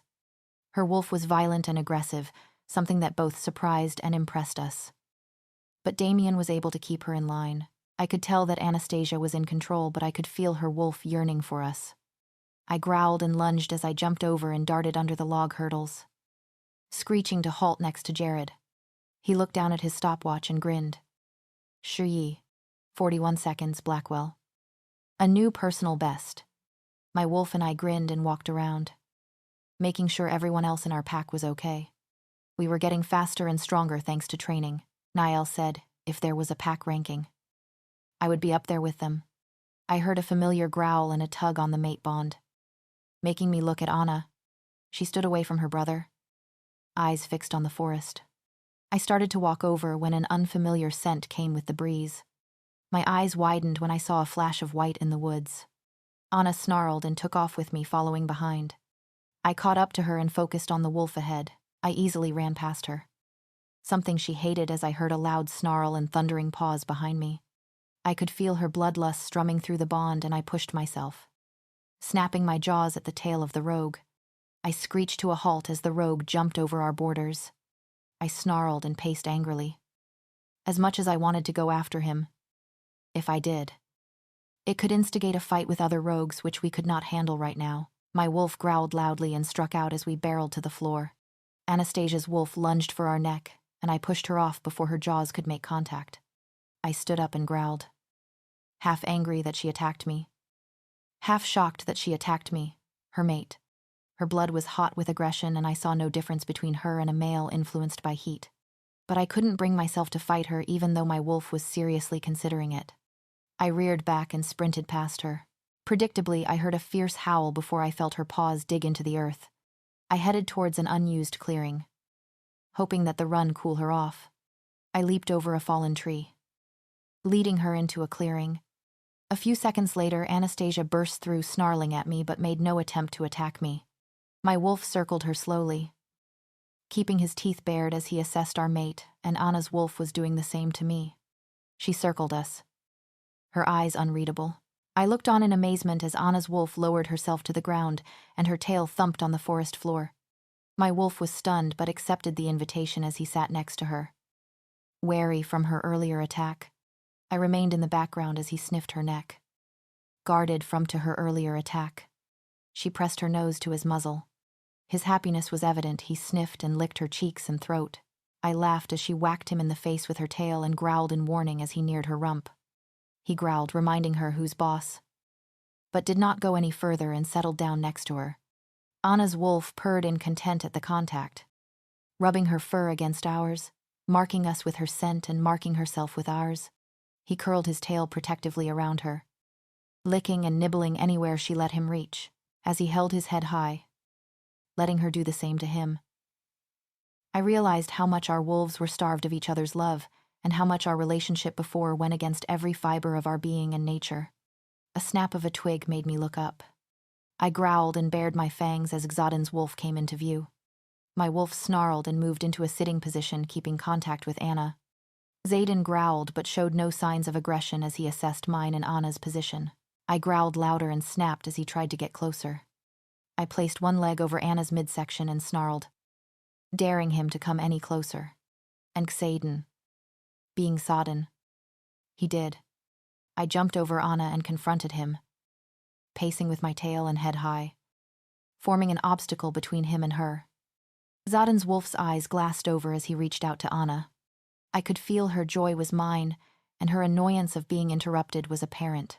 I heard her give a very Anna-like snort as she tucked and untucked her tail. I guessed what their conversation was about, and I growled and tensed, ready to attack Xaden for assuming the worst of us. Anna stretched her neck and nipped at my tail lightly to distract me. Their silent conversation went on for a while again, and when it was over, Anna was practically giddy as she rolled over with her tongue lolled out. Xaden shook his wolfy head before bowing his head to her slightly and running off. Anna's playful whines captured my attention again, and I looked back to her rolling around and bowing to me. She padded up and rubbed against me, craving our attention. She whined again as she lay down. He cuddled up next to her again with his tail curled around her. Anna nuzzled my muzzle before placing her head on my legs. My wolf rumbled in delight before placing his head on her neck, and we both relaxed. My tummy grumbled as I sat down, and I felt an immediate twinge of concern. I sighed and settled into my chair. I was so tired last night that I forgot to pack a lunch, and I didn't have the time to make one this morning as I overslept. My eyes glazed over to the lunch line, and I groaned at the number of people in it. I heard chuckles and 4 chairs scraping the floor as my friends sat down. I shook my head at their lunch offers, knowing that they needed it more than me. I didn't have a particularly hard day today. I could always hold out until I got home. I saw Kale shaking in silent laughter, making me raise an eyebrow at him. Kale snickered and pointed to Xaden, whose nose was wrinkled disgustedly and eyes fixed on me. I bit my lip and smiled at him as he brought a passive mask to his face. "What's wrong?" I asked, looking at him amused. "You reek of him." Xaden grumbled. Most people would think Xaden was jealous or disapproved, but I knew better. He was happy for me. I bit my cheek as Kenna, Haley, and Kale laughed. It was true. Luke's scent was mingled with my own as our wolves got closer last Saturday. Something my brothers teased me about yesterday. I didn't care. Luke is my mate, and this is how things are supposed to be. You have a problem with that? Ford. My heart stuttered and my wolf perked up as our gaze trailed upward until it met the Luke's blue eyes. I couldn't stop the smile that spread across my face as I looked up at him as he stood behind Xaden. "Not at all, Blackwell," Xaden said evenly, smirking as he opened his soda. He looked at me, a silent warning to be careful. "Hey, Luke." I breathed. My wolf licked her chops as we drank in our mate's appearance, dressed in a blue and white striped tee and matching blue hoodie and jeans. His look was simple, but enough to send my tummy into a flurry. "Let's go out for lunch," he said. It wasn't a command, but he didn't leave much room for me to decline, so I weighed my options and nodded. Xaden and Kale warned me to be safe, while Kenna and Haley barely contained their excitement. My hand slid into Luke's naturally, and I smiled shyly as we walked together to the exit. I tried my best to ignore the whispers, and my skin prickled from the holes I could feel boring into my back. Luke's hand slipped out of mine and across my back to my bare shoulder as he growled lowly, letting it echo through the room as we made our getaway. "I'll take that." Luke slipped my bag off my shoulders as we walked towards the principal's office. "Thank you." I smiled as our fingers found each other's again. Luke got us both lunchtime passes and clocked us out. I shielded my eyes from the sun as he led me to his car. "Milady." Luke grinned as he opened the passenger door of his silver Honda Accord. "Why, thank you, kind sir." Playing along as I got in. He laughed as he closed the door and got in. I settled into my seat as he placed my bag in the back and started the car. I looked around as he drove. "Where are we going?" I asked happily, looking at him. "There's a restaurant on the bank of the lake," Luke replied as his hand rested on my thigh. My breathing hitched lightly as his warmth spread through me. "I think you might like it." I grinned and rested my hand on his thigh as well, smirking when I felt him tense under my touch. "Sounds great." Luke shook his head before using his steering controls to turn the volume up. "I'm not underdressed, am I?" I asked, looking down at the coral tank top. Blue ripped jeans and silver sandals. "Nope.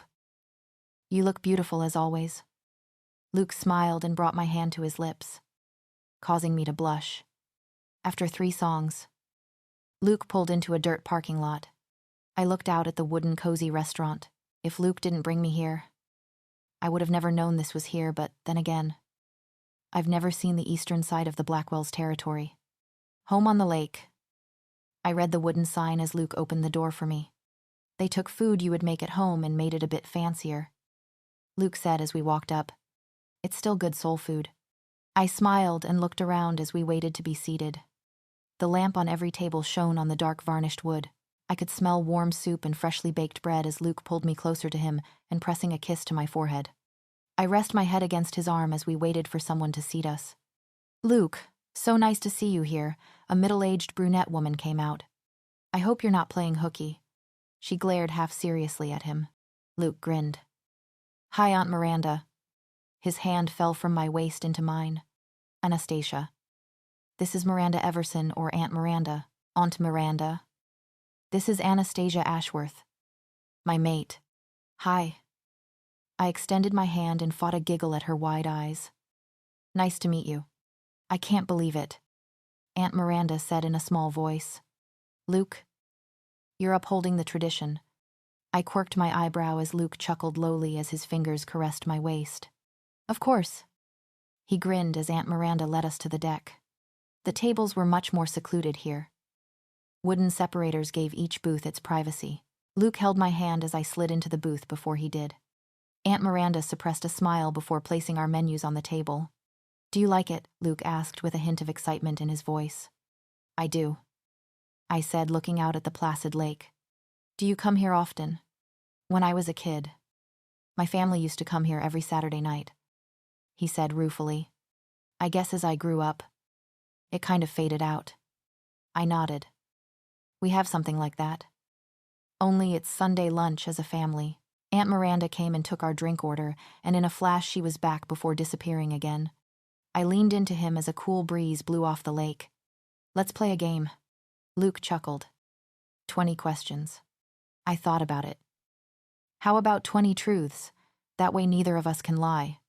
A dark look clouded his face as he looked at me. You think I would lie to you?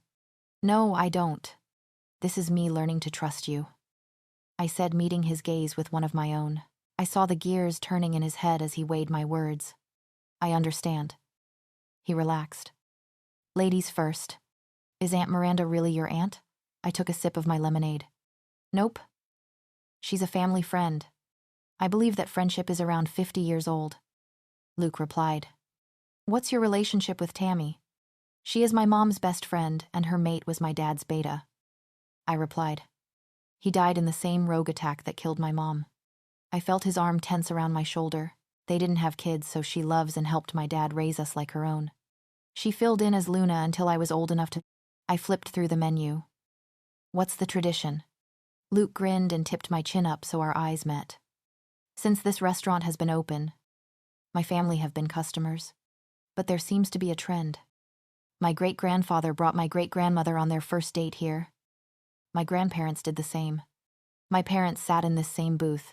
His eyes became alive with a look of triumph and love. Now I'm here with you. My cheeks flushed, and I could no longer meet his eyes from the heat of his gaze. I smiled and kissed his cheek. Unable to voice my thoughts, but judging from the way Luke pulled me closer, he understood me perfectly.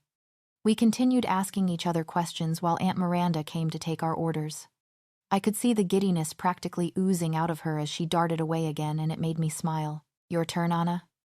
Luke said after downing his third glass of Coca-Cola while I took a bite out of my grilled chicken panini. You're cut off, I said jokingly as I placed the glass over on my side of the table. I bit my lip as the next question I wanted to ask weighed heavily on my tongue. Don't be afraid, Luke murmured as his thumb brushed against my lip. Freeing it from my teeth and leaving tingles at his touch, I will answer anything you ask. Always. He pressed a kiss to my temple. Don't ever hesitate. Did you ever bring Isabel here? I asked softly. The tension became tangible between us as I felt his hesitance through our bond. His eyes searched mine, trying to decipher the reason behind my question. Once, he muttered. When we first started dating, she seemed liked it but preferred the fancier restaurants in the town. I nodded and sipped on my lemonade thoughtfully, enjoying the tortured look on his as he waited for my reply. I honestly like either. As long as I'm with you and good food, I'm happy. My heart's smile mirrored his own. So, you wouldn't mind going with Zadin? I raised my eyebrow at him, knowing what he was getting at. I'll think it'd be cool to finally go on double dates or just one big group date. I answered happily, thinking about it. I always excluded myself from those kind of activities. Just curious. Luke said, his fingers tracing circles along the skin of my shoulder. What is your relationship with Zadin? I shook my head, knowing that this question would have come sooner or later. Zadin. Kale and I have known each other since we were pups. We always looked out and protected each other. When Kale and Zadin found their mates, it was a bit difficult at first since they were still in the honeymoon period of their relationships. I never fussed and was so happy for them, and they tried to not flaunt it, knowing how much I craved a connection like that. When their mates went off to college, they dealt with in different ways. Kale took in good stride, but Zadin. I paused to phrase my words properly. He shifted those feelings to me, I guess. We both wanted companionship, so our relationship got closer but never intimate. You trust him, don't you? Luke's voice was void of any emotion that wasn't curiosity. With my life, I answered. Now, that's a lot of questions from you. You're lucky I'm too full to return the favor. Luke grinned and did a mock victory fist pump. Shall I get the bill then? I nodded before curling into his side. I felt him reach for his wallet and grab the $100 bill I always kept on me, but before I could place it inside the booklet, Luke grabbed my hand and pressed a kiss to it. Love. I promised to split the bill next time, but just let me pay for this one. Luke looked down at me, his eyes pleading silently. I sighed and nodded, letting Luke handle everything. We bade Aunt Lisa goodbye, and I promised to be back soon. The drive back to school was more lighthearted as Luke and I sung out hearts out to the 80s songs on the radio. My hand slipped into Luke's as we made our way down the almost empty corridor to the biology lab. Luke opened the door and I felt his hand ghost past my back as I walked past. I glared at him playfully from over my shoulder as I walked over to our bench. We ignored the knowing smirks from Brian and Jason as the bell rang and Mr. Hayes started class. Luke's P. O. V. I smiled as I pressed my lips to Anna's neck softly, smiling when I felt her shiver and her lips pressed tenderly to my temple. She was currently tucked in between my legs, her back pressed against my chest as she worked on her drawing while I worked out a schedule for patrols for the younger generation of wolves. We were currently nestled into a corner on the floor right against the window wall in my room. It was our space, and we both were content at the contact between us. Even though we hadn't marked each other, we couldn't stand to be away from each other. I peeked over Anna's shoulder as she continued working with the white pencil on black paper. She captured the wolf howling spectacularly, and I asked earlier who was the wolf but didn't get an answer. I chuckled as her eyes drifted to the lake for the 100th time. I loved how she could drift off into a daydream yet snap back to reality in an instant. I frowned as I heard yelling outside. It was slightly muffled, but it caught Anna's attention as well, making her sat up straighter.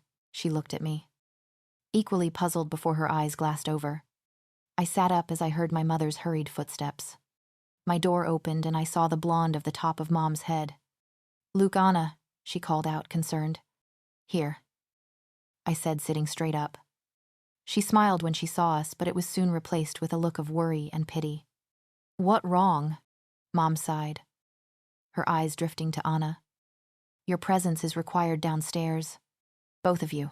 The shift in our attitudes was obvious as Anna and I stood. I looked over at her and she smiled grimly. Linking out hands, I rubbed the back of hers, calming my agitated wolf and hers as we walked down the stairs. Our fathers had been in a meeting which I excused myself from. Once Dad assigned me work and Alpha Ashworth let Anna off to work on one of her pieces for her portfolio. There was a small crowd gathered around the front of our house, consisting of mostly Blackwell pack members with an irate Mrs. Pentland and Isabel standing in front. Anna's wolf surged to the surface, and she growled lowly. I pulled her closer to me. She was not wearing any silver, making me the only thing stopping her from possibly phasing. What is going on here? Dad questioned authoritatively. Alpha Ashworth stood next to him, his face grim as if he knew what this gathering was about. As you may know, Jonathan, your son was in a relationship with my daughter, Mrs. Pentland said venomously. And their relationship was of a sexual nature. I growled and stepped towards her. She had no right to air my dirty laundry and her daughter's business in public. What happened between Isabel and I are none of your concern, I told her sternly, eyeing her down for an attack if need be. Anna's hand coiled around my bicep, and I was amazed at how calm she was about this. Everything my daughter does is of my concern, Luke, Mrs. Pentland sneered. I looked at Isabel, who was standing there emotionless. I knew Mrs. Pentland kept Isabel and her little sister under her control, and I encouraged her countless times to stand up for herself, but she never did. Especially now that she has met her mate who is planning to reject her. The last line sent a chill down my spine. This was one of the major concerns I had when I first approached the topic of going further with Isabel. She hadn't met her mate yet, and what if he rejected her when he found out that she was not one? Virginity wasn't a big issue in our pack, but was a deal-breaker in others. Isabel had laughed, saying that if her mate really loved her, he would accept her nevertheless. Anna spoke up, surprising me with her steady voice. I felt nothing from her side of the mate bond, making me wonder and feel disappointed that she was hiding her emotions from me. Isabel looked up woefully at Anna, who smiled kindly. Who is your mate? One of your own. Mrs. Pentland sneered as Anna's brothers arrived at the scene. Isabel, Anna said again. Can you tell me his name? Me, Anna dear. Anna's head snapped up as Cain maneuvered his way to the front. The moon goddess screwed up and gave me some guy's sloppy seconds. Anna growled at him. Show some respect for the lady and remember who you're talking to, Leets. Cain's eyes grew darker at the use of his last name, and I could tell that if he didn't have feelings for Anna, he would not have obeyed so easily. Anna shifted her attention to the two blondes in the center of the circle. Isabel, please don't do what I know you're going to do. Things can be resolved in other ways. Mrs. Pentland scoffed and crossed her arms. Nothing is going to solve this except a challenge for mates. There were gasps from the Blackwell pack members and growls from the Ashworths. That's not happening. I growled out. I looked at Anna. I'm not putting you in danger. Trust me, Luke. Anna murmured lowly, her anger dripping off her words. I'm not the one in danger. She sighed and breathed in deeply. Isabel, are you sure you want to do this? Of course she want this, Mrs. Pentland stated. It's the only way to put things right, Anna growled loudly.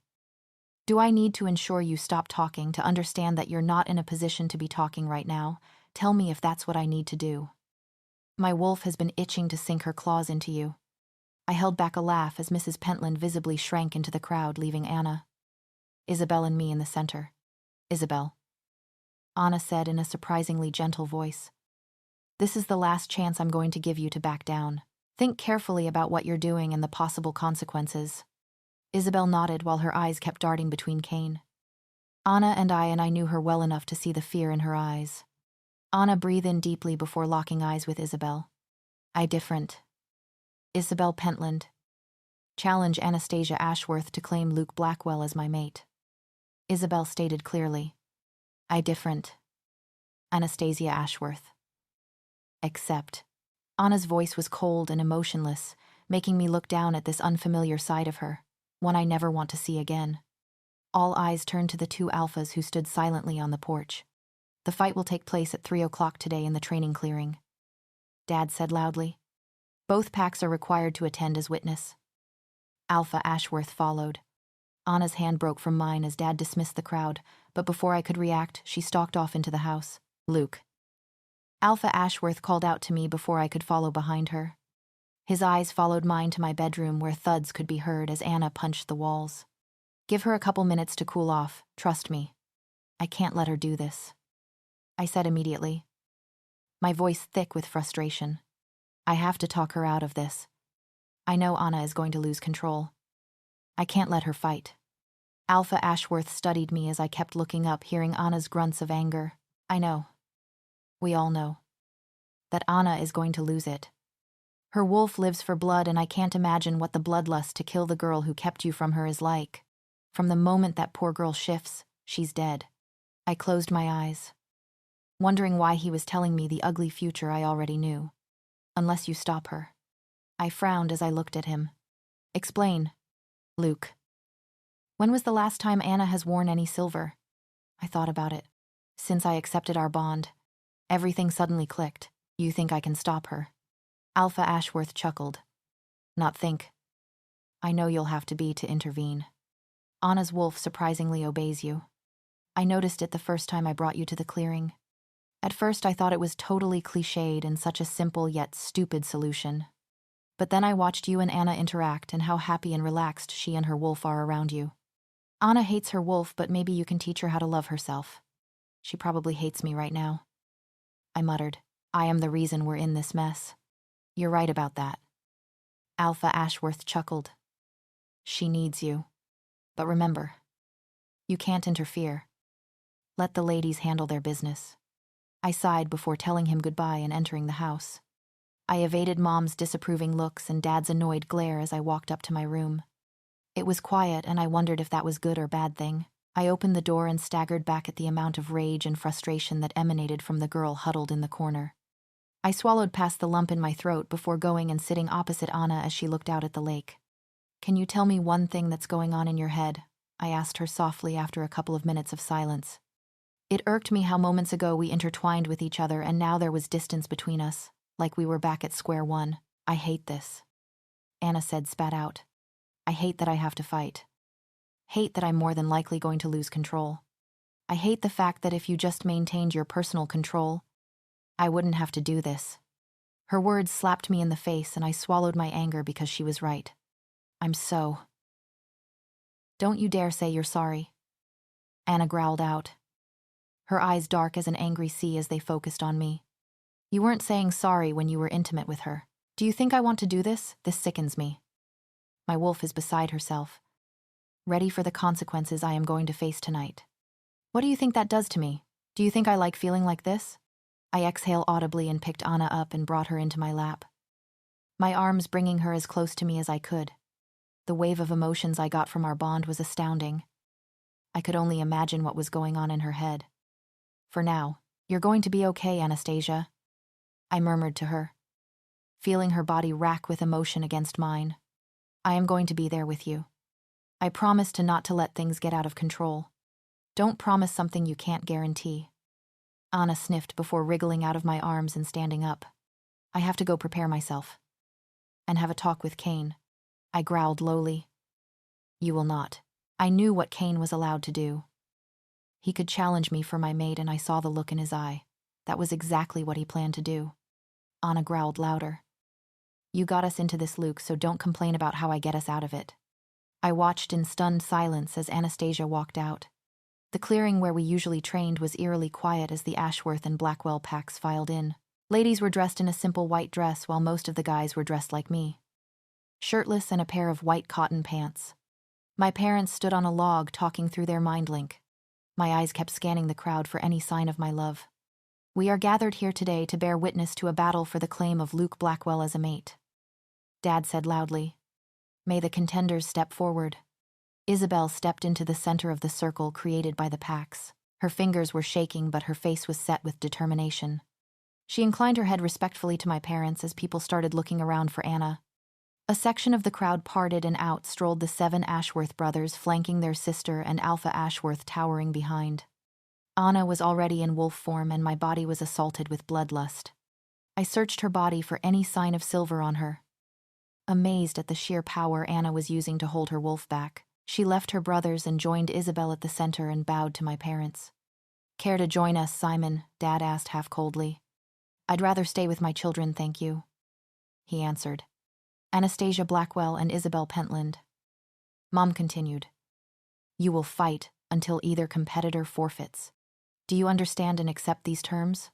I grit my teeth as Anna's wolfy head bobbed. Then begin. Dad shouted loudly. Anna sat back on her haunches as Isabel stripped her clothes off and shifted. Her wolf was brown and white and her muzzle bared back. Anna held her head high but made no attempt to attack Isabel. My respect for her increased. She was still allowing Isabel the chance to back down. I was so proud of her. But Isabel wasn't having it. Her wolf charged Anna, her jaws ready to close around Anna's throat, but Anna tackled her to the ground, pinning Isabel beneath her. My wolf howled and rose to the surface, but Anna's wolf was completely in control and would not stop until Isabel was dead. Their snarls filled clearing as they tumbled around the forest floor, and every time their claws scraped into the dirt, my nerves reached closer to the edge. Without realizing it, My body was inching closer and closer to the fight, my eyes never leaving Anastasia. Anna's wolf kicked Isabel off her and sprung to her feet, snarling. Her alpha blood not too pleased at being pinned down. Chunks of fur were missing from both wolves, but neither were backing down now. Anna's wolf charged at Isabel, aiming for the throat again, but drops of red stained the dirt, and the crowd held its breath in shock.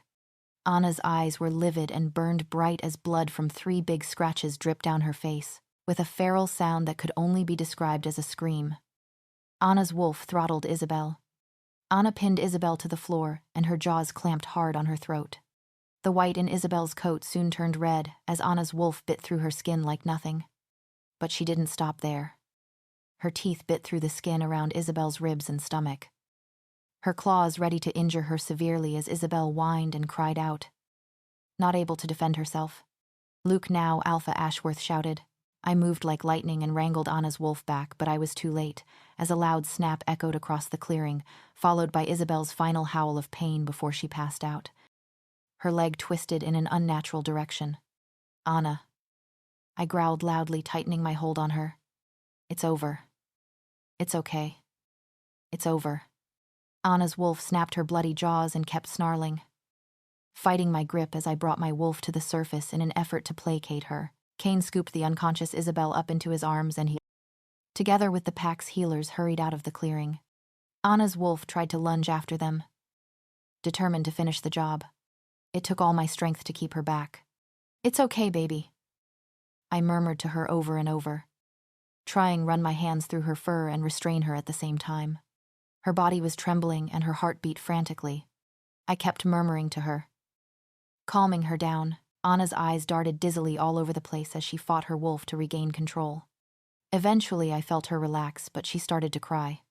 It wasn't loud, just loud enough for me to hear, and my body visibly shuddered as wave after wave of Anastasia's emotions hit me.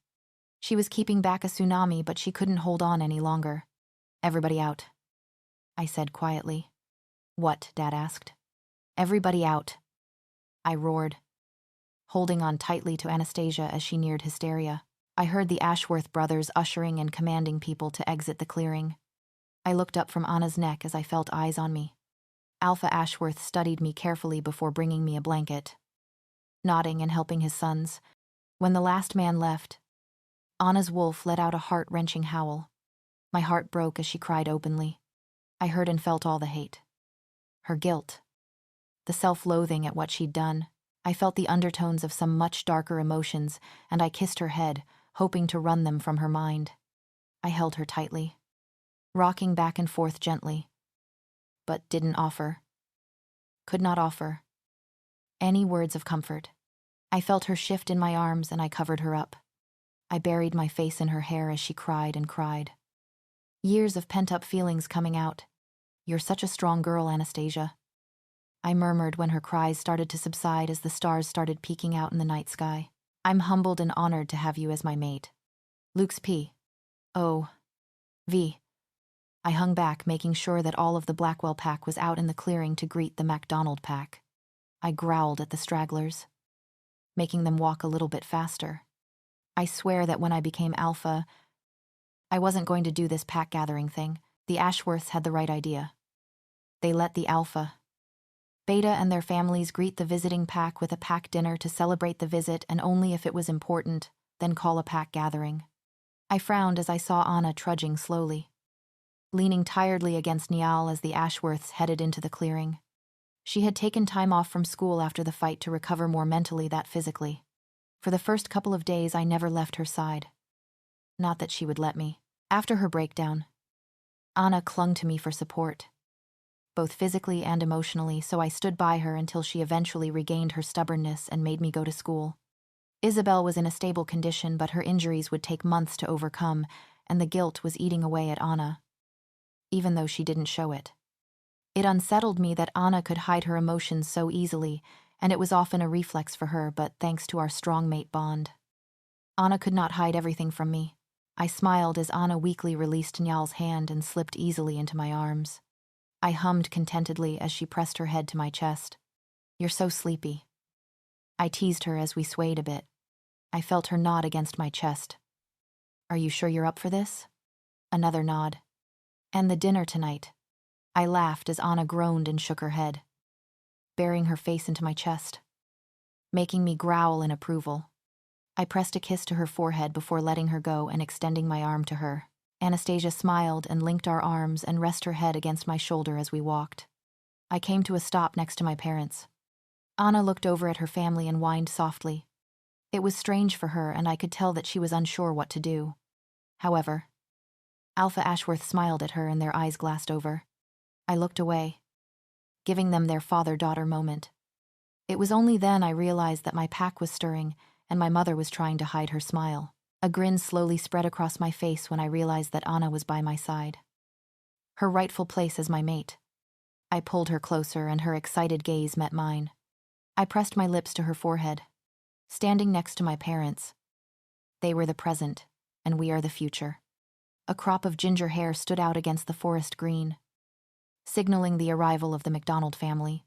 Alpha MacDonald, Luna MacDonald, their son, and a couple others emerged from the tree line. Making a beeline to the circle, Dad stepped forward and the two Alphas shook hands. Welcome to Blackwell territory. He greeted Alpha MacDonald warmly. Why the solemn crowd? Jonathan, the red-haired older man, gestured to the crowd. But thank you for having us. Also, thank you does not even begin to communicate our gratitude for your warning against the Nightwalker pack. His pack members bowed. No need to thank us. Dad replied with a smile. If our positions were reversed, you'd do the same. Now come. Let's enjoy your first time here in over 6 years. Byron. Alpha Ashworth boomed loudly as the crowd dispersed and everyone started mingling. He embraced Alpha MacDonald like an old friend. Good to see you alive and well. He grinned, clapping the man's stocky back. Same here. Alpha MacDonald grinned. Even though you took quite a beating. Now where is your lot? Anna tiptoed to kiss my cheek and chuckled, letting her hand go so she could join her family. Mom soon snatched me, and I somehow got stuck in a conversation with Luna MacDonald. 10 minutes in and I was ready to get out there. This is the reason why I never go with Mom to the grocery store. My eyes glazed over the clearing at the people left, and they zoned in on Anastasia.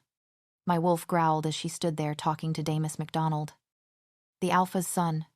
It was nice to see Anna stepping out of her bubble a bit and get back into her usual self. Damus and I never got along. He was way too obnoxious, so I was not in a hurry to go over there. His eyes, however, kept drifting to the unmarked skin on Anna's neck. I excused myself from the ladies before walking over them. I wrapped my arms around Anna's waist and pulled her to me. Anna hid her smile and settled against me, her arms resting on top of mine. I rest my chin on her shoulder as she continued talking to David, wondering if she was aware of the staring match going down between Damus and I. I smirked slightly before looking away, dismissing his challenge. Anna was mine, and even though she didn't have a mark, everyone knew it. But just to emphasize my point, I kissed Anna's neck, right where her mark was going to be, smiling when I felt her shiver and her grip on my arms tighten. Damus's eyes darted away quickly, and his shoulders dropped. It is nice to catch up with you, Anastasia, he said hurriedly. Now if you'll excuse me. Anna smiled, and we watched as he went off to join his father. She spun around in my arms, while hers coiled around my neck. Anna smiled at me wickedly. That kind of smile that got my heart racing. Congrats on winning your competition. I chuckled before looking at her seriously. He was looking at you like you were a piece of meat to be claimed. I stressed the last word as my fingers drifted to her neck. Anna shook her head. I am a loyal girl, Luke. I know, babe, I replied. It's them I don't trust. It was a war in my head. Part of me wanted to wait until she was ready to mark her, but the larger part of me knew the sooner she had my mark on her, the better. I laughed as Alpha MacDonald told us one of his stories when he and his pack were roaming the forests in England. The Alphas. Betas and their sons were in Dad's study talking, and the adults were having drinks before dinner. I had missed most of this as I stayed in the kitchen watching Anastasia, Mom, Tammy, Kenna, Haley, and a couple other Blackwell ladies prepare tonight's dinner. I was kicked out when it was discovered that Anna was sneaking me pieces of lamb. She didn't get in trouble. Of course. Dinner had been prepared and everyone else had gone to freshen up before dinner. Niall. Axel and I were talking amongst ourselves as I got back into most of their good books during the days I spent with Anna. Except Damien. I could tell he only put up with me for Anna's sake. If I were in wolf form, my hackles would be raised as I felt Damus glare at me for the millionth time. Obviously still mad about the little showdown between us this afternoon. The conversation stopped as there was a knock on the door. "Come in," Dad said, and the door opened to reveal Mom already in her navy blue dinner dress. "Good evening, gents." She grinned and bowed in respect. I could see Dad swell up with pride, and I made me smile. "We're all set. Dinner is about to be served." "We're coming, my dear." Dad smiled. He stood and crossed the room to stand at my mother's side. I felt a tug in my stomach, followed by a wave of anxiety. I slipped out as my parents talked to everyone. Anna needed me. I inhaled sharply as I saw Anna waiting by her chair in the living room. Her red dress made the exposed skin of her shoulders and neck glow and showed off her lean legs. I walked to her as she talked to Kenna and Haley. She instantly relaxed as I wrapped my arms around her waist. Kenna smirked before ushering Haley off so they could go meet their mates. "Hi, gorgeous," I murmured. Anna smiled and snuggled closer to me. "Hey, handsome," she replied. I didn't get to say any more as everyone crowded around the table, waiting for Dad's invitation to sit. I pulled out Anna's chair for her and she sent me a thankful smile as she sat. A couple minutes and a whole lot of bowl passing later, the conversation had resumed as everyone tucked into the delicious dinner. "I'm going to get fat if you cook like this every day." I grinned at Anna. "What makes you think I'm going to cook like this every day?" she teased back as she passed me the bread basket. It was so good to have my Anna back. As I dished out my third helping, Anna curled up into my side, keeping an eye on the conversation, but she needed a break from everyone. Ever since her breakdown, Anna needed these escapes once in a while. Who could blame her? She's been so strong for so long, and now I was here to bear some of the burden. "May we be excused?" I asked quietly. Dad looked up and nodded. I saw the Ashworth's eyes glaze over, and Anna sucked her teeth and rolled her eyes as she linked her hand in mine, making me think that I didn't want to know what they said. I tried not to smirk at a shocked Damus as I led Anna up to my room. "Thank you for rescuing me." Anna exhaled, pressing her back against the door and exhaling deeply. "No need to thank me," I murmured, holding her hands in mine. I smiled and I saw Anna trying to fight yawn. She looked at me so apologetically that couldn't help but bring her closer and cup her face. Her eyes fluttered closed as I kissed her forehead, her eyelids and down to her nose and jawline. I nuzzled my nose into her cheek before pressing a kiss to the corner of her mouth, just brushing her lips slightly with mine. "Anastasia," I breathed, pulling back slightly. If she didn't want this, that was okay. I would wait until she trusted me. Apparently that wasn't an option as she tilted her head and her lips met mine. I kissed her back. Her lips were sweet, soft and so damn addictive as I kissed back firmly. I stepped back slowly, keeping up the rhythm of our lips until I was sitting on my bed. Anna's hands cupped my face as I brought her closer by her waist. I felt surprise and approval as her legs slipped on either side of me. My hands drifted to her thighs, resting on the skin exposed by her hiked-up dress. My lungs were burning as Anna pulled back, panting. I closed my eyes, trying to control my instincts as my feeling of excitement equaled hers. "Luke." I opened my eyes and looked at her. Her eyes were wild with desire, but a playful smile graced her lips. "I want to mark you." I sat up straighter, bringing us closer together.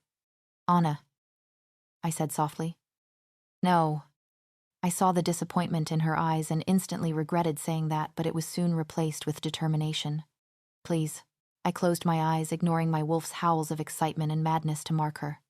I could feel her wolf at the surface, and as much as I wanted to, I didn't want to mark her because of our feelings in this moment.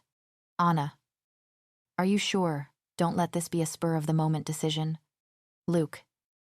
She looked up at me, begging, and my heart broke. "Mark me." Her words set something in motion in me, and there was no way now that I could hold back. I searched her eyes one last time for doubt, but only found that stubborn spark in them. I nodded, and our canines extended. I shivered as she pressed a kiss to my neck, right where she was going to mark me, and I pressed my lips against her skin. "Ready," I murmured. "Ready." I huffed in pain as her teeth pierced my skin. Goddess, her teeth were sharp.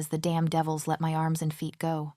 I sailed through the air briefly and I braced myself for the hard impact, but I was caught instead by a pair of strong arms. I squinted in the sunlight and grinned as Luke grinned down at me. Hey baby, hey. I sang to him as he set me on my feet. Hey baby, he sung back, kissing his mark and sending a jolt of electricity through my body as he wrapped his arms around my waist. Who gave you 3 coffee? Dad inquired as he entered the clearing with Jonathan and Harvey and a couple other Blackwell council members who were on good terms with us. Axel, I giggled while Ari and Asher nodded in agreement. What the heck, I did not, Axel defended himself as he closed the trunk on one of the Pathfinders. I know. I grinned. But Rowan and Jared told me to say that. Why, you two timing little sneak sister rat. The guilty ones cursed as I grinned and settled into Luke's chest as he thumbed my navel. I let his calming thoughts wash over me and my wolf. Remind to me to put the coffee on the highest shelf when we're living together, Luke said in my mind. I loved our new connection. It was so deep, and it was relieving to finally have someone understand what's going on in my head when I couldn't put it into words. I'll just find some way to climb, but I'm not much of a coffee person, I answered back. Watching my brothers and Dad talk to Jonathan and Harvey. Tea for Tazi, please. Luke smiled against my neck as he tested out his newfound name for me. I caught some dark thoughts with a flash annoyance. Luke sighed as he let me in. After all, he couldn't hide it from me anymore. He hated the fact that he was left in the dark on why they were here. Anna Bear. Dad commanded my attention. It's time. I whined softly. my stomach rolling with dread. I shrank into Luke more and his arms tightened around me. I felt his confusion and his wariness about receiving an answer. Dad nodded in understanding. Gentlemen, I have brought you here today to share a secret that we have been hiding from you. Over the past couple months we've been here. Damien continued. We have made several expeditions back to our territory in the north. I winced as Luke's shock hit me like a truck. Drowning the other Blackwell members out, I took a deep breath and tried to placate him, just as Dad was doing everyone else. We have never been attacked, nor have encountered the Nightwalker pack during our excursions. Dad continued once everyone had settled down. I looked at my brothers. They were on edge, and any little outburst would set them off. I am sorry that we have kept this hidden from you, but we have decided not keep it a secret no longer. Whose brilliant idea was it to keep it a secret in the first place? Jonathan spat. Mine, I answered, slipping out of Luke's embrace. I crossed my arms and met his gaze. Luke was behind me in an instant, his wolf not liking the hostility radiating from his father. On my brother's advice. Of course, our missions are very high risk. The less the better. We have always stuck to small groups of 3 or 4 for these missions, given that the Nightwalker pack has patrols just on the border, however. As of last week, that changed. Surveillance has shown that a few members of the Nightwalker pack have moved into a couple of houses on the westernmost border of our lands. Damien continued. A total of 5 couples have counted as of this morning. The women are also pregnant. It is believed that Maximus Kali took advantage of these women during their heat, orchestrating an attack on the McDonald pack to keep their mates away. Nyal followed. How do you know that one of the council members... Do I tell him? Nyal asked me. No, I answered. Let's not give them any more to get riled up about. Mind-linking during a discussion is rude. Luke murmured softly in my ear as Niall answered and the conversation continued. He pressed a soft kiss to his mark, sending a jolt of electricity and pleasure through me. Just playing our cards right. I murmured back, watching Dad and the Blackwell Council bicker. My fingertips traced the veins on the back of his hands. What I want to know is why are we here, Jonathan said loudly, effectively cutting off his fellow council members. Dad scratched the back of his neck. We want to move some important artifacts in every pack member's documents. It's a large-scale move this time. We're going to need these 4 cars. He gestured to the parked Pathfinders. And the 9 cars we have back home. Jonathan pursed his lips. All right. We'll help. But we're not placing ourselves on the front line. Dad grinned and clapped Alpha Blackwell on his back. Your support is all we need. My children and I will take care of the rest. Luke was oddly silent as we walked to our designated car with Axel and Niall. He also kept his emotions and thoughts to himself. A trick he picked up from me. I looked up at him, concerned as he opened the passenger for me. Axel raised his eyebrow at me as he started the car and waited for Dad's order, and soon we were on our way home. How long? Luke asked, breaking the silence. How long have you been going back? I couldn't find the words to answer him. I let all my memories of each journey run through my head. I felt his anger and disappointment. As the latest memory, our trip last week. So every time you came to school exhausted, it was because you ran all the way back, Luke stated. Or she was sedated. Axel added from behind the wheel. When she was being a stubborn donkey wolf, I smacked the back of his head as Luke growled. Not helping. I growled. Axel smirked, getting his payback for earlier. I wish you would have told me. Luke said softly. Even if you decided not to tell my father, you could have at least told me. I swallowed dryly. I'm sorry. He sighed and pulled me closer but didn't respond. I curled up into his side as his fingers traced my skin as he looked out of the window. Welcome to Ashworth territory. Niall grinned as we crossed the border into our lands. I grinned, looking at the lush greenery. My wolf paced eagerly, wanting to run through her homelands and show our mate around. But we couldn't. We had way more important things to do than frolic. All right, Dad said quietly. Everyone knows their job. Jonathan, I kindly ask you and your council members to join me. Luke, keep my daughter safe. I will, he replied, on Dad's signal. We split up. We had learned the hard way that the wolves in the Nightwalker pack could detect mind links, so everyone was isolated. I hid my side of the mind link and signaled for Luke to do the same. Once he did, I grabbed his hand and together we moved quickly and quietly through the forest until our pack house came into view. "Welcome home," I murmured as I used my key to open the door. Our house was still left untouched. Little by little, the house was being emptied. Pictures were gone from the shelves dedicated to me and my brothers. We started taking appliances months ago. Clothes disappeared from the closets. The most important pack papers were safe back in Blackwell territory. I looked at Luke quickly before shaking off my shoes and running up the stairs. I darted in everyone's room, locating the safe each of us had. I heard my brother's surprise and Dad's laughter as I opened each one without any help. Did they really think I didn't know their combinations? I slipped everything into the envelope with the intention to sort it out later. I sensed Luke behind me as I walked up the stairs. It was comforting to know that despite everything, he had my back. I opened the door to my room and immediately gravitated to the safe hidden among my tutus. "I like this," Luke commented. I glanced back and saw him standing in the middle of my room, looking around. "It's very pretty. Very you. Thank you," I answered, slipping my documents into the envelope. "I actually like my room. My brothers complain I spend too much time in it. I can see why." He chuckled.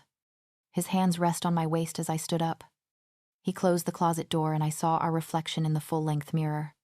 His arms coiled around my waist and I pressed a kiss to his cheek. "We look good together," he murmured, looking at me via the mirror.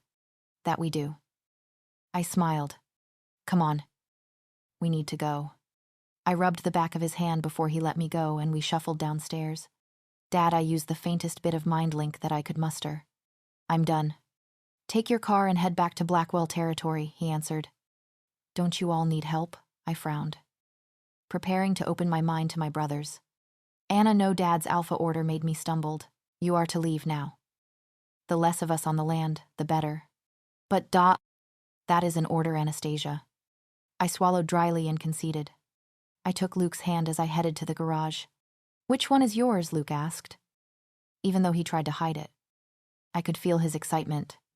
I pressed the button on my fob and his eyes lit up as the lights on my Chevy Impala flashed.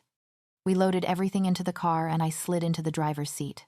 Even though our family carpooled a lot, everyone had their own vehicle for emergencies, and in the very rare occurrence where all 9 of us needed to be in different places at the same time.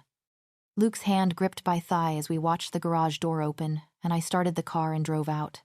My wolf howled in sadness as we drove along the main exit road.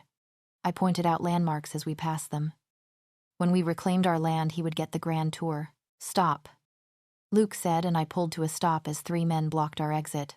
I choked my wolf's growl down as my eyes landed on the bleeding W that was the Nightwalker's pack brand. Luke and I exchanged glances and wordlessly we got out. They were ugly, and that was a compliment. Their skin had a faint purple tinge, and their hair were jagged and choppy. I tried my hardest to keep my wolf in check as we neared them. I gripped Luke's hand, aiming to calm both our wolves. "Good evening, gentlemen." Luke greeted the men as his arm curled protectively around me. "State your business here," they said in a unison monotone. Our wolves immediately were sent on edge. As we approached, I noticed their eyes were lighter, rimmed with a yellowy golden brown. I risked it and mind-linked Dad. After his initial shock, he retreated to just listening. "We're just 2 wolves on a trip to visit family in the South," Luke replied, trying his hardest to keep his alpha nature out of his voice. However, he couldn't stop it from showing in his stature. "Where are your wolves?" one asked. Luke pulled me closer to him as the Staffy began circling us with a crazed look in his eyes. "We couldn't run as wolves," Luke replied, commanding and keeping the crazy's attention. "My mate here is indisposed and I could not bear the thought of leaving her behind. Surely you know what that's like." For added effect, I rested my hand on my lower abdomen and rubbed it gently. The crazy's eyes locked with mine and there was a look of realization and, if I wasn't mistaken, sympathy in his eyes. Luke pulled me behind him as he came closer, his haunting eyes examining me. "You smell familiar, but funny," he murmured. The crazy's canines lowered and his companion stepped forward, making Luke growl. "Like my mate said, I answered coldly, curling my lips as my wolf would pull her muzzle. I'm indisposed. The crazy stepped back and examined us. Get in the car. We'll give you an escort out. I expected nothing less. Luke said coldly. I tugged on his hand as we walked back to the car, the hair standing on the back of my neck as our backs were turned to them. I reached for the handle on the door of the driver's side when all of a sudden my hand was ripped away from it. I snarled loudly and let my canines and claws extend, and Luke was immediately by my side as 5 growls rumbled through the forest. I kept my eyes on the crazy's companion who had the audacity to touch me. Luke was struggling to keep calm, and I heard my brothers and father howl as Axel and Ronan rushed to our aid. Get away from her. Luke growled menacingly, no longer hiding his true nature from them. Now, he drives. The guys spat as they stood back. I drive. Luke said matter-of-factly. But you don't touch her again. I curled my lips at the trio before slipping into the passenger seat. Luke got in, his eyes never leaving the men. Are you okay? He murmured.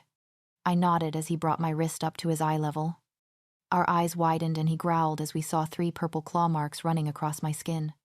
What kind of monsters are they? Luke spat. 3 eerie howls echoed through the night as the men in front of us morphed. Their skin became a thick violet hide with choppy patches of fur. Their eyes were a luminous yellow as they stood on 2 legs. I looked on in horror. We weren't dealing with wolves. Luke swallowed, started the car, and put it in drive. One of the monsters beckoned us forward and we followed behind him, flanked by the others. I kept my hand in Luke's until we cleared the boundary for Ashworth territory. My heartbeat stuttered as the monster took one last look at me before howling and running off. Luke stopped the car and pulled me into his lap. I clung to him, both of us shaken by what we just saw. I jumped as the car rang and Luke answered the call using the steering wheel control. Are you all right? Our dads asked seriously. I just have some scratches, but we're okay. I answered. Dad. What are they? I don't know, Annabelle. Dad answered. We'll talk more when we get back home. But we are home, I said ruefully, making Luke pull me closer and kiss my mark. You know what I mean. Dad replied. We'll be heading out in teams, Jonathan said. You should expect us to arrive within a half an hour of each other. Luke. Tell your mother to bring out the journal. Luke frowned. What journal? She'll know what I'm talking about, Jonathan replied. Now don't stay there for too long. Go, and with that he ended the call. Luke sighed and placed me back into my seat. What is he talking about? I asked. Luke grit his teeth as he put the car in drive. I don't know, and I have every intention of finding out. Luke's P.O.V. I looked up from the leather-bound journal as there was a knock on my bedroom door. My wolf growled as he sensed my father's hostility. I closed the journal and looked at the door. Come in, I said tonelessly, disguising my own anger. Dad opened the door but remained in the doorway. His eyes were those of his wolf as he assessed me laying down on my bed. I believe you have something of mine, he said evenly. I held up the journal so he could see. It's a page-turner, isn't it? Especially gripping and miraculously has all the answers to our problem with the Nightwalker pack within these pages.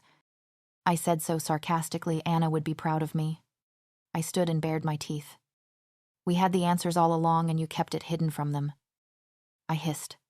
Dad growled. I kept it secret because I didn't know what we are up against. So my mate needed to get hurt for you to bring this out, I rumbled as my wolf rose to the surface. You've seen the bite wound Alpha Ashworth has. How it bothers him.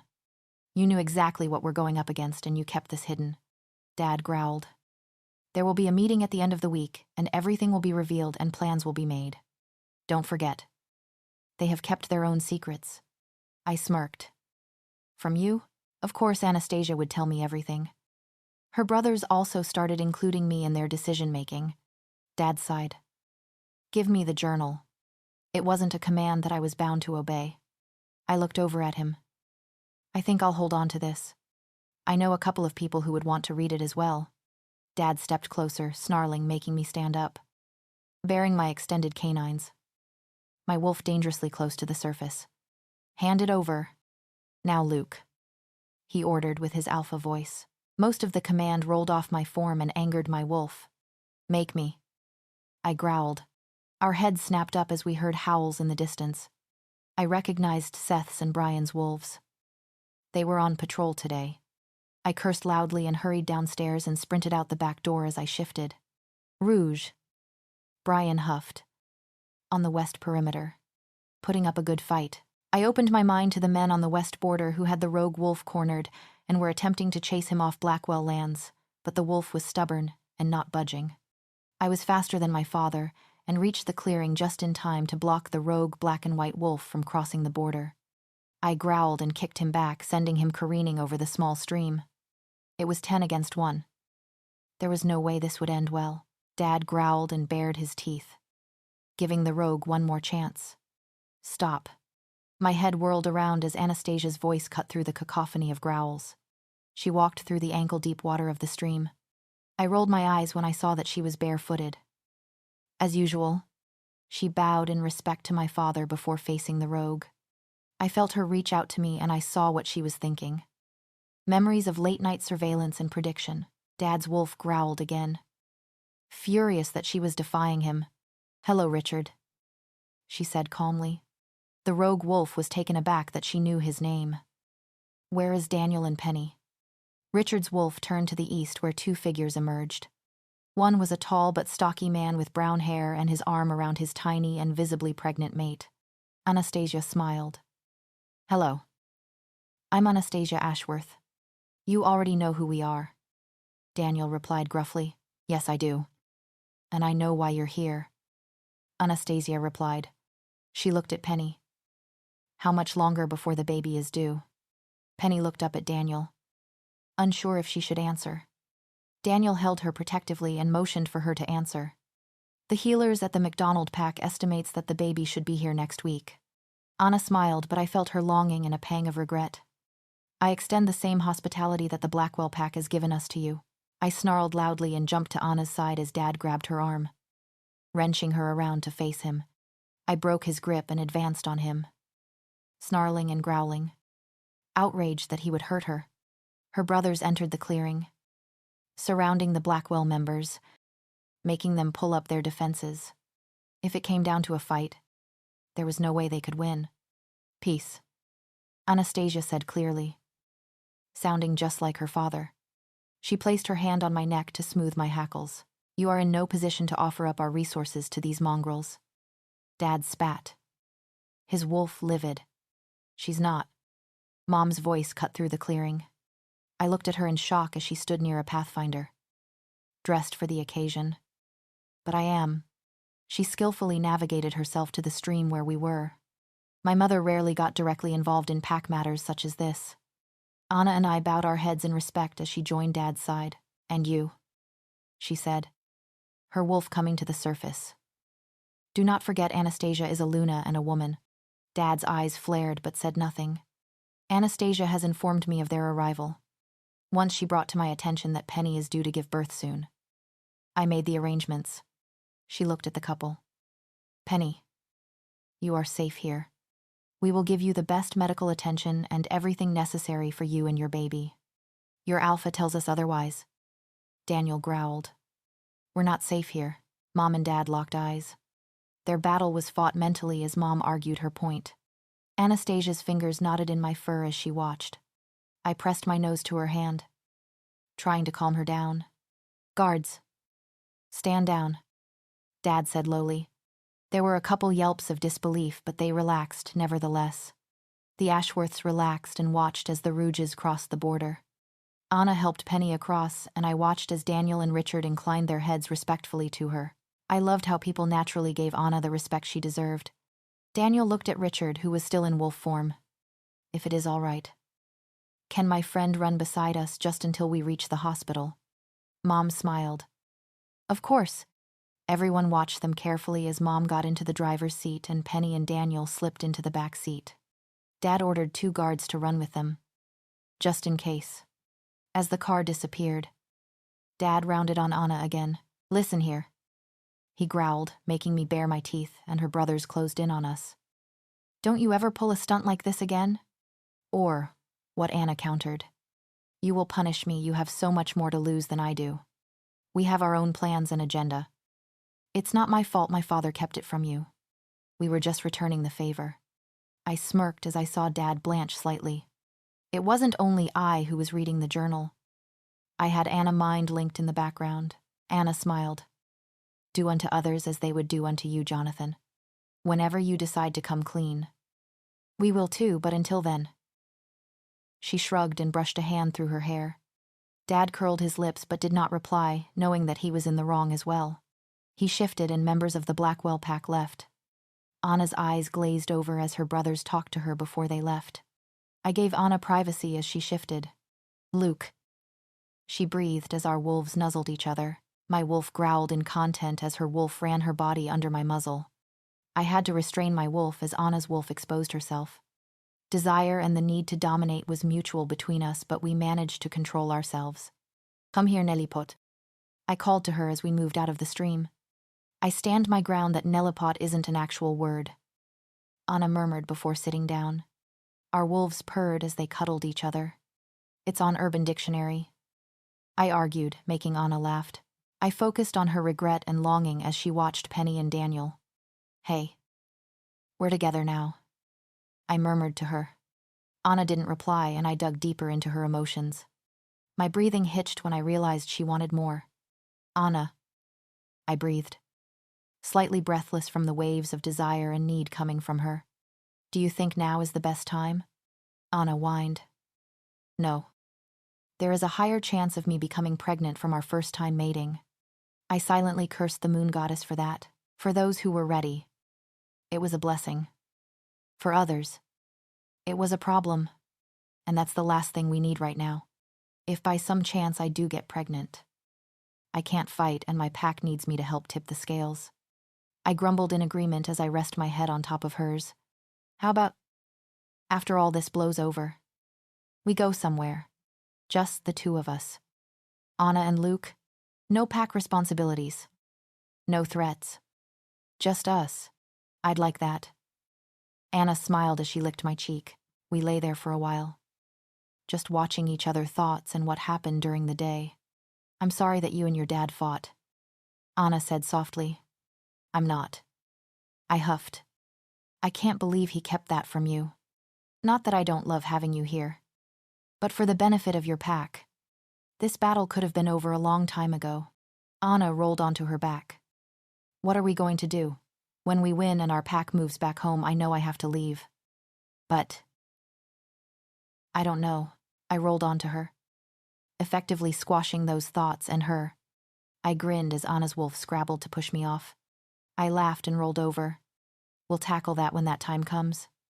I pinned her down. Let's enjoy the time we have now. Anna's wolf raised her head with the intention of pinning me down, but before she could, we were interrupted. Luke Mom's voice sounded in my head. Yes. Can you and Anna come to the hospital? Daniel and Richard would like to speak to Anna. Anna specifically, I questioned. Mom nodded and pulled back. Anna's wolf whined as she wiggled underneath me, trying to gain my attention. Stop that. I snapped quietly. You're needed. We're needed. Anna replied before catching me off guard and pinning me. I rolled my eyes as she let me up, and with one last look, we bolted off. Anna's wolf whimpered in annoyance as I passed her, but I stopped, waiting for her to catch up before we ran together, side by side. Mom had left clothes at the hospital's back entrance, so we shifted and walked in, hand in hand, following the three unfamiliar scents. I pulled Anna to me as we saw Daniel and Richard outside a room where Penny lay on the hospital bed resting. She's going to be all right, Anna said, noticing how Daniel's eyes were focused on the machinery. He looked at Anna, then me. I tightened my grip on her as his eyes drifted to our marks, then to Anna's arm. You're hurt, Daniel stated. Anna held up her arm for him to see. The violet marks were stark against her tan skin, but she wore her scars like bracelet. Not seriously. Anna replied, Other people have been hurt much worse. You got that right, Richard said. He was a buff man with shaggy blonde hair. Why are you helping us? Who can turn away a pregnant woman? Anna replied coolly. He's right, Daniel replied hostilely. What do you want from us? Us to join a pack. I pulled Anna to my side. Nothing of the sort, Anna replied. If you would like to join a pack, we won't turn you away, but you are under no obligation to join the Blackwells or the Ashworths. Then what you want, Richard growled. I faced him, baring my extended canines. Your help, Anna said, looking at Daniel. I know you hate Maximus Colli and everything he stands for. We are asking for anything or everything you know to help destroy him. Daniel looked at me. You're the Blackwell boy. Luke Blackwell. I extended my hand for him to shake. Nice to meet you. Daniel and Richard exchanged looks. We will help. Anna and I smiled. But we won't work with Alpha Blackwell.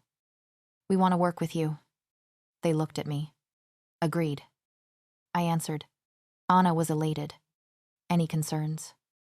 Suggestions or anything else? You can talk to me. Or Anastasia. Daniel Penny's voice made the four of us look up.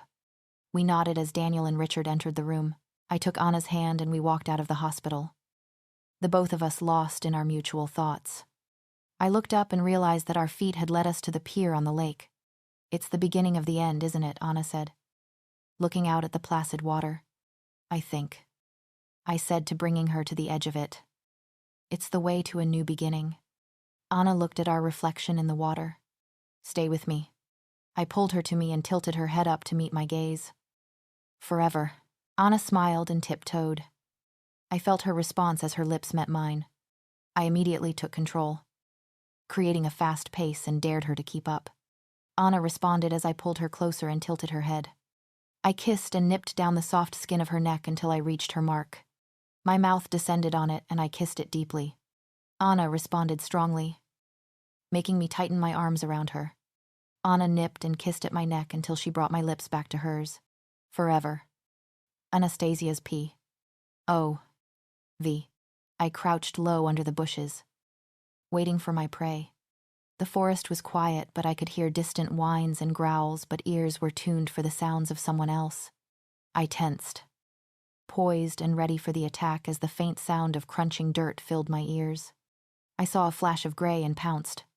Luke's wolf yelped in surprise as I tackled him to the floor, biting his neck hard enough to cause pain but not break the skin.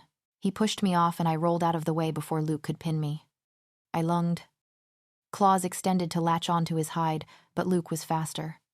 He caught my front legs between his teeth, making me crash to the forest floor. I growled as I stood on my four legs. My wolf was more in control now and she did not like losing. Even to her mate. I barreled into Luke, knocking him over due to my size and speed, something he always underestimated, and pinned him down with a triumphant wolfy smirk. Not bad, I said, reopening the mate bond that we hid from each other. I heard his thoughts a fraction of a second too late. Luke used his legs to push me off of him and pin me down. His wolf let his weight crush me a little, reminding me who was Alpha. Not bad at all. I reached up and licked his neck. Luke grumbled as he sat up. Part of me wants you to stop going for my neck during training, but I keep that part locked in a box. I rolled my eyes as I looked up at him. All the nips and bites we inflicted on each other during training left us with red spots that looked like hickeys when we shifted back. We gave up trying to convince everyone otherwise and played along. Luke's wolf nuzzled his nose against my neck, nipping at the small crescent area where his mark was. That, his wolf's piercing blue eyes bore into mine, is the only mark that matters. I formed a rebuttal in my head, but I yelped in pain as 7 bombs of anger exploded in my head. I forced myself to phase back and I curled into a ball in an attempt to soften the mental blows. Luke growled loudly as his wolf curled around me protectively. He had felt the blast and tried to shield me as much as he could from the wave of fury that was in my head. My hands knotted in my hair as more voices and minds joined the chaos. Someone had opened the pack mind link in the Ashworth pack. I hated using the pack mind link. Everything was out there for everyone to see and feel. Whatever happened had my pack up in arms and me in pain. Luke whined, unable to buffer an entire pack that wasn't under his command. After what felt like hours, finally, came silence. Anna Damien's voice echoed through the forest. Luke howled in response as I struggled to form words. We were training one-on-one under him today, but Luke and I were allowed to training separately from the pack as Blackwell tradition. An Alpha and Luna learning each other. Damien appeared from the trees, shirtless and positively livid. Our position only fueled the fire in his eyes. Luke growled and tensed, ready to attack him if he started a fight. "How do you feel?" he said slowly. "Like Hiroshima. Fukushima and Chernobyl went off in my head." I muttered. My ears were ringing, but I looked at him. I'm too shaken to phase back. Diamond placed our clothes at Luke's feet. His lips curled with distaste at the action. "Blackwell Packhouse," he said simply before turning around and walking away. I exhaled a bit shakily before slipping my clothes on and giving Luke some privacy. I rest my head on my knees, trying to recover. "Come here." Luke scooped me up into his arms, making me rest my head on his shoulder. "You're not used to a pack mind link," he stated. "I have suppressed my wolf for most of my life," I murmured as he began walking. "We never really get to interact with the pack because when I do let her out, it's either with my family and friends or around children. I've never really been connected with the pack in that way." "Then how do you fulfill your Luna role?" Luke asked.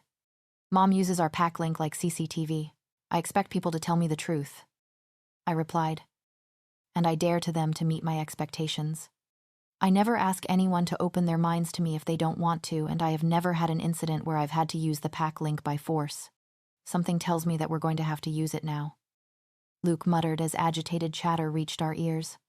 I hopped out of Luke's arms and we jogged over the Blackwell Packhouse. There were shouts and jeers as the two packs were engaged in a standoff. There was a very visible line where the Ashworth pack stood facing the Blackwell pack.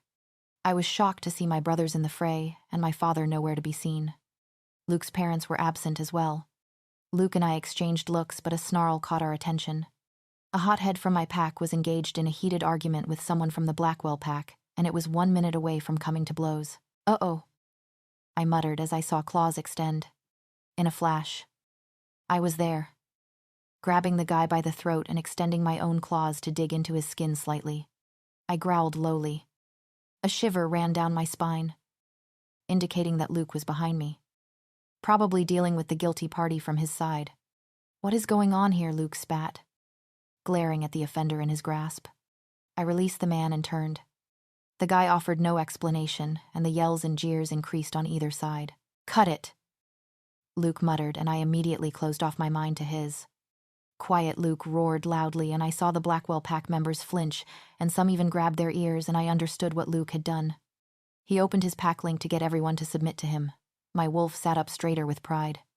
I turned to my pack and snarled loudly. My wolf drowning out those closest to me. I brought her dangerously close to the surface, extending my claws and canines, and lunged forward, making everyone jump back and eventually settle down. They feared my wolf and she loved it. "Good. Now that we have all become civil," Luke boomed. "Someone explain what the hell is going on." "Murder," a woman shouted out, and ice shot down my spine, and Luke instantly grabbed my hand. "Thank you for the elaboration," Luke answered sarcastically. I scanned the crowd looking for my brothers who had snuck off. I reached out to Niall, the most level-headed of us in these situations. He didn't speak, but from his thoughts, they were all safe. "Brian, Jason, Seth," Luke called out. Brian elbowed his way through the crowd. "There was traps set in the training grounds," Brian said lowly. "Made out of pure silver. It was meant for..." "Daddy," I whispered in horror. I broke Luke's grip and ran into the pack house. "Dad," I shouted. "Anastasia." I heard him answer from Jonathan's office. I barged in, not caring what I was interrupting. I tackled him with a hug, my wolf going into overprotective mode. I surveyed him for any form of injuries. "I'm all right, Anna Bear," Dad reassured me, hugging me tight. I didn't listen to him as I held onto him. Dad chuckled and kept me close as the conversation resumed. "Again, Simon," Jonathan said calmly. "Even though tensions between our packs have been high, no one from the Blackwell pack would attempt a crime such as this, and if the perpetrator is one of ours, they will be punished eternally. Again, for the umpteenth time, Jonathan." Dad was starting to get annoyed. "I don't suspect that is anyone from the Blackwell pack nor our guests." He pointedly glared at Jonathan and Harvey, who both looked dubious. "Can I see it?" I asked. "The trap." Dad released me and walked over the table. The trap shone under the light of the reading lamps. Emma had focused on it. It was similar to the bear trap, but with a couple extra mechanisms. My fingers stretched to pick it up, but I immediately regretted it. I yelped, and the trap fell to the table with a clatter. My fingers were stinging, and my palm was singed red with a burn. "Are you all right?" Luke was by my side in an instant. He cradled my hands in his and looked at me with concern. "I'm fine," I replied. I looked behind him to see Richard standing in the doorway. "You're an idiot for touching it," he said arrogantly. "Those traps were designed for wolves like you." I had come to learn from my visits to talk to Penny, who was expected to give birth next week, that Richard's haughtiness was part of his personality, so I took no offense by this. The expression is curiosity killed the cat, not the wolf. I retaliated with a smile. "You've seen this before?" Luke asked. Taking charge of the situation. Daniel. Penny and Richard held their ground and only talked to Luke and I if they needed anything. Prototypes. Richard answered. "Nothing like this. We left when development was in its earlier stages." "Can we see how it works?" I asked. Dad raised an eyebrow. "What? I'm just curious.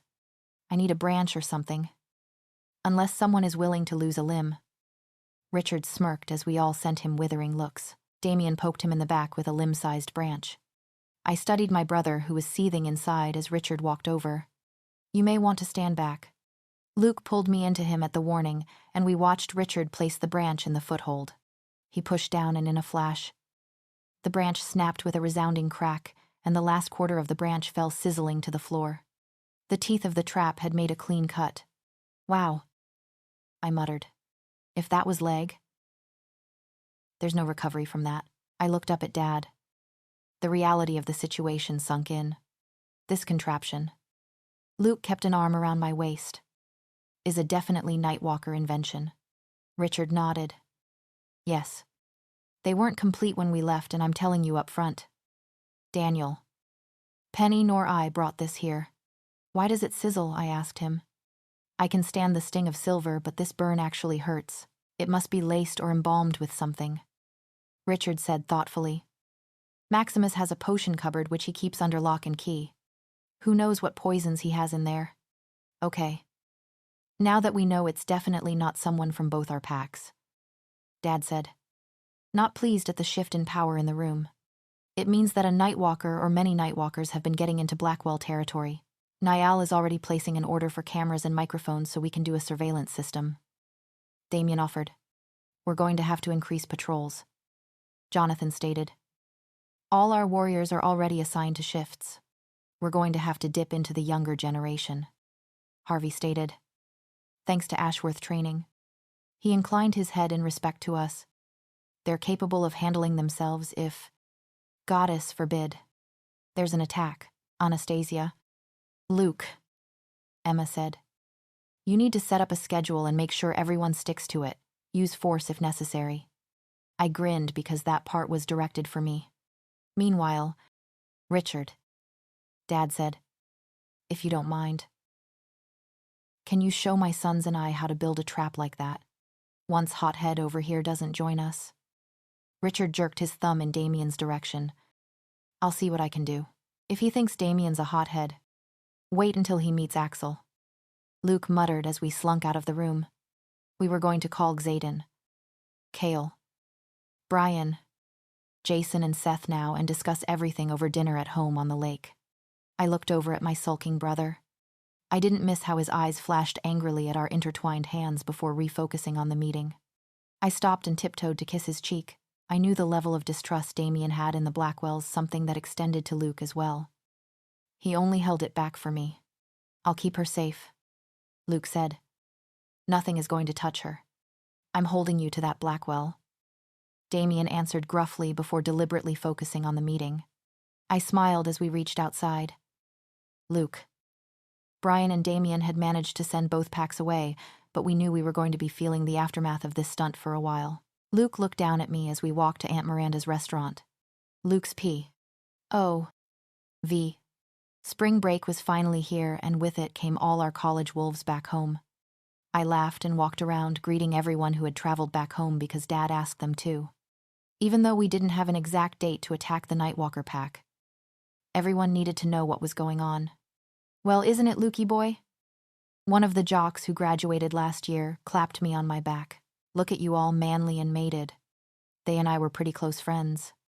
Bonding after school with track and football. He grabbed one of his friends and pointed at my neck, and after a while, the gang was all here. I rolled my shoulders back and grinned. A lot of the guys I knew covered up their marks when they were with their friends. I didn't see the point. I was honored to be Anna's mate, and I showed off my mark with pride. Before you ask, yes, I have a mate. Is she hot? What about that blonde chick? Did you two engage in intimacy yet? I growled at the last question, making everyone shut up. Yes, she is. Isabel and I are no longer together, and no, I find that hard to believe. A guy started. You and that blonde were intimate frequently. Brian snorted as he and Seth joined me. Trust me. You can't near his girl with a 10-foot pole. Why does she have a problem or something? Let's go with the or something. Anna's voice cut through heated conversation like a cold knife. I chuckled to myself as I extend my hand to her before kissing it. Miss Anastasia Ashworth. My mate. I grinned as Anna wrapped an arm around my waist. She was laughing and her wolf purring at the dumbfounded looks on their faces. As in Ashworth brothers. Anastasia Ashworth. Where are your brothers? The Ashworth brothers have a sister. Nice to meet you too. Anna said sarcastically before directing her attention to me. I looked at everyone around me coldly and they disappeared immediately. I thought the entire pack was coming. I said as I pressed a kiss to her temple. Then again, you're the power of a pack in one. Hardy har har. Anna rolled her eyes before leaning against me. A date was set for her showcase and she was perfecting her routines, but between dancing, training, and teaching, Anna was exhausted. They're not too far behind. Everyone's taking their time, talking and catching up. They better hurry up because I want to know what you and my mother have been planning all week. I grumbled. Despite our connection, Anna still managed to hide thoughts from me, and it annoyed me to no end. Patience, young wolf. Anna grinned. The clearing fell silent, making Anna and I look up at the hill. The entire younger generation of the Ashworth pack stood at the top, being led by the Ashworth brothers. I could feel their power and pride as they stood with their pack. Their future. I felt Anastasia's pride watching her pack as she stood next to me. I reached and grabbed her hand, squeezing it lightly, proud knowing that Anastasia was part of and helped shape this legacy. I could feel my pack become restless and territorial as the Ashworth pack descended from the hill. They could outnumber us 2-to-1 on average, according to Anna's estimates, but the generation gap in their pack was larger. Anna and I strode to the front, Seth and Jason flanking Anna while Brian took my right. I couldn't shake the feeling that this was the beginning of something. We're all here, I told Damien as the brothers stepped forward. I saw the boys and girls from Anna's pack whisper as they saw us together, but I couldn't care less about what they were saying. Good. Anna.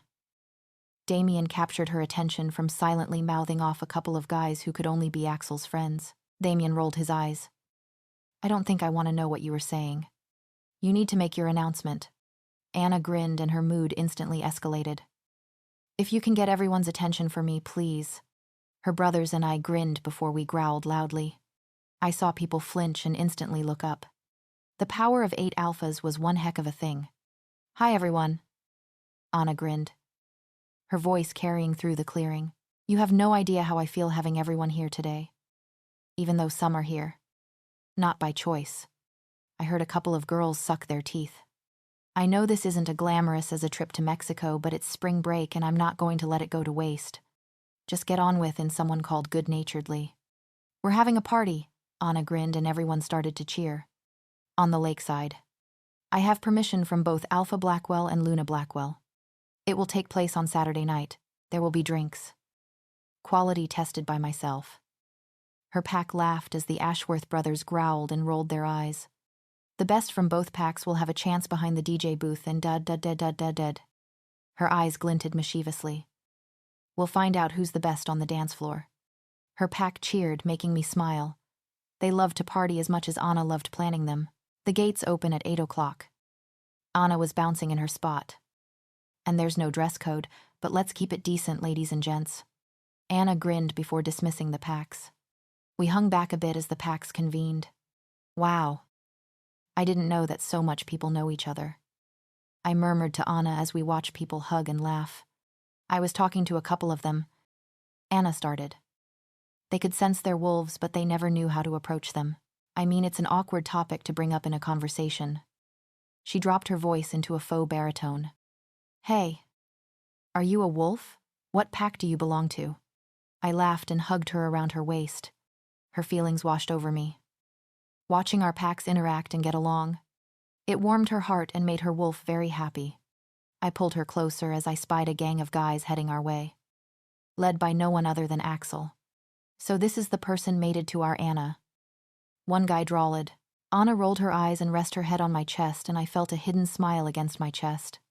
We all know pretty boys can't pack a punch. Another said. I growled lowly, talking from first-hand experience. Anna chuckled against my chest before turning to face them. Is there a reason you irritating people are in a 5 feet proximity of me? Just to relay a message, Anna scare. The first dude stated. I rolled my eyes. Did everyone in the Ashworth pack have a name for Anastasia? Listen here.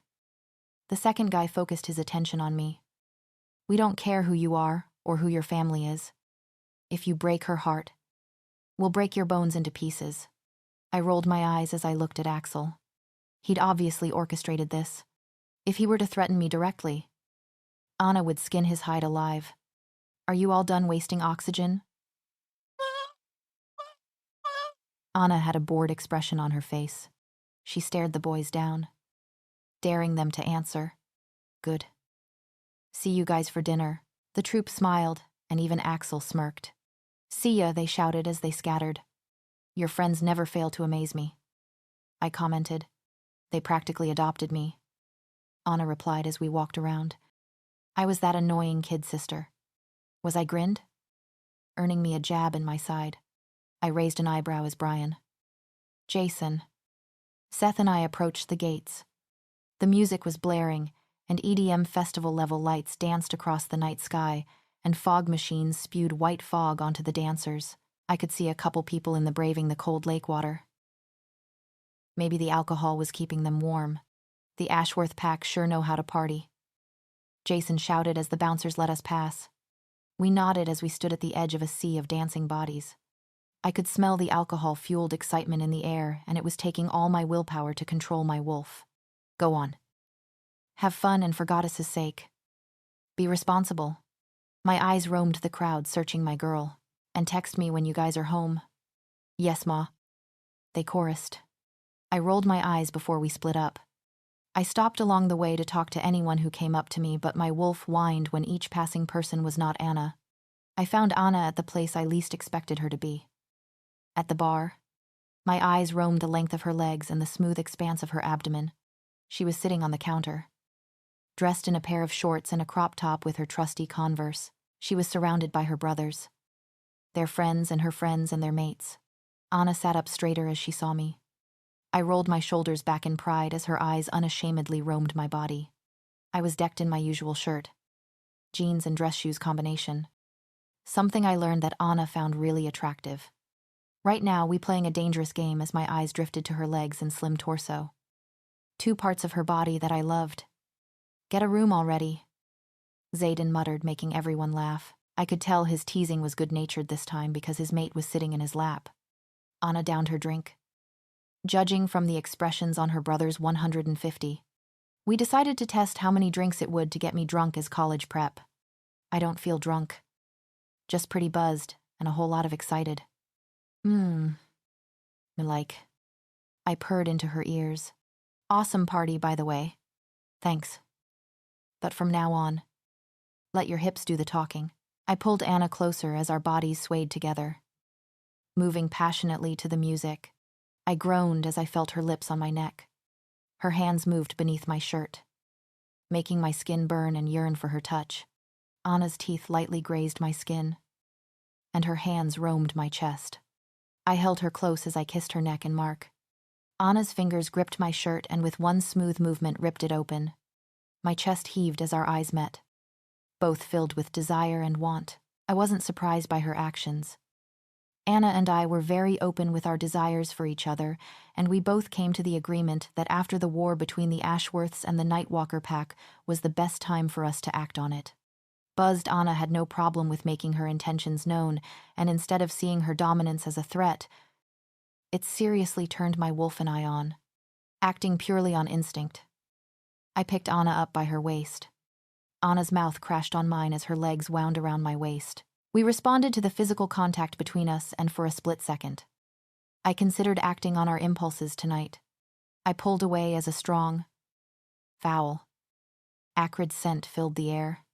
I was momentarily distracted as my brain tried to place the scent to a wolf. Anna's feral growl broke my concentration as she leapt out of my arms and shifted in midair to tackle a wolf that was right behind us. An ominous growl left my lips as I shifted and tackled the other wolf that was poised and ready to take down my mate. Attack.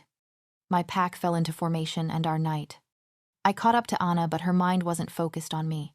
Instead, it was directed at the wolf who attempted to attack me. Our blood was hot, and our wolves called out for consequences. I looked back as Anna's step faltered, and I saw Asher immediately turn back, in the turmoil of her mind. I could not tell what was wrong. We got our chance as we broke through the edge of the forest and herded them into a clearing. Our wolf eyes got us a better look at our enemies. Their eyes were hauntingly yellow. Their fur was a sickly shade of purple, and they were tall and gangly. These wolves were without a doubt members of the Nightwalker pack. I stood on the front lines with Anna and her brothers, snarling as they looked at the enemy. A second set of snarling sounded from the clearing as the other half of my pack joined the fray. It was a group of around 30 foes, so they were pretty outnumbered. "Brian, you are a genius," I commented, staring at the wolf who tried to attack Anna. Niall and Brian were our key strategists, and this was the first time we got to test one of their battle plans. I know. Anna opened her mind to me. She was in a closed mind link with her brothers, even though she was not paying any attention to what they were saying. "Kill or keep for questioning," Damien tossed out. "Kill," decided Ari. Axel and Ronan. Keep. We were stunned, silent, staring the carcasses. Maximus Colley didn't expect these men to return. This was either a suicide or a death mission. Damien and I looked up as our fathers entered the clearing. "This is sick," Dad mourned. "Colley is a monster." I walked over to Anna, who was walking around the bodies. I opened our link, only to receive sadness from her. "Anna." I reached out to her, but before I could nuzzle her neck, she held her head high. "We need to go to the hospital." "Why are you hurt?" I immediately circled her. "Looking for any injuries." "Not me." "Kenna." After a quick detour to my house for clothes. Anna and I pulled up at the hospital. Anna reached out to Asher. I looked over at my somber mate. She was drowning in the hoodie I loaned her. Somehow. The shirt Anna had in her spare clothes stash in my room was missing, but that was the least of our concerns right now. I linked our fingers together as she mind-linked Asher. She guided me towards the elevator and pressed the button for the 4th floor. "Is it serious?" I murmured into Anna's hair as I pulled her against my chest. "No," came her quiet reply. I delved into her mind, soothing her thoughts because Anna felt as if this was her fault. Ari and Haley looked up as we neared the room. 15 rubbed Haley's shoulders. "How long is she going to be in here?" I asked, taking charge of the situation as I felt Anna fall mentally apart. "At least 2 weeks," Ari replied. "Doctors want to make sure whatever was in the scratches doesn't affect her in any way. They were talking about a blood transfusion because she lost so much. Thank Goddess Asher has the same blood type." Anna breathed in deeply. "Then it's official. We have to send all our humans away." "Nonsense," Haley spat. "Utter nonsense, Haley," Anna replied evenly. "It's for your own safety. And you think we are just going to run away on some vacation while you and your brothers fight till the death? We will be worried sick just because we are human. Doesn't mean that we can't help," Haley shouted. "And what good are you going to do?" Anna's voice raised ever so slightly and dangerously, making Ari step forward between his mate and his sister. "We are going to be worried sick about you while we're out there. Your presence there is going to be a distraction and to face the Nightwalker pack. We don't need any of that." "I don't mean to sound heartless, Haley, but that's the way it is." "Well, not all of us are lucky to have a wolf as a mate," Ari said calmly. But I do understand the obvious concern. However, that is not a decision for you to make, Anastasia. Anna's lips curled in warning. I wrapped an arm around her waist. The last thing we needed was a fight right now. Fine. Deliberate with Alpha. Just know. No matter what, Kenna and I are staying. Whether you... Haley turned to Ari. Or you. She jabbed her finger at me, but I let it slide. Or you. She faced Anna defiantly. Like it or not, she glared murderously at Anna. Ari and I, before huffing and heading outside's Asher and Kenna Alpha Ashworth asked, "They're going to be fine," Anna murmured, giving her father a hug. "That's good." Simon replied thoughtfully. "Go get something, eat, and a cup of coffee." Why, we asked in unison. "We're going to activate our plan to attack." Anastasia's P. O. V. I breathed in deeply at Dad's announcement. I knew what our action plan entailed. "Dad," I said softly. I could see the anger in his eyes as he took the plate from me. I hated blocking him out, but there were just some things that needed to be said and not extracted from my brain. When we headed back into Alpha Blackwell's office, the room was nearly full. My brothers. Save Asher were here. Dad. Alpha's Blackwell. Emma and the head doctor from the hospital. Luke and I sat in the middle of the table, where we both be close to our respective packs. I showed the image Rowan had to Luke and he nodded. "It's a wooden fence, basically," Rowan explained, "with sharpened sticks. We'll make it high enough so wolves won't jump it and interlock it for strength."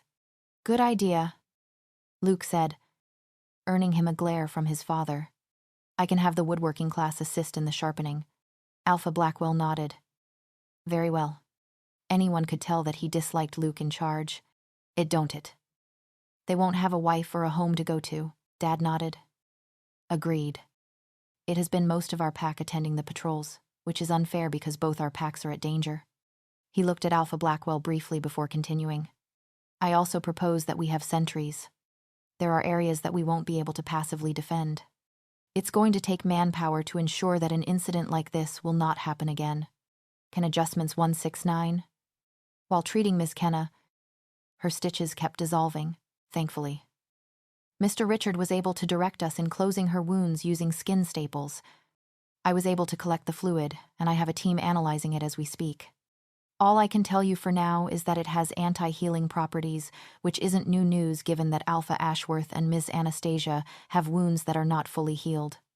Luke's fingers drifted along my scratches. They were still a sickening shade of purple, but I didn't really. My wolf came to the surface. Not pleased with him at all. "I believe it's time we stopped playing defense," Dad said clearly. "I would like to head a recon mission into Nightwalker territory." This announcement was met with both support and protests. I ducked my head, trying to calm my agitated wolf who didn't like arguments. I felt Luke pull me closer, making me relax a little as the adultier adults battled it out. "It's reckless.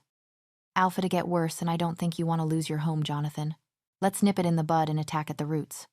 All eyes were on Alpha Blackwell as he stared at the table. I could hear the gears in his head turning and his inner voices debating on his decisions. He sighed. "I agree. But only a small team. No more than 7 should go." "I'll go," Damien volunteered. "Dad's scent is too noticeable too." I looked at Dad and I growled when he exchanged uneasy looks with my brothers. "Luke, your presence is welcome." "Anna, I'm afraid you can't come with us." I clenched my fists as I looked at the 8 traitors murderously. "And why the heck not?" "Anna, you're our secret weapon," Damien said calmly. "We don't want Maximus Collie to get even a whiff of you. Plus, I'm going to need you to supervise the installation of the cameras. Welcome to the Suicide Squad." "Excuse me," I muttered. Luke released me as Dad nodded. My family knew better than to attempt to calm me down whenever I got mad. I beelined to Luke's room, sitting down in front the glass wall. I jumped and snarled when 2 hands rest on my shoulders. Luke shushed me and sat behind me, rubbing my shoulders and neck in an effort to calm me down. I sighed and put my head on knees 7-6. "And I'm sure you'll know and come wreak havoc on the Nightwalker pack. I will make hell look like an oasis when I'm done with them." I growled. My wolf was itching for a fight. The Nightwalker pack was a tick in our hide, and we could only bear it for so long. Luke opened his mouth to say something, but Dad calling my name interrupted his train of thought. I rolled my eyes and slid to the bottom of the stairs using the banister. My brothers scoffed but shook their heads. "Good night, Annabelle." Dad pulled me in for a hug. "Night," I murmured. Luke's joy was overwhelming, and it was hard to keep a straight face while listening to the arrangements for tomorrow. "Night, boys," I chorused. Luke wrapped an arm around my waist as they walked out. We popped into the living room to tell Emma and Jonathan good night before heading up to Luke's room. "You go shower first, me." Pulling me closer. I buried my face in his neck. "You had something on your mind earlier," I murmured, tracing his bare skin. "What was it?" Luke kissed my forehead. "You don't need to answer it if you don't want to, but how did your mom die?" I breathed in sharply as memories flit across my mind. "I'm all right," I answered Luke's unspoken concern. "She died protecting Ari and Adi. Everyone's memories are a bit fuzzy here." But the next thing they knew, she had been shot with a silver bullet. That was also the day Asher and Ari shifted, so... Yeah. I looked down. I don't remember Mom much. Just like the tone of her voice or the color of her hair, I've never felt comfortable asking anyone about her, so most of what I know are from pictures or her journal. I leaned against Luke's chest, letting the sound of his steady heartbeat calm but your wolf does. I mused over what he was suggesting. For many years, Dad and I sat down talking, trying to deduce a possible reason for my wolf's anger and rage. Luke's suggestion has never crossed our minds. "You know, I think your calmness in the meeting scared the heck out of your family." He chuckled, making me smile. "I think they expected you to rip their throats out. I've been trying to control her. You know that." Penny is overdue with her baby," I informed him. "Richard just informed me that she and Daniel have finally conceded to induce labor. The doctors say that more than likely she will have to undergo a procedure." Luke's lips pressed in a firm line. Unlike his father and most males, Luke actually cared about women's health and wanted to be kept in the loop about everything, so it just wasn't my burden to bear.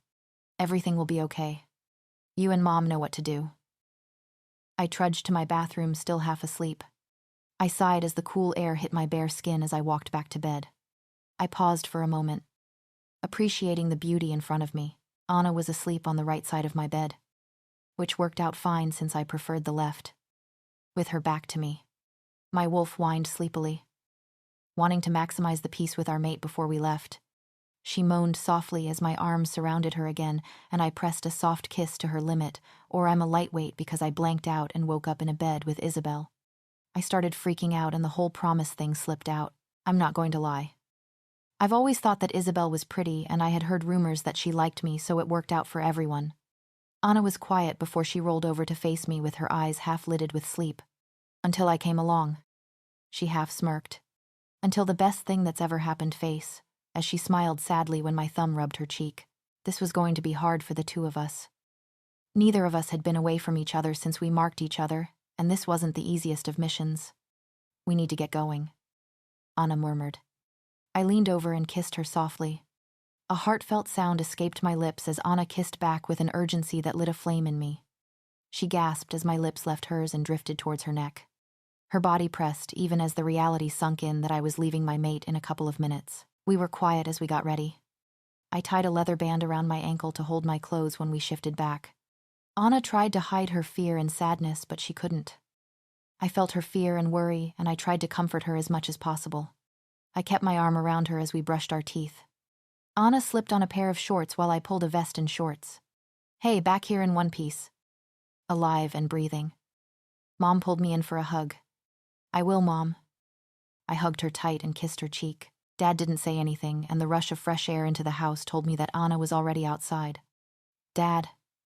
Anna and I walked in silence to the meeting point where Harvey was already. "Luke." I looked at Dad in confusion. He rarely talked to me using our mind link, but even now he was keeping most of his mind closed off from me. A deep, primal part of me told me that Dad was right. We had waited too long for our mate. We were ready for this.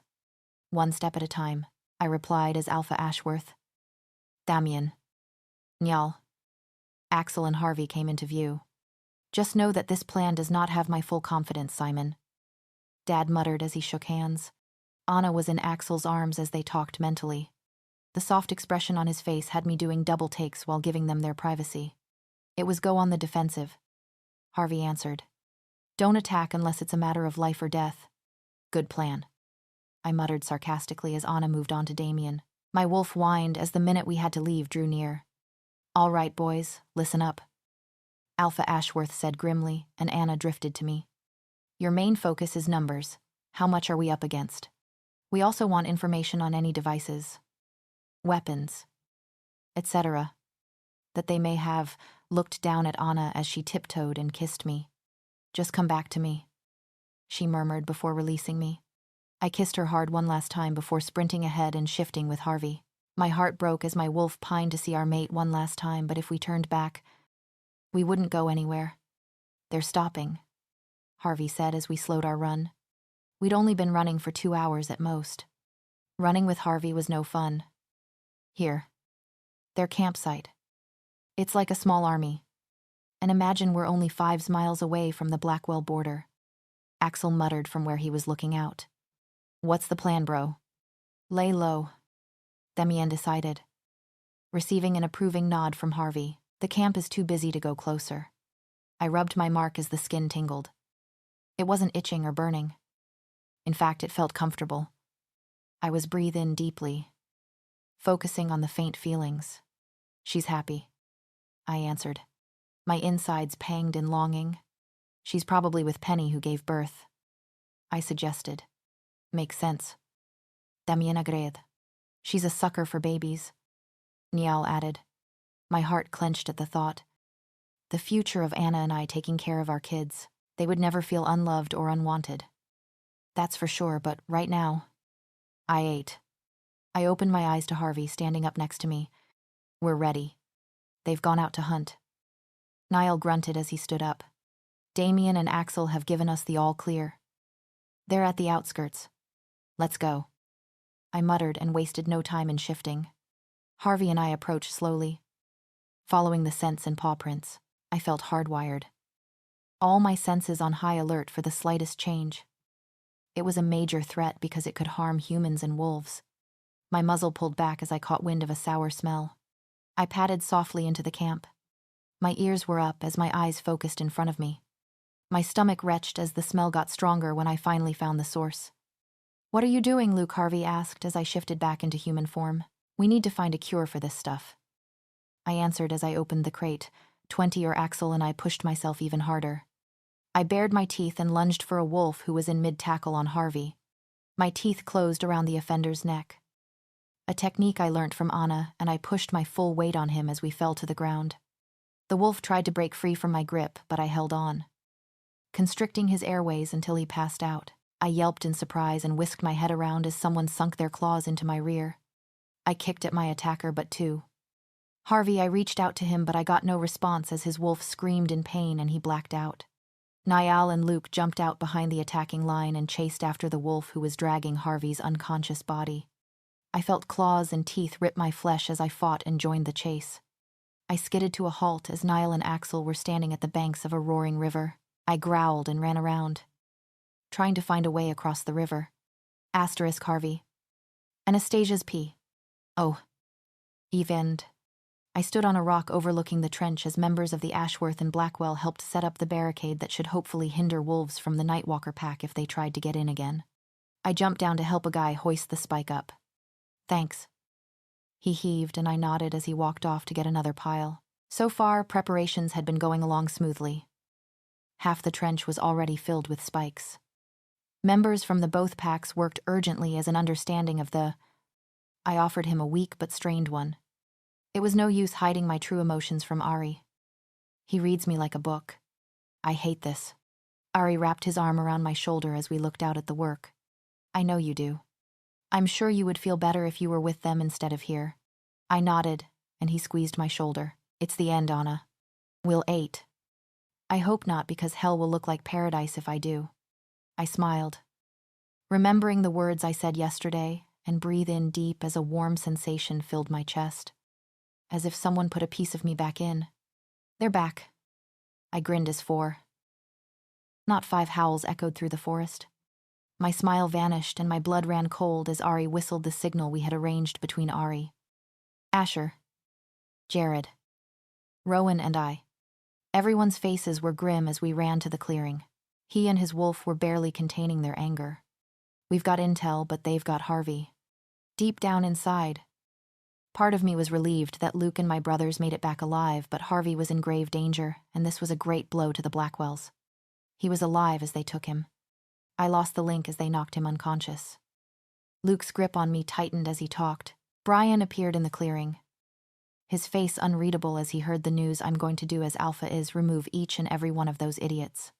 Asterisk, Luke said, pressing a kiss to my hair to calm himself down.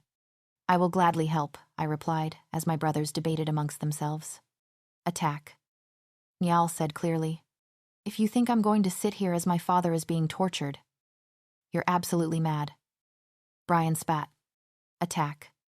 Came the decision of the trio. Attack. Luke said firmly. Attack 21 of my pack and I don't leave anyone behind, asterisk.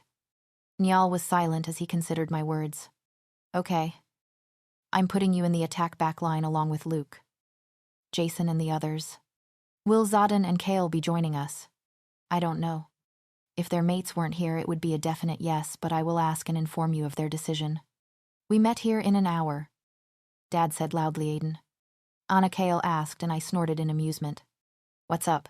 Can this wait? I read Exodin's emotions and chuckled at his frustration. I'm afraid not. Code red. Meet at home on the lake in 15. I cut the mind link before either of their mates could protest. Niall has put us on the back line. I told them as we walked. We walked into the restaurant, making Aunt Miranda look up from the cashier. What's wrong? She asked. We need the fastest meals the kitchen can offer, Luke said. Please, I added on, glaring at him. What's going on, Luke? Harvey has been taken hostage. He answered. We're going to get him back. Aunt Lisa's eyes widened as she sprang into action. I won't hold it against you if you don't want to be in the heat of things, but it does mean that you'll be in charge here. Basically, you're either in the fire or on the fringe. Luke nodded to Aunt Miranda as she brought food.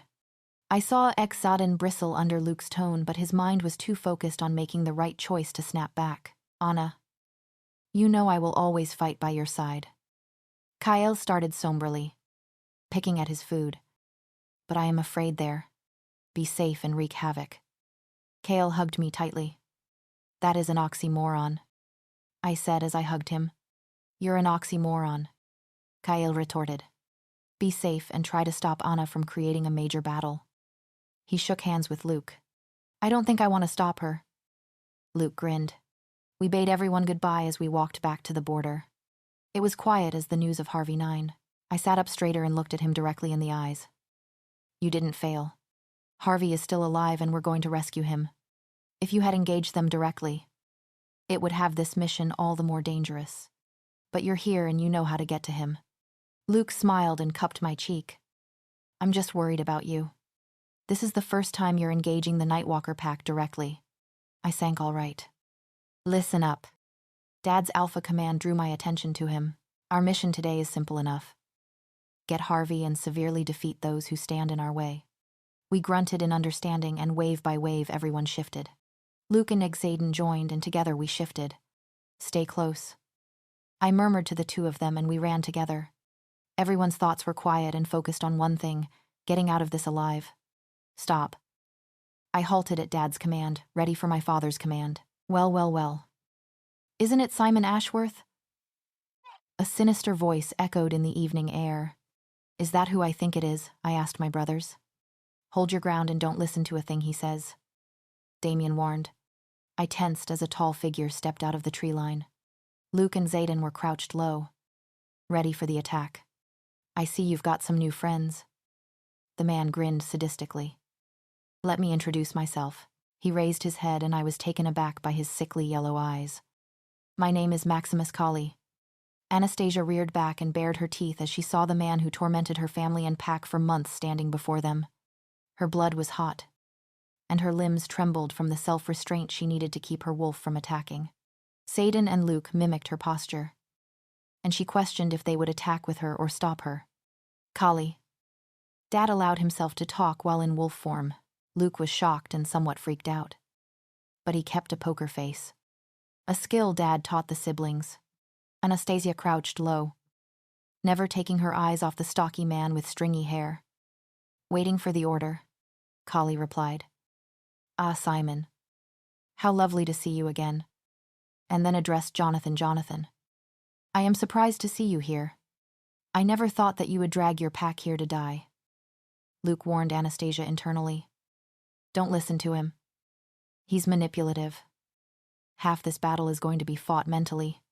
I wasn't until you took one of my own, Jonathan replied, using the same wolf-human speak. Where is he, Kali?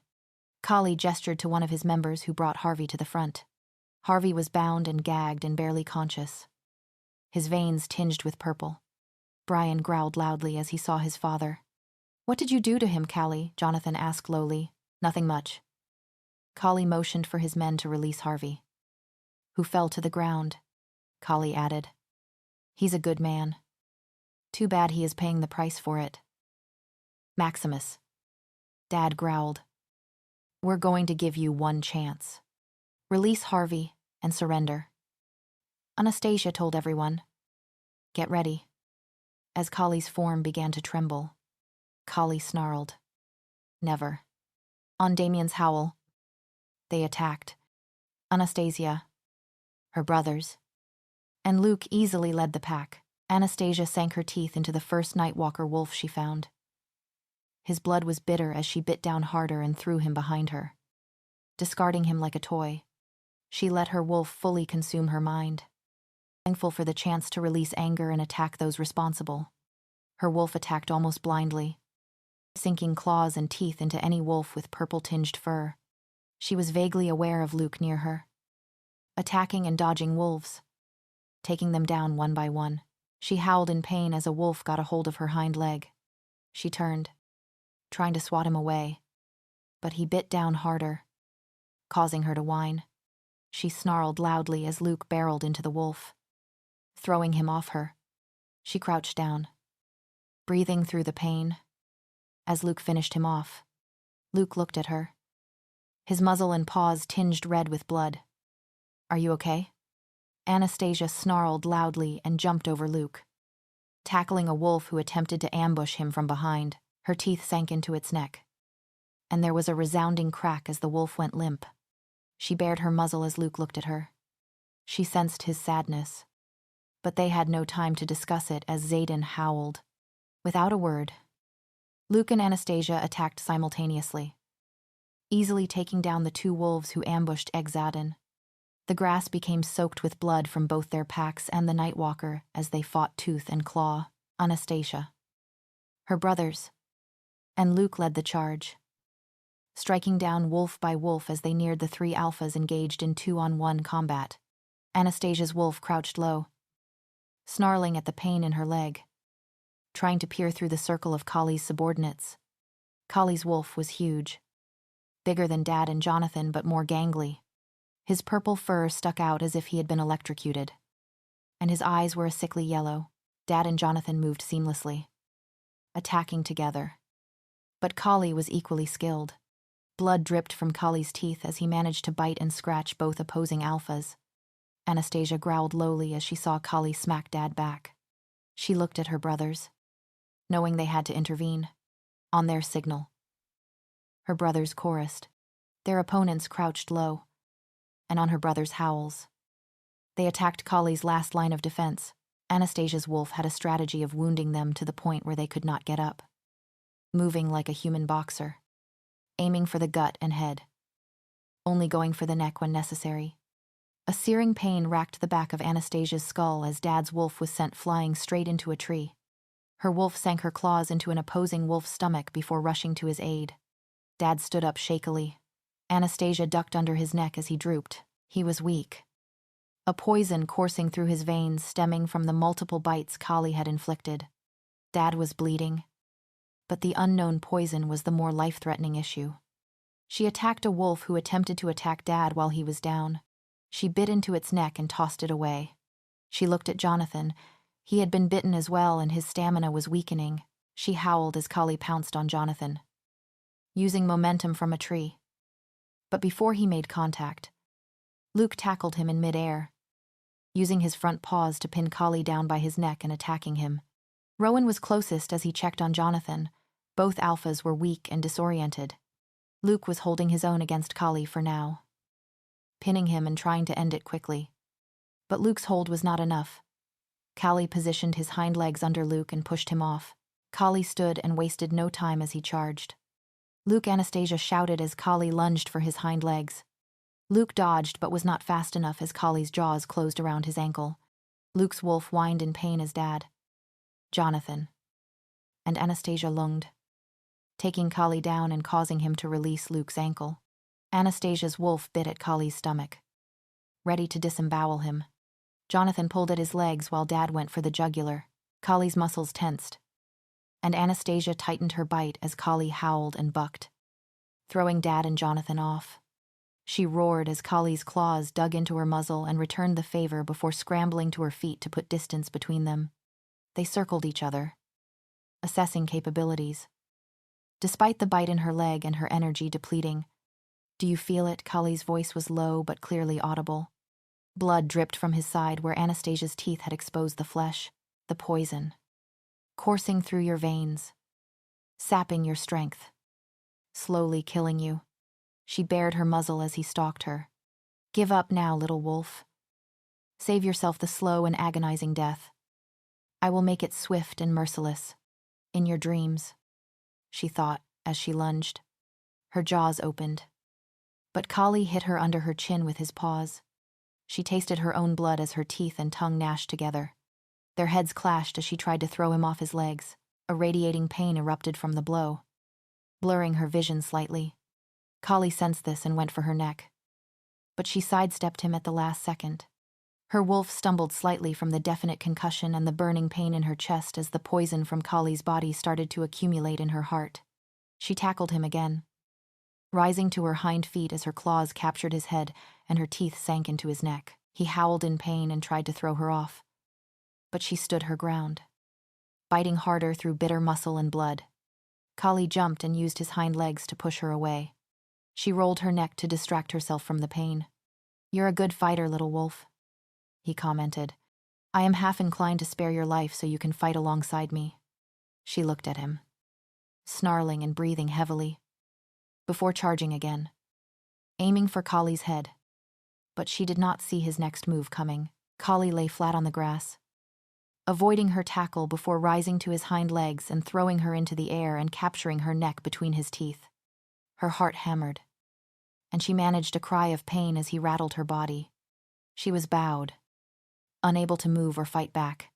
She howled as he tossed her body in the air, jaws ready to snap her neck. A resounding howl pierced through the fighting, shaking the ground and causing animals to flee. Her body trembled from the authority it commanded. The battle ceased from the Alpha Order, and everyone looked around to figure out who issued it. She fell to the ground with a thud, whimpering as pain bloomed on her back. Kali was distracted, curious but mostly livid, to see who had the authority to command 3 packs. Her body was on fire as she struggled to focus with blurred vision. Luke walked slowly towards Kali. He was limping from his broken ankle, and his fur was stained red with blood. His eyes flitted to her briefly, and she felt his wolf reach out to hers. This was not Luke. His wolf had entirely taken over. She was shocked, as Luke never wanted to lose his humanity in battle. But she guessed losing her was the trigger. She tried to reach out, but her wolf blocked her, forcing her to surrender. She watched as they communicated silently.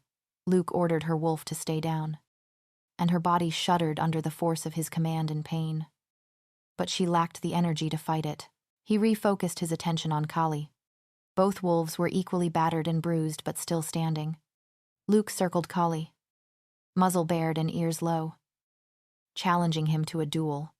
"Luke, do not do this alone," she called out to him. She winced at his refusal and groaned as Kali growled and stood. And both wolves got ready to attack. With their fur dyed with blood and their teeth stained, it was obvious the duel would cost someone their life. Luke's blood was hot, and anger drowned out the pain he was experiencing as he glared at the man who was destroying his life. Bite by bite, all around him, his pack and friends lay bloodied and bruised. This man nearly killed Anastasia, his sole reason for existing. He glanced at Anastasia. For some reason his wolf loved her full name. She could barely stand. Supported by Jared and Ronan, her wolf was begging him not to do this alone. But he had to. He was not going to let Callie destroy his pack and numerous others. He circled Callie slowly, baring his muzzle, his body taut and ready. The adrenaline in his veins blocked out all the pain, and he was filled with one goal: to kill Callie. Now, child. Callie used creepy wolf speak. Do you really think you can kill me? Your mate. She's strong, but you both are children, inexperienced, clueless children. Luke lunged, taking Callie off guard. But Callie swatted him away quickly.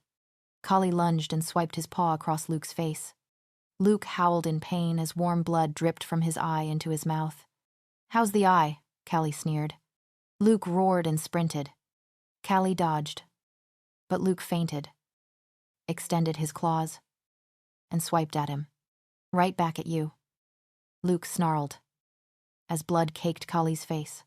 Callie grinned and laughed. A sight straight out of a horror movie. Pain, Callie shouted. I don't feel pain. The poison that thrums through your veins ensures this. Callie advanced slowly, and Luke stepped back to create distance. But he underestimated it. Callie tackled him, sinking his teeth into his hide and pinning him to the ground with a paw on his head. Callie looked up and grinned. Watch in despair. I will end this filthy bloodline today and your pack will be mine. Luke groaned as Callie laughed.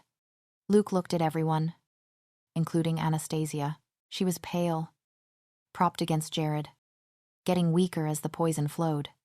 Luke felt her wolf calling out. He tried his hardest to escape Callie's grasp, but failed. This is the end. I have won, smiled Callie triumphantly. Luke felt it was the end and looked at Anastasia one last time. An apology for failing her. Anna was in pain. She was no longer panicking. Admitting defeat and accepting reality as a tear rolled down her cheek, Luke's wolf growled, questioning how many times Anastasia had cried because of him. He felt fresh anger bubble in his chest, determined not to let her last memory of him be one of pain. Anna later told him that the look in his eyes changed as the most savage. Primal roar left his lips, his muscles tensed, and with one last burst of strength, his claws slashed into Callie's side, and he kicked him over. The force sent Callie tumbling down a small precipice, as fast as he could. Luke lunged and sank his teeth into Callie's neck. The impact propelled Callie to the bottom of the drop, impaling him on his side by a fallen log. Luke used his full strength, pinning Callie to the log, biting and scratching any skin he could reach that was not his own. Callie roared and tried to break free, but the log and the blood pouring from his wound meant he was fighting a losing battle. You will not win. Callie spat, froth and blood dripping down. You can't kill me and you don't have the guts to do it. Luke looked down on him and cocked his head. On a normal day I would not have. But today, I will make an exception just for you, he said, barely registering he was using wolf speak. As long as anyone threatens my pack, my friends and especially my mate, they are my enemy and no mercy will be shown, Callie growled as Luke placed both his paws on either side of his head and sank his teeth and claws into Callie's neck and the top of his head. Luke paused, giving him a moment for last words. Seems I have underestimated you, Callie chuckled. Luke twisted his body with his full weight against the log, and with a resounding crack, Callie's head fell limp. Luke could hear his heartbeat in his ears as the adrenaline wore off. His wolf retreated, and the pain and reality of what he had done sank in. He could faintly hear his father and Alpha Ashworth calling out. He cried out in pain as the pain of his pack rang through his head. He tried to pull back but lacked the energy to disconnect. He collapsed, his fur soaked in blood that burned. Every breath hurt more than the last. His vision blurred as his lids felt heavy, and slowly the howls and babbles became dimmer. Anna. Luke breathed. Anna, I know, Luke. It's okay. Just close your eyes. He panicked slightly as his body registered someone holding his broken leg. Shh. Luke. It's okay. Just close your eyes. It's okay. Just sleep. Anastasia opened her eyes as her brain stumbled out of a drug-fueled haze. The sunlight shone through the blinds, making the white of the room painful on her eyes. She sighed as her eyes glazed over the calendar. And her heart rate spiked as she looked at the date. She had been there for 6 days. Today was supposed to be her audition. Their packs were in chaos, with every wolf helping recovery. The hospital was full, and the less injured were moved into nearby houses. For the first few days, doctors focused on flushing the poison, relying on accelerated healing for physical injuries. She vaguely heard the doctor list her injuries as fractures and muscle damage, too blissed out by the IV to pinpoint them. Her ankle was in a soft cast, and she was saddened at the thought of the months of rehab and how long it would be before she could dance. Hey. She looked up as Rowan walked in. Her younger brothers were relatively unscathed and were in charge while the older brothers and dad were stuck in the hospital. How are you? Thirsty. Her voice was hoarse. She cringed at the memory of Kali's jaws. Rowan frowned, as if reading her thoughts, and brought a glass of water. How is everyone? She murmured, cleared of the poison, thanks to the information Blackwell had in his journal. Luna Blackwell. Tammy and the ladies were able to create an antidote. Now we just need the physical all clear, Rowan said. Usually they would use mind links, but their minds, bodies, and wolves were too hurt and exhausted. She sighed and popped her back. How is he? She had not been allowed to see Luke, whose room was on the top floor. His vitals were stable, but he had not woken up since ending the fight and killing Kali. He's the same, Rowan answered carefully. Luna Blackwell has been busy between him and Alpha Blackwell. Her heart hurt. Can I see him? She monitored Rowan's inner debate and already knew the answer. I'm sorry, Annabelle. She sighed as the nurse came in, checking her vitals and leaving breakfast. Her ears stood at attention as Rowan talked to the nurse outside. All right. Up you come. She grinned as Rowan disconnected the wires and adjusted the IV. Let's go see everyone.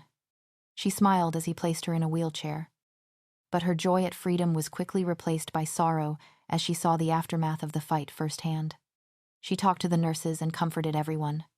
Their packs had taken a serious blow, but they survived thanks to Luke. Jared ran to her, greeting her by the long-forgotten nickname. Hey, little one. She kissed his cheek, her heart breaking a little, and asked, How are you? I'm not sure. She gestured to the IV. Whatever is in here is strong. Jared nodded, the strain of leading the Ashworth pack visible on his face. Similar to Rowan's, they had always wanted more responsibility, but not this much, or like this. She held their hands tightly. She waved goodbye as Rowan wheeled her away. She checked up on Ari and Asher first.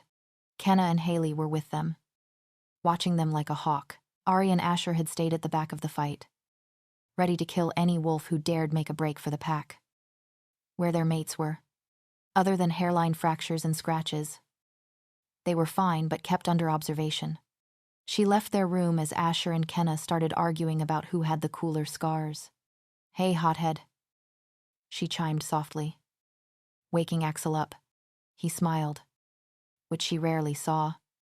As Rowan left, You did not sleep well. She poked the area under his eyes gently. How could I? He murmured. All he could see was Kali's jaws poised near her neck. The first time he had this nightmare. His panic was so strong, he woke her through their link and had to be sedated.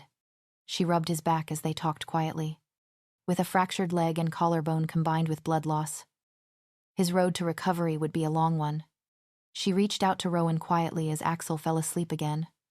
Can I sign your cast? Kale asked as she entered his and Xaden's room. You can try. She mused. Emily and Steffi were fussing over them. She glanced at Xaden, whose silent order got them out of the room. I'm sorry, she said softly as she sat between the two beds. It hurt to see her friends in pain. This wasn't their fight. And the guilt was overwhelming. You have nothing to apologize for, Xaden said, annoyed by his arm in a cast. We will always have your back, Anastasia. Cale winced as the side with the bites irritated him. That is what friends are for. Together, she held out her pinkies. An old childhood ritual. Now. Cale grinned, linking his pinky with hers. And until the end. Zayden smiled as he did the same. Anastasia. Niall grinned, looking up from his ever-present laptop. His bandaged wrist and torso were not enough to stop the resident evil genius from his schemes. What in the goddess's name are you working on? She rested her head on his arm. Inventory. Records. Everything. He responded. He's a workaholic.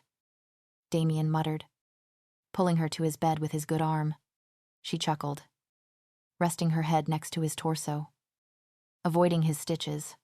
He had avoided most injuries until 2 wolves ambushed him, breaking his leg and trying to disembowel him.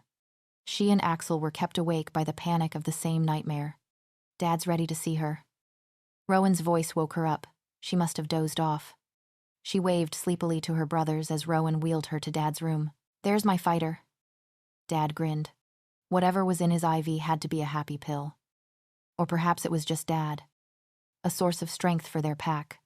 I'm so proud of you. But so many people are hurt. She choked out. But so many more could be dead. Or worse, Dad added, resting his hand on her head. You were amazing out there. You put your life on the line and fought tooth and nail. It was worth it in the end. I guess, she conceded. She was lost in despair, wondering if Luke would ever wake up. She hadn't noticed Dad talking to someone. Rowan's mouth was grim as they left Dad's room. Where are we going? She asked as Rowan pressed the up arrow for the elevator. Where do you think we're going? He answered jokingly as her heart started to pound. Her breathing became shallow as the mate bond tugged at her body. Luke. She breathed as Rowan opened the door. He was hooked up to many machines, confirming he was alive. His broken leg was elevated, and a bandage covered his injured eye. She bit her lip, seeing all the bandages on his bare torso. Time to go, Rowan said after barely a minute. No, she growled, her wolf resurfacing with enough strength to fight anyone who would take them away from Luke. I am staying with him.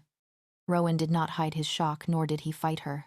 She rested her head on Luke's torso as Rowan left them alone. Luke's breathing was slow but steady. She longed for his voice or touch. She stared at him, sending all her willpower through their bond, begging him to wake up. She found herself humming a foreign yet familiar tune and surrendered to slumber. Warmth engulfed her left cheek, stirring her awake. It was quiet. Nighttime or probably early morning.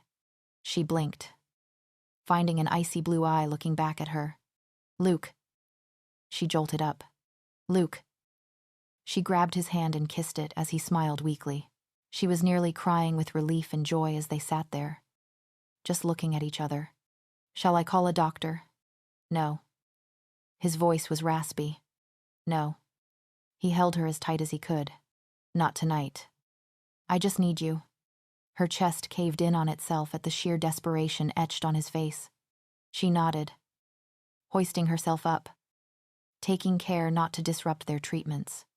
She avoided touching his torso as he held her tight. She pressed a kiss to his mark, reminding him they were both here. Luke growled contentedly before they both fell asleep. Luke watched as the doctors and his parents talked in the corner of the room. His head was fuzzy as he leaned into the warmth of Anna's chest. She lay curled up on his bed. Protectively, she growled lowly, displeased with the exclusion. They had been inseparable since he opened his eyes. Anastasia was insanely protective and strong for the two of them, as he could not protect her.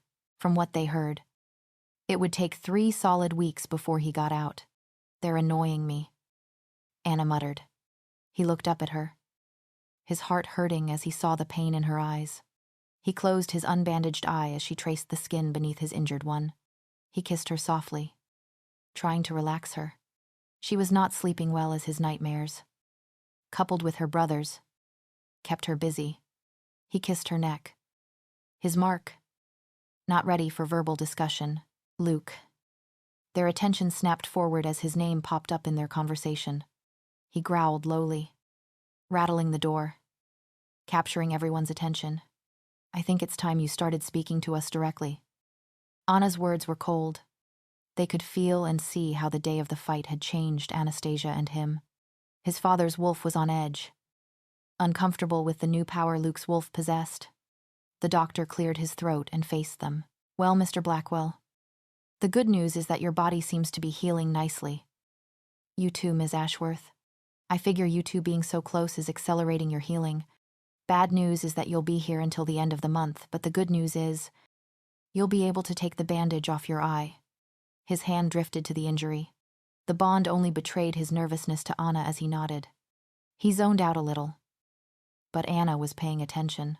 Soon, the room was quiet again as the doctor, nurses, and his parents left. You don't need to be afraid, Anna murmured as she stood up and stretched, frowning in pain in her ankle.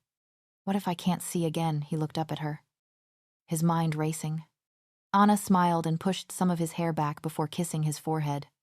Well, there's only one way to find out, she said matter-of-factly. He grasped her wrist as she straightened. Anastasia, please. Anna pursed her lips before sitting in his lap. He wrapped his arms around her, tracing circles on her thighs. He was scared, terrified, but she was calm and steady as she reached for the bandage. He closed his eyes as he felt the tape peeling away. His breath was shaky as the harsh hospital lights were bright, even behind his eyelids. He felt Anna pull a ribbon, judging by the smell of her shampoo around his eyes. Open them, she said quietly. Slowly. Let yourself adjust.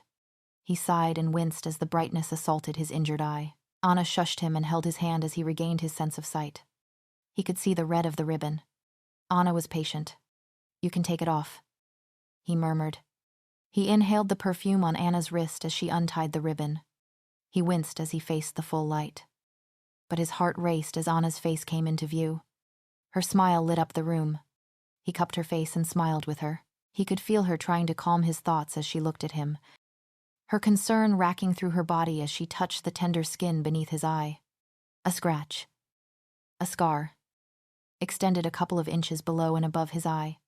It would stay with him forever. A reminder of Kali. To him. It was more than that.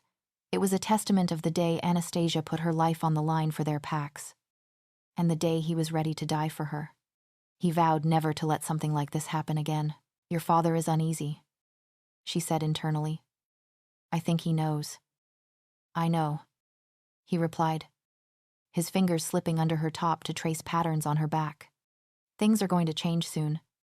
The real question is how soon. It depends.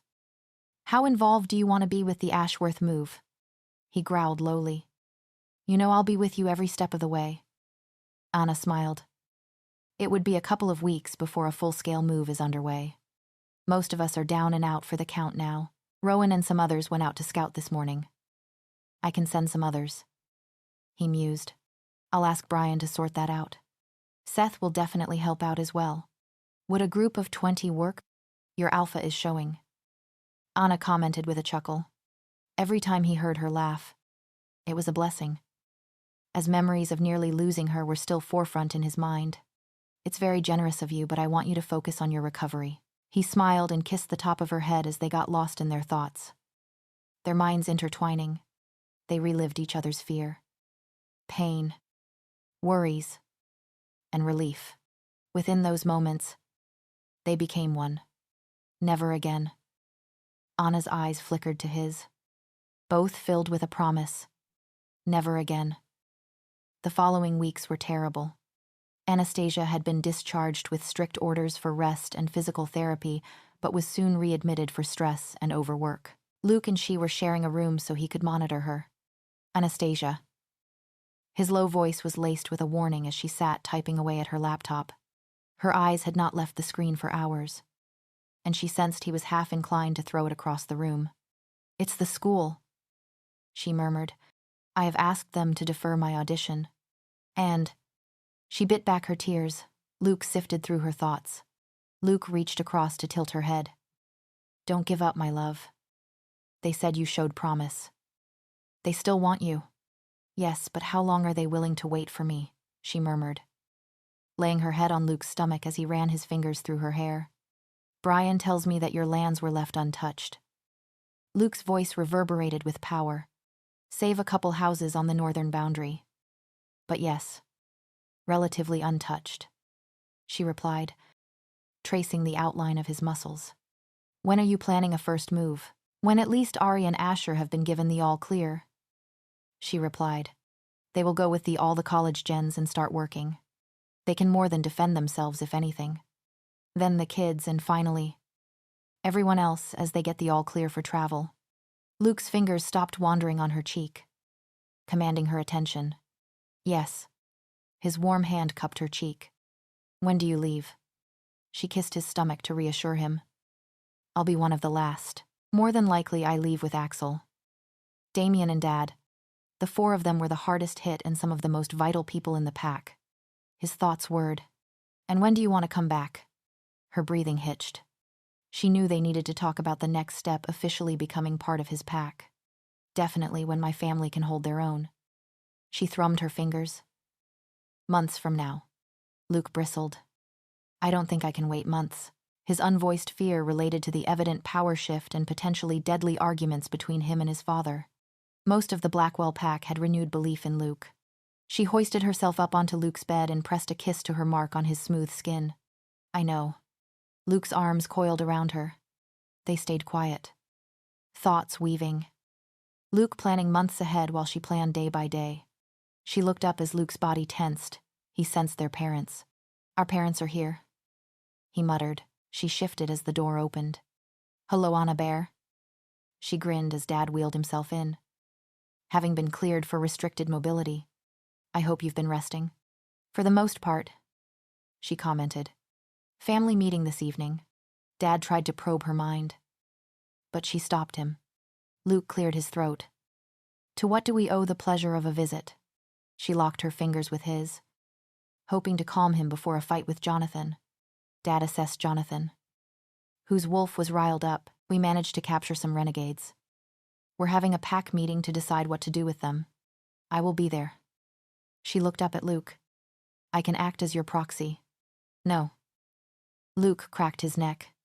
I will ask the doctor if I can be released for the meeting. Jonathan sighed. Luke. You are in no state to be attending this meeting. An ominous warning growl rumbled from Luke's chest. Shaking the window. Is that true, or is that what you want me to think? We overheard your conversation yesterday. She clarified, placing a placating palm on Luke's chest, relishing Jonathan's stunned look. The next time you conspire, you shouldn't plot right outside the patient's room, trying to keep me out of things when you very well know I have every right to make my opinion heard. You really are a snake through and through. Luke ground out. All right, you two. Emma stepped forward to rein in her husband.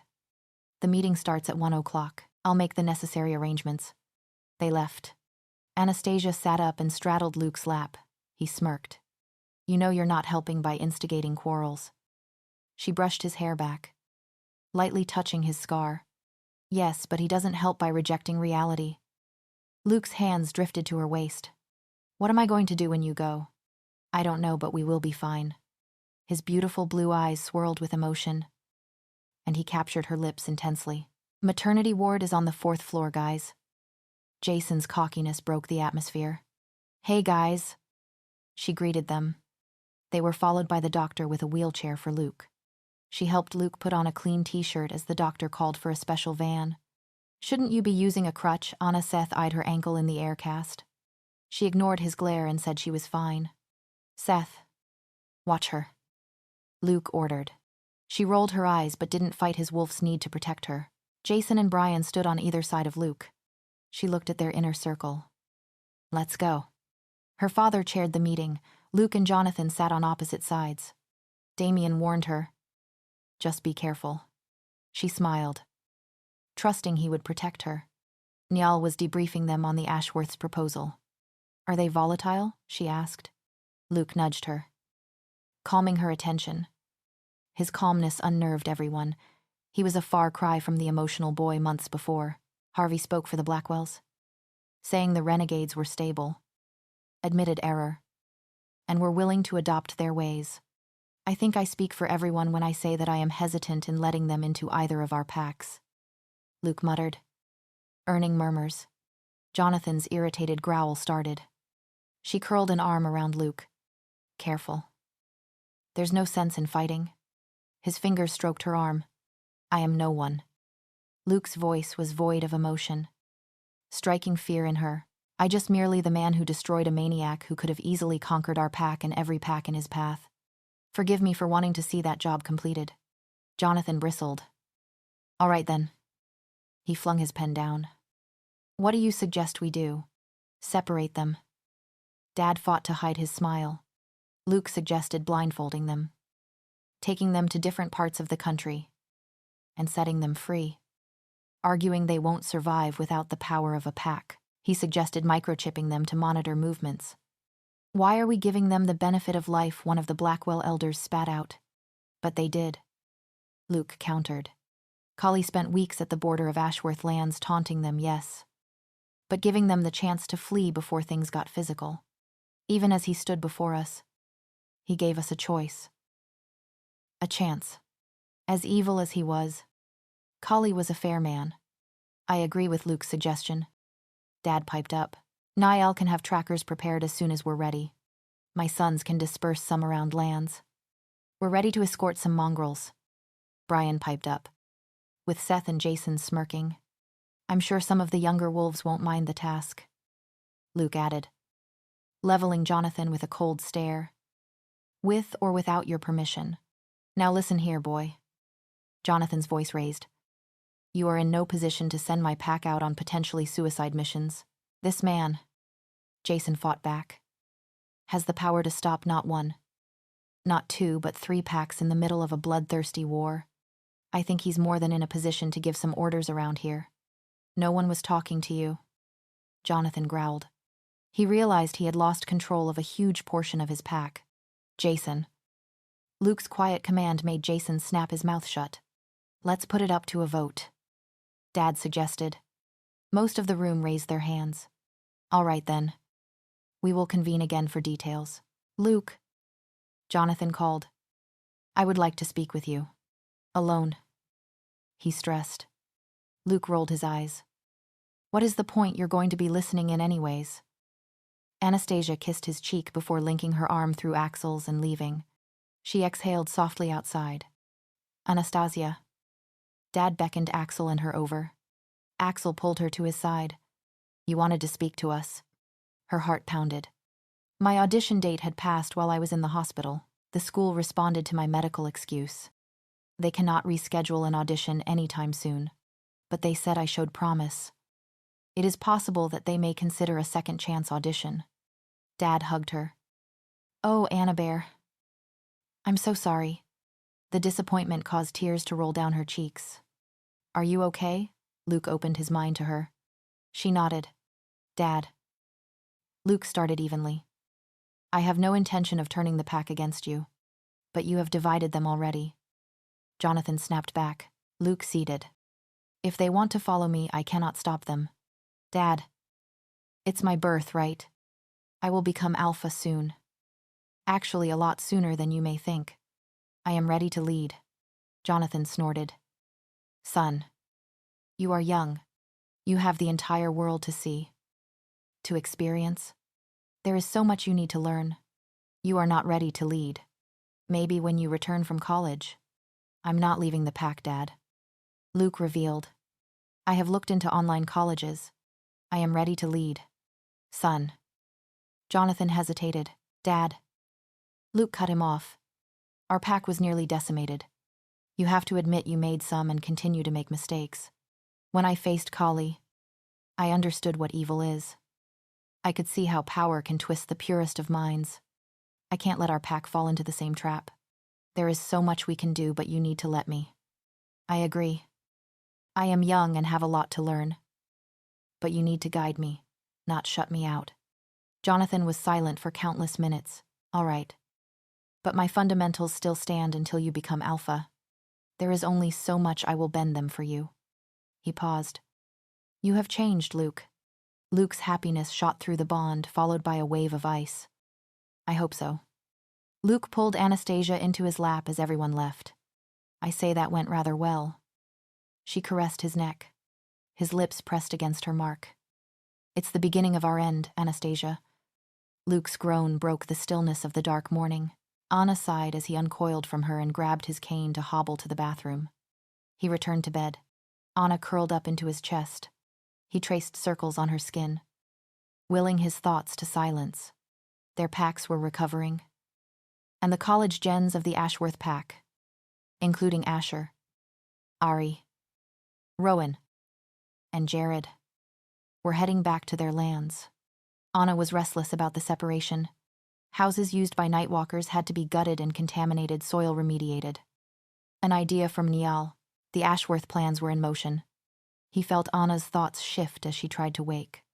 He smiled and nudged her, settling his nose into the crook of her neck, lulling them to sleep. Luke was perched on the porch, watching Anna speed walk around. Her ankle was not at 100%, and he still relied on a mobility aid. Anna was busy double-checking and triple-checking things, putting Axel's friends in line. Is Anna heading off today? His mother leaned on the banister. Not today, he replied, growling as Anna rolled her ankle. Damien caught her. Seth and Jason were immediately at her side. She shooed them off, but Jason remained, both he and Luke noticing her limp. I've been thinking, Mom mused. You and Anna should go to the beach house. Luke raised an eyebrow. He planned to take her there later. I intend on taking her, he replied, but not now. This transition is strange for me. I'm not going to add more pressure on her. His wolf purred as Anna approached and greeted Mom. He kissed her forehead and wound an arm around her waist. Are you supposed to be hustling and bustling so much with that ankle? Mom eyed Anna as she hopped up onto the banister. Luke unlaced her sneaker. It was swollen. No. Anna's voice was airy. Her cheeks were pink, and her eyes twinkling. Luke nuzzled her cheek. He knew that beneath her bright surface, she was scared to send her brothers and pack off alone, working out attack and rescue plans in her head. Luke tensed as his father passed by. Anna nudged him to pay attention to Mom. I was just telling Luke he should take you to our family's beach house. You have access to a beach house. Anna was incredulous. Luke defended himself, saying it was supposed to be a surprise. Mom smirked. The doctor said you should be off the cane next week. Are you going with the others once the college gens give the all clear? Anna replied they might go but wouldn't stay. Tammy would manage the pack there. But Anna preferred to be here to keep Axel in line. Luke added he needed to work out rotation plans for the Blackwells to help the Ashworths. Oh, so you do get something done in those meetings. Anna's grip tightened on his shoulder. She was impressed. Luke brushed off his father's patriotic comment. Riling him up, Alpha Ashworth cleared his throat. We're ready. Alpha Ashworth hoisted Anna onto his back. All her brothers had their time with her, their emotions intense. Alpha Ashworth called all his children for a family hug. Luke felt a piece of Anna's heart break. You all are the first step into rebuilding our pack. You are the leaders into our future. I have not doubt in my mind that you will not fail us in this task. Alpha Ashworth spoke to the crowd. A sudden breeze rustled the trees. Simul autem resurgimus, Alpha Ashworth shouted to the wind. Simul autem resurgimus chorused the Ashworth pack as the college gens shifted. Howls filled the air as they disappeared. Asher, Ari, Rowan, and Jared came up to Anna. She gave them a last pet and kiss on the nose before they set off. Alpha Ashworth hugged Anastasia tightly. Luke walked back to the balcony to give them privacy. Hey, don't cry, Luke murmured, wiping the tears from her cheeks. Anna curled up on him as he sat in the hammock. You're going to wake Axel up. She chuckled as he threaded his fingers through her hair. What is your pack motto? Anna asked as the sun set. Familia ante omnia, he replied. Family overall, be it by blood or bond. Anna smiled. What does yours mean? Together, we rise, be it by blood or bond. They laughed as the night ushered in. Anastasia shrieked in mock fear as Damien chased her. Running circles around Dad and Njal, they were going home, after 2 weeks of work with Blackwell help. The rest of the injured wolves, women. and kids were returning. Anastasia had recovered most strength and was cleared by doctors yesterday, receiving a full physiotherapy plan to get her back to dancing standard. Axel was allowed to travel but left behind to organize the cars and the pack. Not only you, Damien said as he tackled her and hoisted her over his shoulder. She grunted as he laughed. I swear you two have regressed your mentalities to those of 3-year-olds. Niall muttered. Oh, Damien retaliated. Pulling out the multisyllabic words, are we? Damien, she warned. She apologized to Niall, who was stressed, coordinating everything. She felt the floor beneath her feet as they arrived at her second home in the Blackwell territory. She walked right into the kitchen doorway. Emma and Jonathan were dressed. Remnants of breakfast on the table. Morning, everyone. She greeted them. Morning, dear. Emma said. All ready for today. All set. Dad and she answered in unison. She felt a mournful tug and quietly excused herself. Walking up to Luke's room, she stood at the foot of their bed, watching Luke by the window. His recovery milestone this week was walking without a mobility aid. She admired his newfound confidence. Her wolf crooned in delight. She wrapped her arms around him from behind. Are you ready? She murmured, kissing his shoulder blade. Yes. His answer was devoid of emotion. Seth and Brian will be here in 10 minutes. Seth and Brian were heading to Ashworth territory with them. She reached out via the bond. Finding his thoughts and emotions closed off, she hummed quietly. I'm not ready. His confession broke the quiet. She looked up as he turned, gripping her hips. I'm not ready for you to go. She hugged him, burying her face in his chest. Her heart broke at his unspoken plea. But she had decided she wasn't coming back for a long while. She was skeptical about leaving Luke with the new tension between him and Jonathan. But her pack needed her. You know I have to do this, she said quietly. I know. Luke ceded, pressing a kiss to her hair. Curse the goddess for giving me such a strong mate. She chuckled as her name chorused from below. Luke released her, and they headed down the stairs. Morning. Luke greeted everyone. Seth and Brian arrived. Emma handed out lunch bags, saying they wouldn't stop except for bathroom breaks. It's only a 5-hour drive, she said incredulously. Clearly you underestimate us. Brian grinned, taking the bag. Luke chuckled and pulled her close. The adults continued talking until a loud shout of frustration echoed Axel. She burst out laughing. Axel, we're coming. Dad snorted as they headed outside. You boys with me, she grinned, twirling her key. Only if you let Luke be in charge of the music. Seth stated. Your playlists are all over the place. Just deal with it. She retaliated. Luke opened the driver's side for her. Axel. Don't drive too fast, okay? I don't want to get lost. You have a... She glared at him. GPS. I also have a big brother. She sing-songed in reply. He ruffled her hair before she got in. Luke took shotgun. Seth and Brian hopped in the back seat. The convoy started, Axel leading, followed by the Blackwell vehicle. Then her car, followed by her pack, and Damien bringing up the rear. She settled in as the boys argued over the AUX cord. Halfway on the road, after a break, Luke took the wheel. She smiled at him, the sun highlighting his scar. He grabbed her hand and kissed it. Luke was slowly recovering. He kept her hand in his as he drove. Seth and Brian were napping. I'm excited to see Ashworth lands firsthand. Luke smiled. You'll love it, she told him. It's a bit smaller than Blackwell territory with respect to infrastructure because we're so close to the mountains, but it's wonderful territory to explore. Once I'm with you.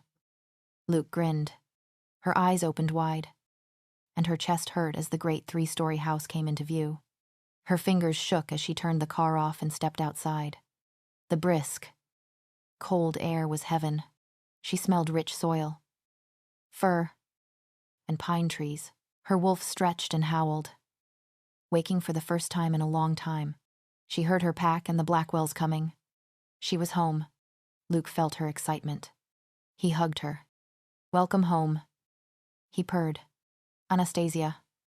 Dad called. She saw him and her brothers on the steps. Tears came, She ran towards them, engulfing them in a group hug.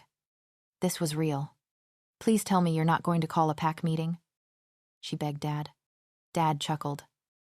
We'll talk with everyone tonight. Go, she grinned, sprinted back to Luke, and grabbed his hand. Come on. She slowed her pace as they disappeared into the forest to the shifting clearing. Luke pulled her to a halt, asking warily, Are you sure about this? We should be fine, she replied, taking off her top slowly. Theoretically. Her skin was hot from anticipation and Luke's gaze. Luke echoed. Theoretically, as he stripped down too. This was their first shift since the battle. She shivered as the familiar tingle ran down her spine. The shift felt natural. She breathed deeply as her limbs changed and she was clothed in fur. She opened her eyes to the sharper vision of her wolf. They groaned as they stretched, their bodies hurting from weeks of constraint. A low growl captured their attention as Luke walked towards her. His power in wolf form was undeniable. She scanned Luke. Both desperately needed training. Her wolf ran her body under Luke's muzzle before sitting before him. Luke's wolf looked at her with love and pride. His scar transferred over to his wolf, wearing it as a badge of honor. How do you feel? Luke asked. Physically, I'm okay, she replied.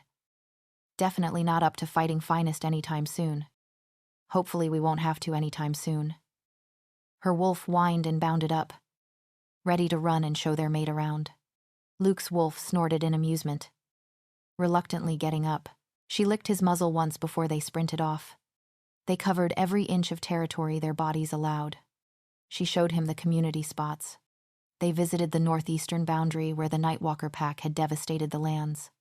Her wolf helped with soil remediation work by digging, showering Jared and Rowan. She could smell the acrid poison, but it was not at a high concentration. Next, she took Luke to her favorite spots. The den she made years ago near the river, and the rock ledge near the waterfall. They stayed curled up together on the ledge, feeling emotional. They didn't leave until Dad called them back for the pack bonfire. Luke and she walked hand in hand to the bonfire. She fell into conversation with her family, Emma, and Jonathan, while Luke met with Seth, Jason, and Brian. Work was going well. Are you going to tell them? She asked Dad, looking at their pack. Not tonight. Dad mused. Let them just rejoice that they're back home. You're an amazing alpha. You know that she leaned her head on his shoulder. You brought everyone home. At almost the cost of losing you, he said bitterly. I'm not the best. Dad, you don't need to be the best. You did what you had to do. We all did, and that meant putting our lives on the line for the pack. What matters now is that we're all here. Alive and well. You sound so much like your mother. You know that. She was tackled by kids and dragged into their games. Her brother's laughter echoed as they walked back to the house. She was huddled into Luke's chest, carried bridal style. Luke placed her on her feet on the porch. She turned to go inside, but he was not following. Luke, she cocked her head. He gestured for her to go inside. Damien assessed Luke, smiled knowingly, and shoved her inside, closing the door. What is going on? She looked around at her brothers, who had taken a protective stance. Dad laughed loudly before there was a knock. Dad opened the door to reveal Luke. Hell, Alpha Ashworth. My name is Luke Blackwell. Her brothers snickered. She bit her lip, realizing Luke was formally introducing himself as her mate. Dad did the typical scare tactic talk on the porch. When they came back inside, her brothers were sobered up. Do you have something, Ad? Luke asked half-threateningly. Just remember, Asher piped up, that if you get up to funny business, Ari added, that you're on our territory now. They all chorused. All right, bedtime, she commanded, taking Luke's hand. Within a half hour, they were asleep. Luke jolted awake, heart pounding, eyes darting. The bed was empty. Morning. Anna cooed soothingly in his head. I'm in the kitchen. Come down for breakfast. He growled lowly, intending it just for Anna. But it riled up the other wolves. Anna called out a sorry. He headed downstairs, Passing her bright room, the Ashworth family was gathered. Anna was at the stove, talking with Rowan, Jared, Asher, and Ari. The older members and Luke's parents discussed business. "Good morning," Anna chorused happily as he buried his face in her neck. Kissing her mark. "Breakfast will be done in a few." "How is your ankle?" he murmured. "Fine. Rotate it, please." The cracking sounds from her joint made her family look over. "You're not skipping physiotherapy again?" He growled. "I've let it slide because you've been doing a lot of work, but not anymore." "Yes," Anna answered, distracted. Breakfast was ready. He frowned as Anna picked at her food. And Alpha Ashworth was unusually quiet. "All right." Axel growled. "What the heck is going on?" He jabbed his fork accusingly at Anna and his father. "What have you two been hiding?" Damien reprimanded Axel. Axel used a name that caused both Anna and Alpha Ashworth to growl. "I don't care. They've been talking behind our backs, and I hate being left in the dark." "Just like you, Anastasia." Anna tensed but kept her cool. She looked at Axel. "Don't get angry at me." "Then would you care to tell us?" Axel sneered at his father. Alpha Ashworth calmly ate his omelet. Luke grasped Anna's clammy hand under the table. "My boys," Alpha Ashworth said solemnly, "I want you to know that each and every one of you are a blessing in my life. My daughter, you are the light of my life. For many years I have balanced my love for you and my love and duty for my pack, but I am afraid that I can no longer continue this. Not after seeing you all so hurt and nearly losing one of my children." He took a deep breath before saying the words. "I am stepping down as Alpha of the Ashworth pack." The room exploded with protests and disbelief. Anna's quiet question to Damien made everyone shut up. "Dad." Damien's voice was shaky. "We're not ready. I am not ready. My boy." Alpha Ashworth smiled, reminding Damien he took the reins during the ordeal. He said all his sons emerged victorious and were ready. It's time to think about the pack's future, and the future is right in front of me. Anna hugged Damien, assuring him they were ready. She cleared her throat. "You guys will have to learn to do this without me," Anna Luke asked. His attention captured. Anna smiled. "I've been talking and thinking, and I came to a decision after talking with Dad and Emma and Alpha Blackwell this morning. I would like to join the Blackwell pack when you all have taken over." She grinned at Luke. Luke was dumbfounded but slowly grinned. "Anna, are you serious?" "Bifangery 10. Anna grinned. She got a reply from the college that morning, offering an audition next year, forcing her into a gap year for healing. Luke grinned and laughed loudly, tackling her and spinning her around. His fears vanished. "Oh, Anastasia," he breathed. "Goddess Anna Bear," Ari muttered. "You're going to throw our pack into chaos," Jared said. Anna shrugged. "We have 7 lunar cycles to figure things out. Now." Anna's stomach growled. "Can we please continue with breakfast?" "Later." Luke and Anastasia walked along the stream. "When are you going to tell your friends?" Luke asked. "When they've settled," Anna replied. Haley and Kenna were moving together. Zayden and Kale were preparing for their mates to move in. "I see everyone is taking this opportunity to start something new." Luke kissed the back of her hand. "Of course. You must be the drastic one." "Hey." She bumped into him. "You have 7 months to prepare. Goddess help us when you arrive." Luke grinned. "Oh, trust me, honey. They'll know." She countered. A thought gnawed at him. "Anna, I don't want to sound self-centered, but you're not doing this just for me, right?" Anna smiled. She explained she was not joining just to prevent him and his father from fighting. They needed to find understanding. She stopped, cupped his cheek, making his wolf growl contentedly. "I am doing this because I love you. I love you," Luke murmured before kissing her. He reflected that he never would have believed the woman who nearly decapitated a rogue wolf would be the love of his life. He acknowledged their messy start but believed this was the beginning of something new. Almost poetic. Anna teased, listening into his thoughts. "Oh, shut up," he countered, pulling her in for a kiss again. Luke stood in the field, the grass brushing against his thighs. He surveyed the lands of his pack. My pack. His father had announced retirement over a month ago. Luke would take over when Anastasia moved in.